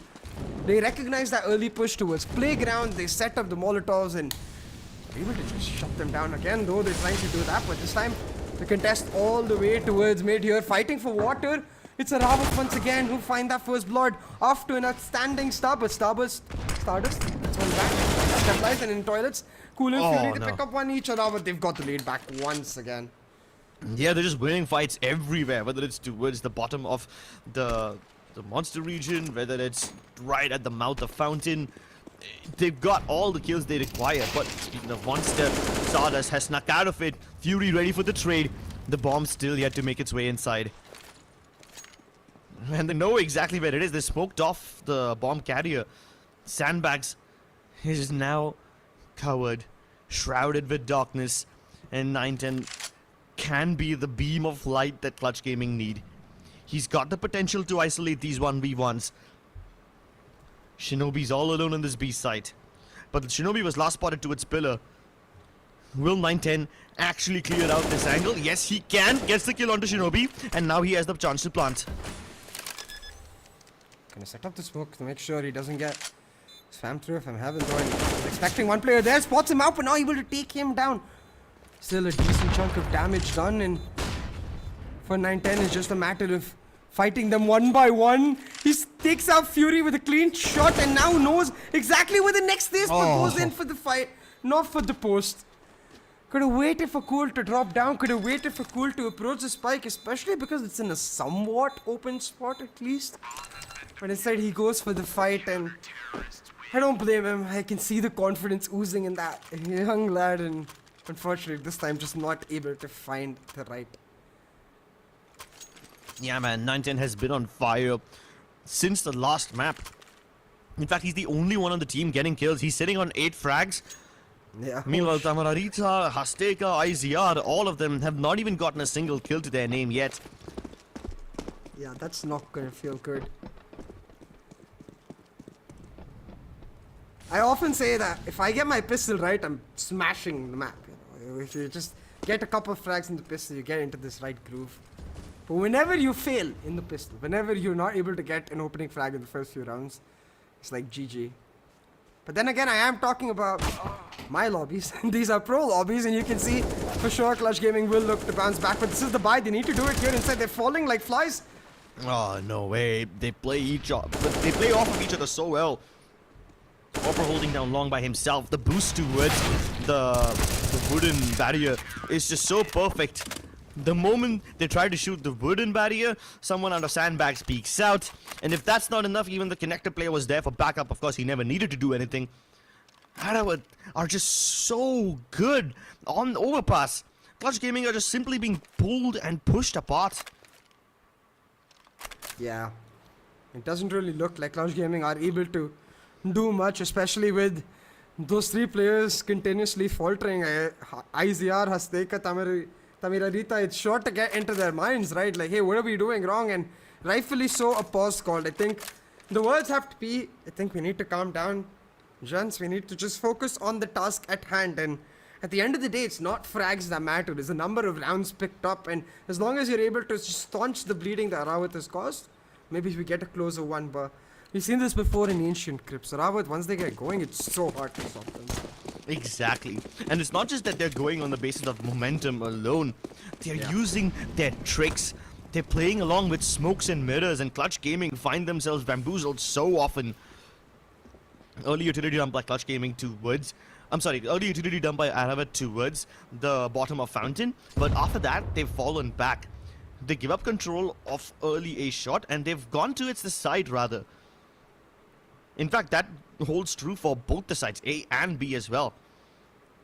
Yeah, very defensive right now for ARAVT, especially holding on to all the utility. I think making sure to not be forward so they can't afford to drop weapons over to Clutch Gaming. And the rewarded Clutch Gaming trying to pick them off one by one. Instead, it's Stardust who goes down, and just like that, I think this should be a simple enough round, because in these kind of rounds, when you have those slightly off buys, you want those mistakes, but when ARAVT refused to do so, it's when you see the potential of this team as being a contender to win it all, really, because they can play it fast, they can play it safe, they've got it all.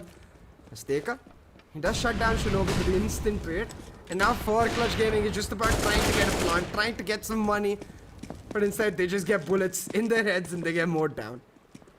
Absolutely no mercy, no remorse. Arita getting towards the B side could be a silver lining if he killed Cloudin, but no chance again. At least for Clutch Gaming, this wasn't a round that they were supposed to win, but after having saved for so long and after staying in the economic hell that we call max loss bonus since the last 5 rounds, Clutch Gaming finally mustered up enough money to purchase not only the guns, but also the big bad Zoom banger on the hands of 910. He's got the op in his hands. Let's see if he can put it to use. But there's so many hurdles in the way. Where does he even post that op? If he tries to play passively towards Monster, his patience will be tested, because Team ARAVT have not really given fights towards the bottom of B pipes this early. So maybe his patience won't be rewarded there. Of course, there's a possibility that 910 can still head towards A long and maybe find a pick or two on that end of the map. Yeah, I think he really does have to either go towards toilets or A short or A long, because the way... Even on A short, it's not going to work. It has to be A long. The crossfires that ARAVT are holding, they're basically non-existent crossfires, right? If ARAVT lose a single player towards A short, they instantly fall back and play from side. They have absolutely no hesitation giving up map control as long as it means that they can retain man advantage. And that's the ARAVT that you need to be scared of, because you never know when they'll just hit the kill switch and play aggressively, and sometimes just completely deactivate themselves to play super passively, and then Clutch Gaming is left with a myriad of questions to answer. Yeah, definitely. I think it has to be either push it down A long and deny them the area, or even if you take A short and ARAVT give you the area, it has to be about the crunch then towards water to try and force ARAVT away deep into sight, because once you do that, then you can play with the rotations. But like you said, it's easier said than done, because ARAVT is very comfortable to play deep in the sides themselves. They don't necessarily need to play aggressive. Like, we've seen a few teams excel on being proactive, but not necessarily great when they have to be passive. ARAVT showing hints of both, most definitely so. But a huge pause here. I think a technical one, most likely, will mean that these teams just have to slow down and maybe even lose some of that momentum here for ARAVT. Yeah, I mean, if this is what Clutch Gaming require, then so be it, man. This halt in momentum for the side of Team ARAVT is super important for Clutch Gaming. And it's not just momentum, right? It's not like ARAVT is just completely rolling them over with just kills. Nope. They're pushing and pulling Clutch Gaming in so many different directions that Clutch Gaming don't know where to focus first. There's basically no trade potential on any of these players because ARAVT simply don't stick around in one spot long enough to be traded out. And it's that team that's more dangerous, the one that does not hesitate falling back. ARAVT take a kill, fall back. It's like they're showing us the true meaning of guerrilla warfare. Yeah, exactly. working together as a unit, right? That's the most crucial part about guerrilla warfare. Your attacks, your defense, everything has to be coordinated, especially the way you move towards in the shadows. And ARAVT, they're working together as a unit beautifully so, especially in those contacts set up towards bench and a long. The way they're able to continuously bait Clutch Gaming into their hands, it's been beautiful. But it seems like we have a couple of player issues on their sides. So we're gonna just wait as the players quickly get it fixed up. It shouldn't take too long, and oh, actually, just as I say it, the timer's back on, so we're ready to go. Yeah. A tiny mic issue is all that is, and we don't really need too much time to fix that. Let's get it underway, ladies and gentlemen. Let's get in the action once again. It's been a lengthy enough time out. Clutch Gaming should have had enough time to discuss whatever they require. Should be enough to break the momentum of Team ARAVT on paper, but again, we don't really know what will happen for real. Again, mid control taken by ARAVT, though it's all about draining that utility for them rather than actually fighting for it, I think. Just holding down here.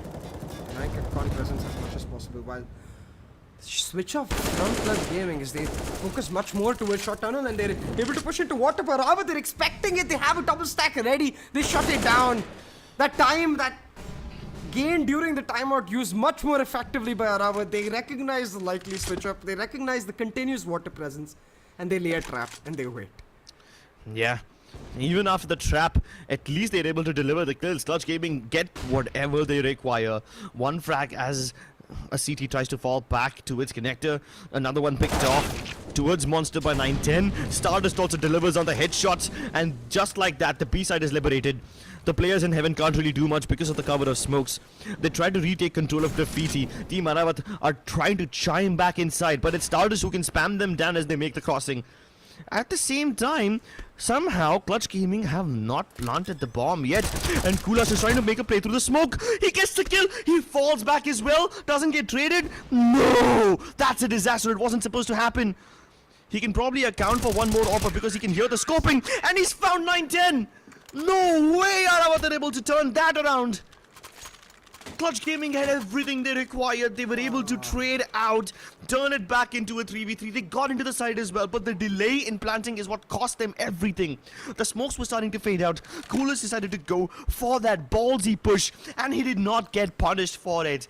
Denies the plant. Here's the scoping of 910's op, and he's able to bamboozle him as well. The heroics from Kulas, keeping his team in the lead once again. 7-1 on board. That round surely might just spell the beginning of the end for Clutch Gaming because ARAVT, they're already on a huge run of form before that. But after that, they're going to be feeling it that much more. Especially now, Kulas has got his hands on that op now. For the side of Clutch Gaming though, 910's been relegated to a scout and it's Kulas shutting down her staker again. ARAVT switching it up, man. While last time they laid a trap in water, this time happily able to give it up just to play a more heavy stack towards a shot, and so damn creative on their holes every single time, just keeping Clutch Gaming guessing. Exactly. Clutch Gaming can never figure out what the setup of ARAVT looks like. Aggressive sometimes, super passive in certain rounds. And when the time comes for it, ARAVT are more than comfortable making those bold moves which require nerves of steel and hearts of iron.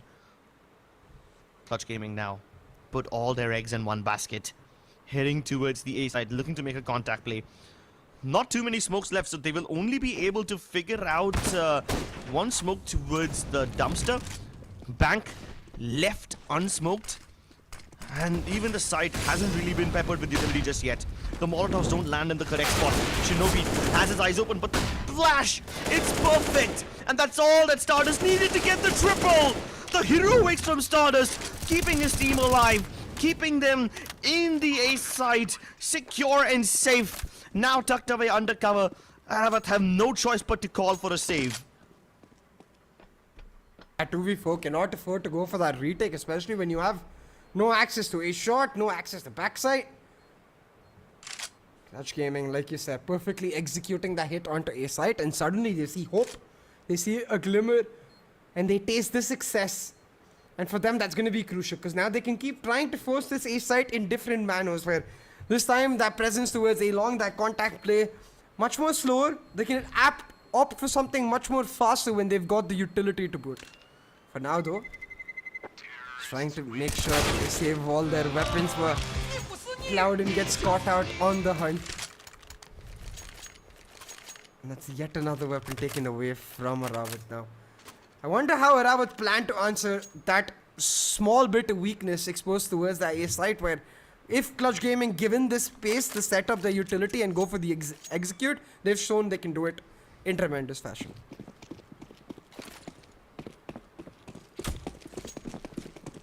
Slow and steady wins the race. At least that's what the old tales say. But this time, ARAVT, they switch up the pace. Very aggressive peek by Kulas towards Fountain, but he won't be able to find anyone there. Clutch Gaming have already gone towards the other side. They've crossed the gardens and they are now taking long. There is no defense on long. It's only Shinobi with the M4. Kulas can probably try to make his way back towards the side, but will the AWP be present towards long in time to stop this? That's just a secondary question. The primary one being Fury's position. Will Stardust check this one? I don't think he will be able to, but he's disengaging from the stairs at the right time. And he kills Fury. That's the danger man taken out. No more backstab potential for Team ARAVT. And again, Clutch Gaming going to go back to what's worked for them. Slowly taking A-long control all the way to Cafe. Now ready to set up the execute. Waiting for some information from Azteca on his shot. And he lets them know that the op is here. For ARAVT though, that 3-stack ready to deny this A-hit if it comes through. I really like the idea of their site hold. They're not actually playing on site, rather opting to hold on to a shot, but Clutch Gaming still able to force them down. They find Clouden, but immediately ARAVT bounce back from a shot. The crunch coming in from a site through. They drop the bomb, but do they know that Stardust? Oh, they do. I was gonna say that they know. Phase and con.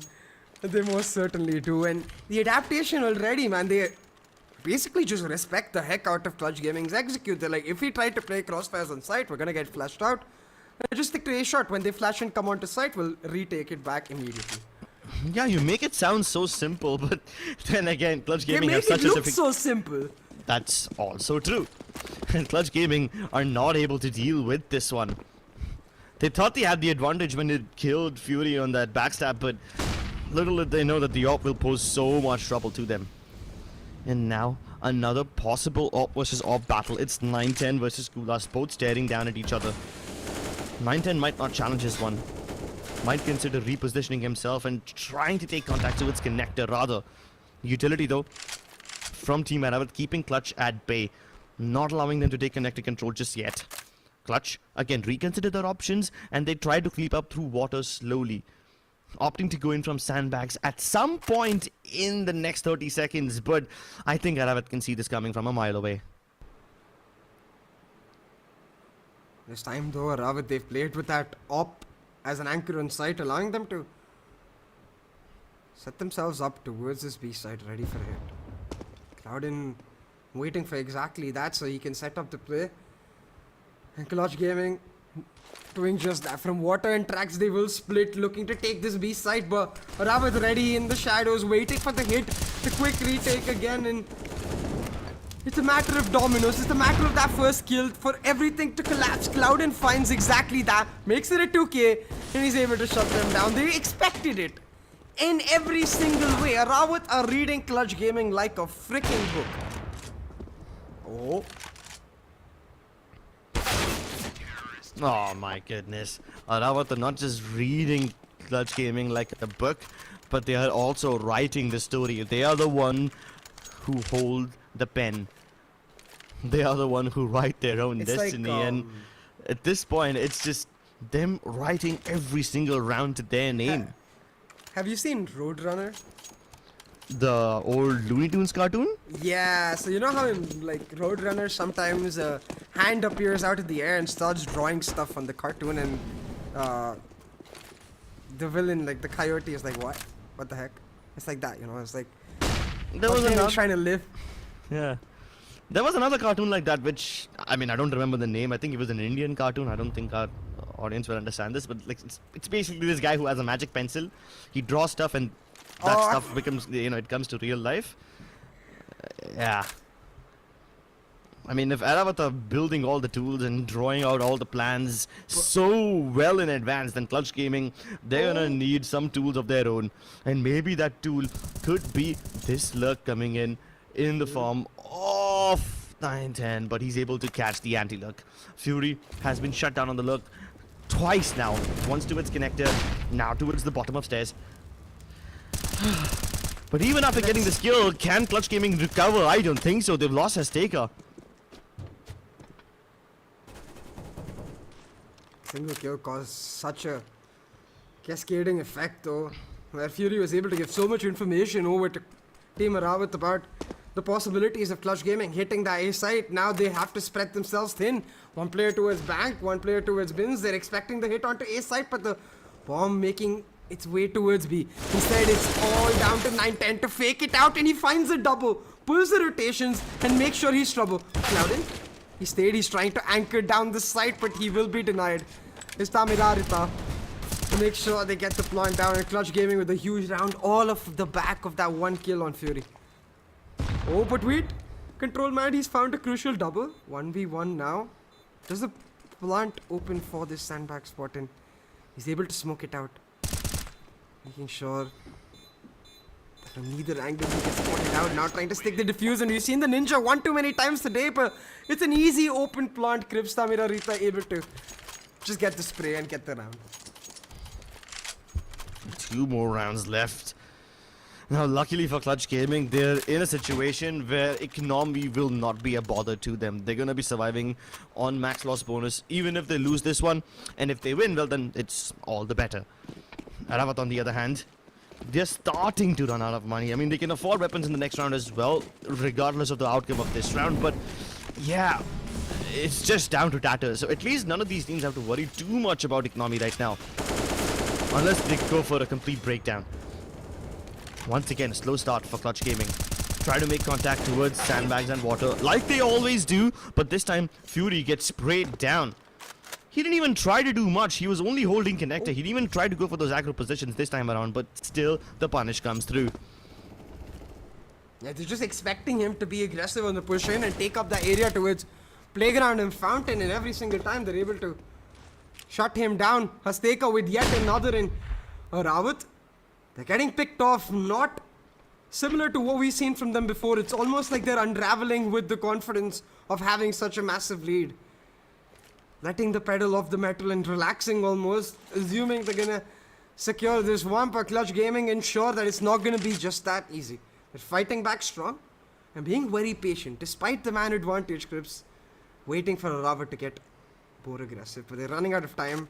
The clock on their minds, they're gonna have to push it in, and they spot out one player on site. Surely that's an indication to confirm their hit towards A site. Should be, and ARAVT are preparing accordingly. The rotations have come through. There's only 3 men to guard, but 2 on the site for now. One of them cornered towards Struck, but Cool still collected. Shinobi also strikes on the back of that pop flash, and another one to help him peek once more. Man advantage has been neutralized. Look at the lurk coming in from Clutch Gaming though. Tamir, he was trying to move in from the underpass region. Unfortunately, Cloudin will account for it. And Coolast is there to stop 9-10 from transitioning over. Stardust left to his own devices. Bomb dropped in no man's land. And no time left either. The best that he can do is cause economic damage, but even then, it can't really stop ARAVT from winning rounds time out again. I think Clutch Gaming really fumbled the potato on that one. They didn't really need to try to force it down side that hard, where you know you've got that man advantage, irrespective of what the situation is. Where even if there's 3 players on site as a 5-man unit, you can just walk your way in, but they get exposed to a beautiful pop flash setup and just 2 players playing in sight. Something that we saw Clutch Gaming bake before from A long, they're not able to do from A short similarly. So, and you can see the issue where it becomes that tiny choke point that's able to get smoked off down flowers, and ARAVT just able to hold on, man. And that's really a round that Clutch Gaming are going to rue, because that was the opening for them to be able to mount a comeback in this first half. But now double digits on board for ARAVT. The economy looking dicey for Clutch Gaming. It's looking like ARAVT might just secure this map and series in the bag.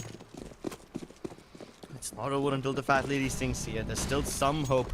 Clutch Gaming this time hurtling down Connector so quickly. Fury once again ready to stop them in their tracks, but Control Man swings the door wide open and this turns into a mincemeat grinder. Azteca able to liberate the pressure by killing Fury. At least he can fall back upstairs in case something goes wrong. There's no threats above, but he continues to challenge Control Man, and this guy is so mad right now. He will not lose a single duel. Stardust is able to pluck off Control Man, finally puts him in his grave. He was already low on HP and hemorrhaging internally. It's about time they put him out of his misery. But this, in fact, reveals Clutch Gaming's intention of going towards the B side. Now that 2 players minimum have been spotted towards Monster, all that ARAVT need to do is figure out the position of the third, and they will soon do so. Oh, but Shinobi tries to check for information, clear out sewers, and peeks out, and suddenly that presence in sight for ARAVT taken away, but they've got a huge flank and Clouden coming in from Monster towards sewers, and their back turned away from Clouden, but 9-10, he smells something fishy, turns around in the nick of time, and is able to shut him down. 1v3 on the retake, and it's not something you want to take, especially with the op in your hand. A full save effectively for Coolest. A lot of utility as well, so he's going to be happy backing off, but Clutch Gaming, crucially so, picking up this round. Amazing adjustment from Clutch Gaming. The initial fights towards Connector turning into full-blown aggression towards B. Lovely call from them, recognizing that ARAVT have not stacked the B side this time around.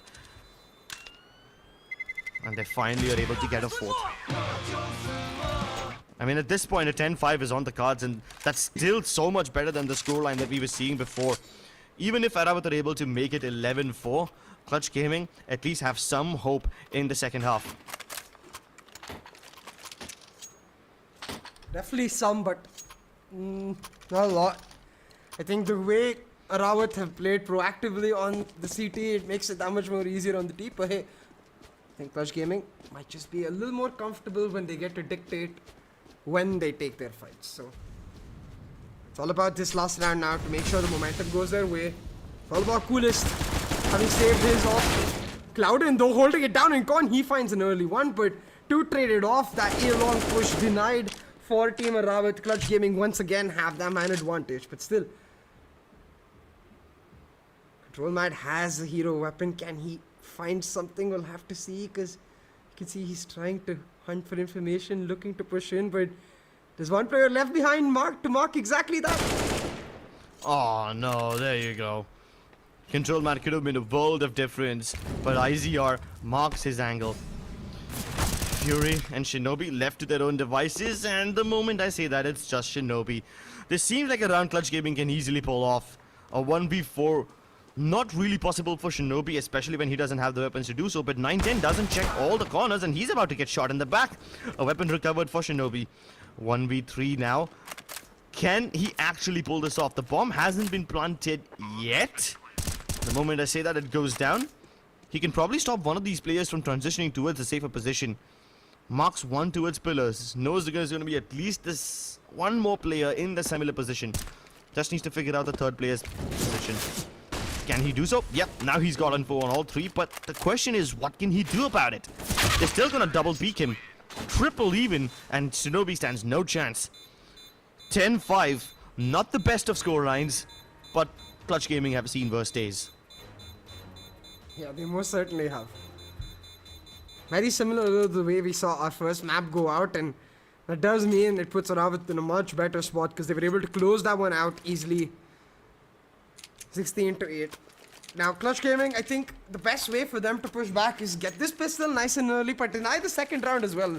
That's really come out as ARAVT's specialty in their way to continuously lose that pistol, but be able to push out their second round where they have a deagle maybe and a scout once in a while. ARAVT though, they're going to look to play it fast. Rushing it down tracks, looking to take water control. No scratch that, not even water. Straight down Monster into sewers, but they just find a lot of gutter. Azteca, he shuts them down and makes them feel the pain. 4-man through a tiny pipe. They kind of asked for that through that choke point. Yeah. Quite literally turning into a meat grinder at that point.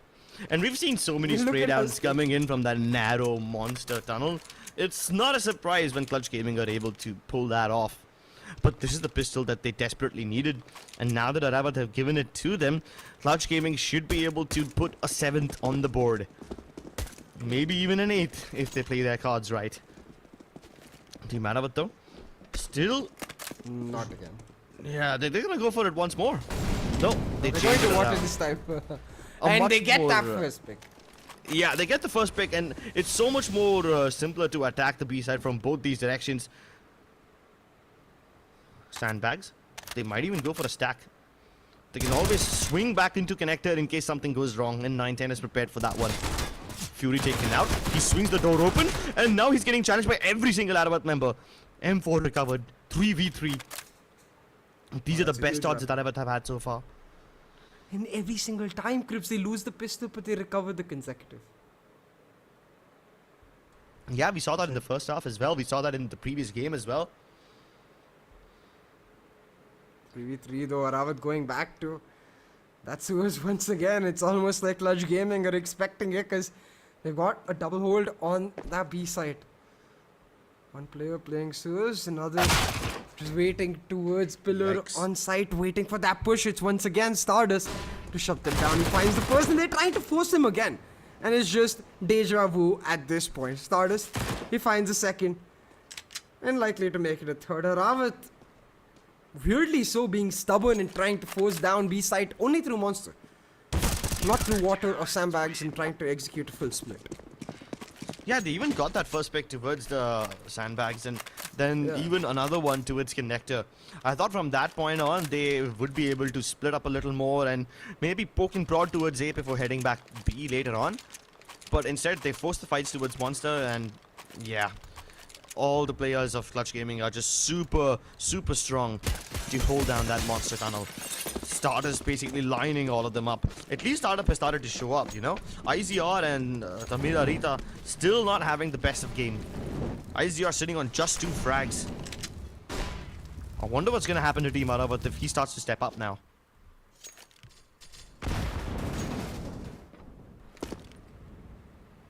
They need it, and most definitely every single player of their team delivering. Stardust already getting that early pick off, and ARAVT with yet another. Clutch Gaming looking to get aggressive, deny that water control, and they do exactly that, but in turn they've traded out a shot. And now with the presence in toilets, potentially an opportunity for ARAVT, but instantly shut down by 9-10. A flawless round here picked up for Clutch Gaming, as now they head into the next, which is the most crucial one, because now ARAVT have got their hands on a bye. To get this round, it's almost like you've effectively secured 10-10, the equalization of those score lines, and once you're there, you can successfully say you've mounted the comeback and set your sights for the win.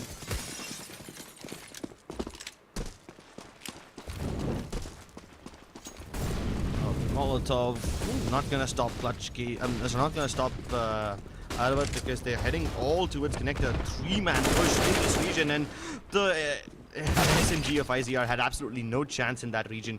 9-10, they were still adamant on holding it all by himself. Of course he's gonna get traded out, but not before he takes 2 down as he bites the dust. Good trades, still a 3v3. Clutch Gaming can definitely continue winning this. But the trades have resulted in this early con control for Control Mad, and he's able to give his team a lot of information on potential rotations while being able to shut them off as well. ARAVT slowly again inching towards that B side, looking to clear off every single angle, make sure that they're not pushed in. But Clutch Gaming, on the other hand, pushing into A long, will get the information that, hey, there's no one here, they're surely headed towards that B site, and now the backup coming in. But it's all down to one-man Stardust to hold it down, to buy some time. Not able to do so. Smoked off, Molotov to deny any immediate backup or crossing over. Stardust instead left in a corner, waiting for his teammates to come through. Retake possibilities very much still nigh, but Stardust, he's looking for the fight. Yeah, and his teammates have jumped into water. Both him and Tamir, they can start moving through. No, what a wonderful shot from Tamir, and Stardust follows through. What a lovely coordination between these two players as they pull a 1-2 punch onto Team ARAVT. They allowed them to plant, but Clutch Gaming are just so immaculate in this retake. The smoke towards heaven that Clutch Gaming threw, not perfect. There was still a massive gap that I believe it was Tamir who was able to still sneak through that. He was even able to spot everyone who was holding pillars, so that's why he was so secure in jumping down into the water, knowing fully well that nobody will shoot him the moment he lands. And that misplacement of utility from Clutch Gaming is what cost them the round. On the other hand, though, you see, got that up on 9 on 9-10 now, and given the damage he's able to do on the rifle itself, continuously standing his ground and finding the 2K, it's a player to look out for now with his favored weapon in his hands now. Early water control for Clutch Gaming while ARAVT trying to slowly inch their way in towards a long point. It's 9-10 once again. Solo holding it down. He finds one per Fury with the double trade down. Gone suddenly. The tables have turned. And ARAVT, they have the advantage. They have water control. They can easily go for that B split. But first, they'll try to inch their way into A long. Maybe catch off the op. Yeah, the one coming in from Elon, the other one from A shot. This could be a very crucial duel. They're just on the other side of this wall, and Control Man is able to win the duel. At the same time, while Tamir does get a kill, he's able to not put too much impact. Stardust, on the other hand, coming in from Dumpster, gets a kill, tries to reposition towards Bank where Cool is already present. So many trades going back and forth, and in the end, when the dust settles, it's ARAVT with a firm bomb plant and an even firmer hold. Cool is able to shut Tamir. He knew exactly where he would be coming from after Tamir was able to get that one kill on the lurker.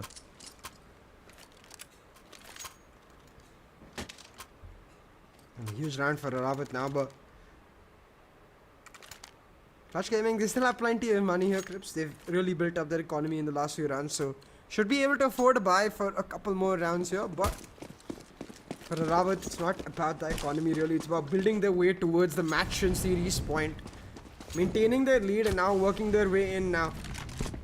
They should be scared of A-Long given the fact that the op for 9-10 really did damage for them. But it's that connector presence that is especially crucial for ARAVT. It's where they found value and were able to really set up the lurk than to annoy the heck out of Clutch Gaming more than anything else. But Clutch Gaming backing off this round, you know, playing deep inside, a heavy 3 stack on that B site, well, leaving that up to anchor it down towards A. Yeah, but the bigger concern over here is ARAVT have left the bomb all the way towards the spawn, which now Control Man will go and recover. At least with this 1 minute that has passed, ARAVT have now crept into its toilets, so they've maintained presence all throughout the map. At the same time, Fury is about to make contact towards sandbags. So with ARAVT playing this two-pronged approach, they're hoping to keep Clutch Gaming guessing. But in order to do so, ARAVT need to make a lot more noise, make their presence known. Maybe 9-10 can spot them. Yes, he definitely does. He shoots down Shinobi towards toilets, and maybe this will give Clutch Gaming the false sense of security that they've stacked up the A side correctly. Will that be the case though? Because Stardust holding the MP9, he spots the shadow first, but Control Man still wins the duel, and he delivers yet again! A triple for this man! Absolutely bulldozing his way into the B side. Even Clouden kills the lurker, and 9-10, the man who started it all, has no hope of a rebuttal. No. That's straight up disrespectful, man. You first swings onto Stardust into sewers and literally sends him into the gutter. And then doubles up to find a triple. Like, that was nasty. Control Man just going absolutely ham. He's like, hey guys, you know what? I'll just do everything. I'll clear the AWP. I'll go get the spike. I'll be the entry. What else do you need? You need the win? Okay, I'll get that. No problem.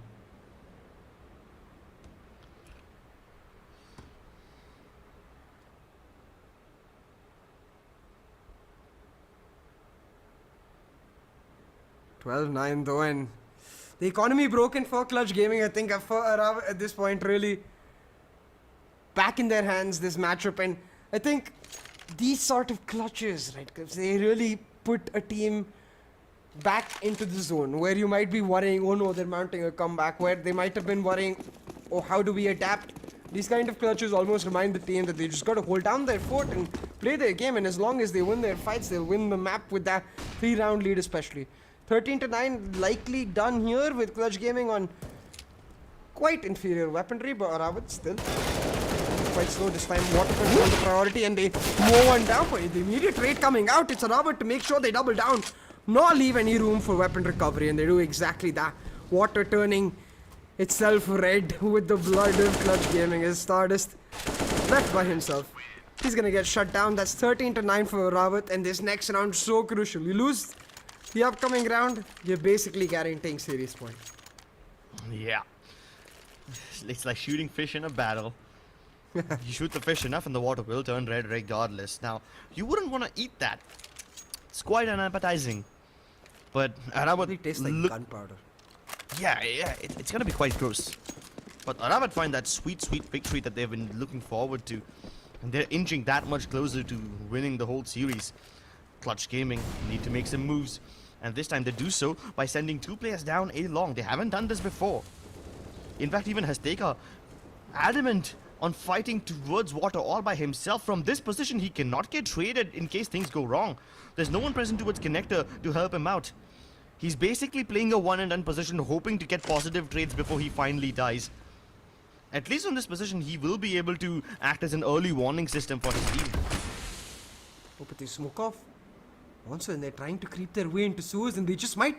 Stardust going to now start to back up towards sandbags and play more towards Hasteka, but with control taken for the side of ARAVT, it's just a matter of time before they look to pounce on this B side, because they have tracks, they have con, they can just flood their way into water and go for this B side, but they choose no to back up now instead, push their way through A short, looking for that A site, and might not work out because Clutch Gaming have been disciplined. They've held on to the positions they had from the start, and finally it pays off.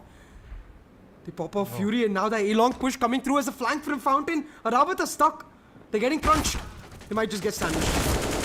Oh, Tamir playing a one-and-done position of sorts, but that's completely fine because at this point they've set up 9-10 for success, and he now strikes from behind. Clouden had no idea that there's gonna be a man behind them. What do they do now? They're trapped in no man's land. Shinobi's running out of options, running out of health points, and running out of time. This round is gone, and he knows it. But what's worse is he can't even save his weapon. He's gonna get hunted to the ends of the earth. Trapped in the bathroom, hoping that it doesn't turn into his grave. He's hoping to save some dignity and some weaponry as the round ends. But IZR swings him. Oh, Shinobi survives. A weapon saved. And that's still economic advantage for Team ARAVT. Clutch Gaming, though, they're in a very delicate situation now. All the lost bonus that they had acquired is gone. If Clutch Gaming continue to win this round, then they will be safe. If they don't, they are flat out broke, and that guarantees victory for Team ARAVT. Exactly, and ARAVT though, similarly so, when they have a decent chunk of money in their bank, it's really that momentum that Clutch Gaming might be able to use to build up back. And ARAVT trying to deny exactly that, moving it down again through Monster into sewers, but this time they're very much successful. Clouden, he finds a double by just making a triple, but he's got his team this side. And what? Oh! Clouden goes down, they're not expecting 2 players to a sandbag, and the planter almost taken down, but he's not done so. That was crucial. Because now they get to reposition, they get to play on the post. Oh, so many opportunities missed by Clutch Gaming. That should have definitely been a kill from sandbags. It did not go through, and now it's still a 3v3. IZR missed that opportunity early on. Now he's got Hasteka to back him up as well. And they kill each other. Are you serious? A team kill from IZR yet again. This is the second time in the series he's done this. And Control Mad punishes this one. No, this cannot be happening. You can't kill your teammates twice in the same series. Especially not when it's that crucial round that is gonna hand them series point on a platter. ARAVT now with that victory 14-10, the economy of Clutch Gaming broken. The finish line very much in their eyes, just on the horizon, and they're gonna be able to push their way through, and to have it done all on the back of that kill, that's gotta hurt. That's gotta hurt.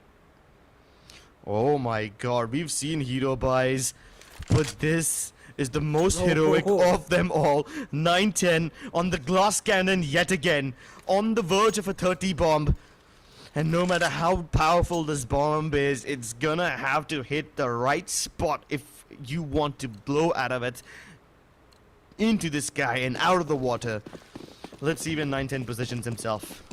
This op can pay dividends if he goes early towards fountains, but little do they know that ARAVT are going for a fast B hit. All of them hurtling down the monster corridors, flashes raining from the sky, smokes landing into the water, and their dead bodies too. Fury is able to get one, but the second flash from his own teammate made him die. At least Stardust is able to kill one before he goes down, but it's too little, too late. At this point, with no armor, 910 has no hope of making a rebuttal in this round. He's just better off saving the op. IZR can still look to deal economic damage, but how much economic damage will you even do? Team ARAVT have buy and money for days. Yeah. And there's not too many days left in this game. Yeah. We're nearing dusk, and at this point, Dark Places or Clutch Gaming are likely be able to see. 910 is able to save though, so he'll be happy. Has the op for the next round. And at this point, it's these small silver linings that Clutch Gaming are really clutching to hope they can pull something off, but it's looking nigh impossible. ARAVT opt in for an extremely fast execute down onto that B site, acknowledging that the weaponry unlikely to be good enough to hold it down, and rightfully so. Match and series point right here for Team ARAVT. They've got everything they need. The question is, how will they reply? Because if they go back to that B side, surely I think it's all about 910 here. Where does he position himself? Does he keep going back to A where ARAVT seem to be ignoring him, or does he finally try to take a peek somewhere towards that B side? Maybe slow down ARAVT.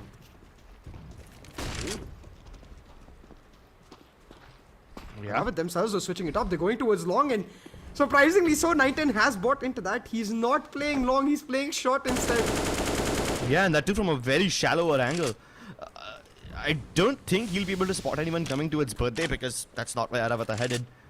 But maybe if Hasteka can give the right call in time, he should be able to stop them from advancing further. 910 repositions himself towards the side, but at the cost of IZR's life. Maybe this op can finally pay off dividends. It's actually in the right position to stop ARAVT in their tracks, but will he deliver?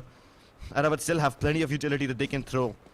With all the smokes that cover this A site, 910 will basically he will never even have a line of sight to make some impact. But the moment I say that, he's able to kill Clouden. Smokes still haven't landed in his face. Now maybe he can body block them and continue playing ahead of it. A tiny gap towards shot can still be exploited, but ARAVT now sneak in too long and they wide swing him. I'm surprised he's able to get that one shot, and he still delivers. Even Hasteka comes through with the trade. Team Clutch Gaming are not giving in just yet. Still alive and kicking, still fighting, grasping for their last life.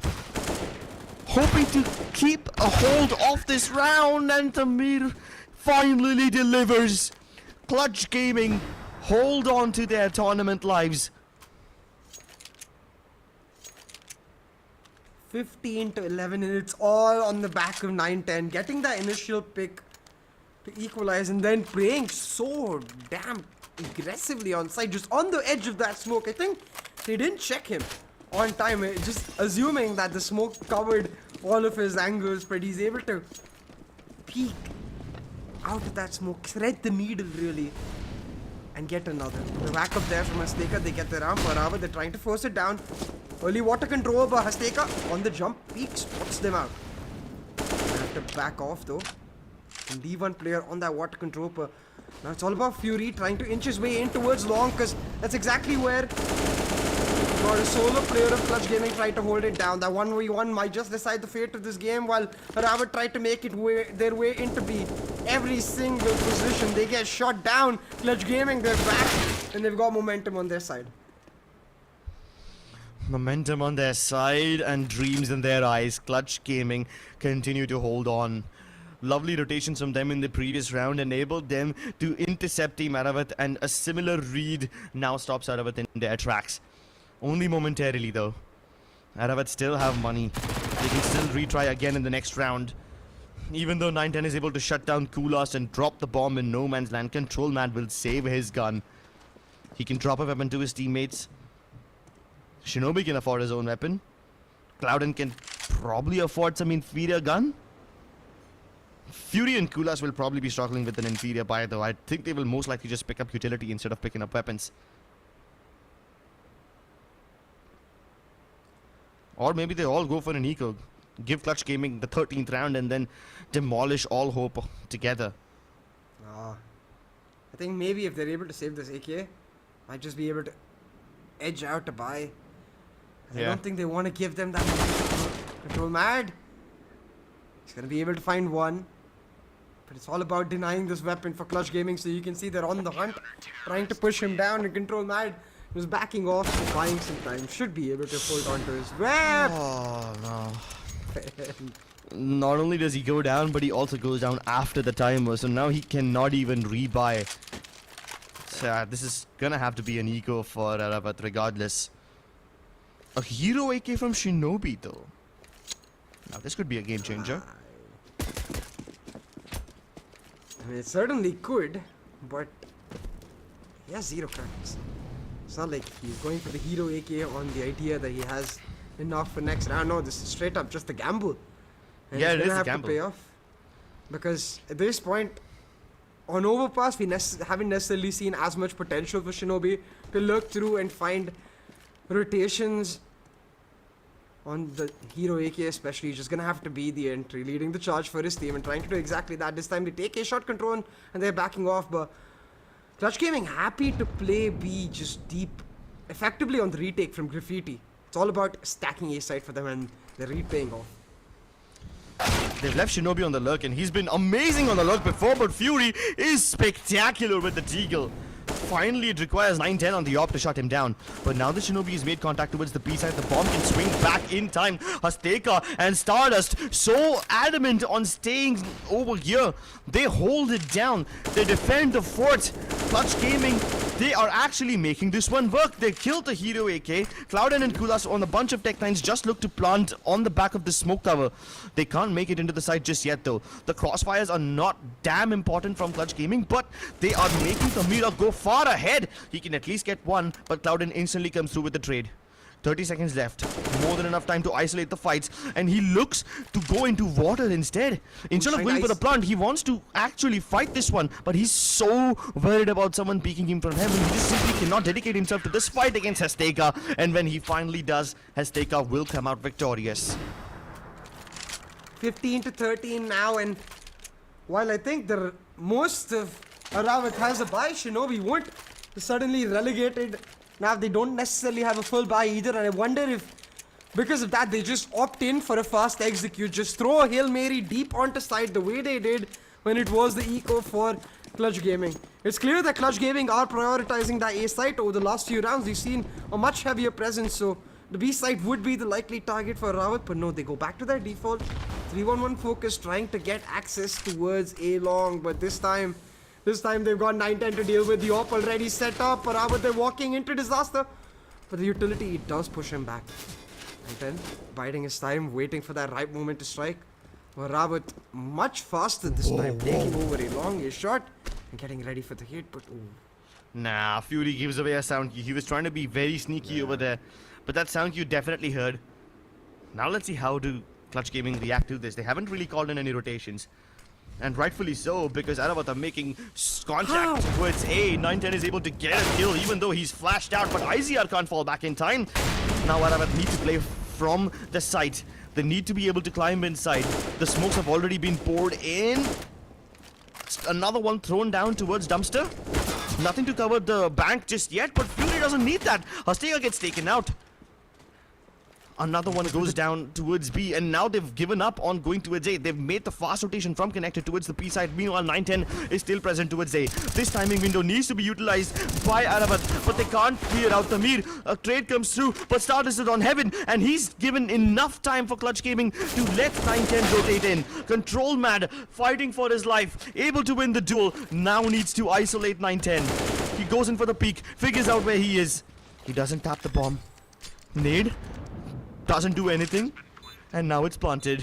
Oh, this is so crucial now. Both the players with 2 bullets worth of HP left. How does it go down? half HP on both these crucial players, but it's about that op versus the AK. 9-10 finally switches out to a rifle though. Slowly trying to hunt them down. It's all about timing. Ring around a rosy around that pillar, and Control Man is the one who finds his pocket full. shuts him down in a huge clutch once again for ARAVT, and we've seen them do it before to push it back, but this one is so damn important because it gets them not just the map but the whole series in the back. It gets them the whole series in the back. Team ARAVT come out victorious, and there was a tiny glimmer of hope from the side of Clutch Gaming, especially when 910 started to pop off with his AWP, but then Team ARAVT do everything in their power to avoid wherever he is, and the rotation to go back towards the B side was done right in time. Sure, they didn't check Tamir's position, but he wasn't able to delay that plant altogether. And the stylish way to finish it off with a one tap in the end. Why is it that Team ARAVT always finish it off in style? They finished off Ancient with a 1 dig, finished off Overpass with a 1 tap from the AK. It's just so damn cool. They managed to win all while impressing us and looking so damn good.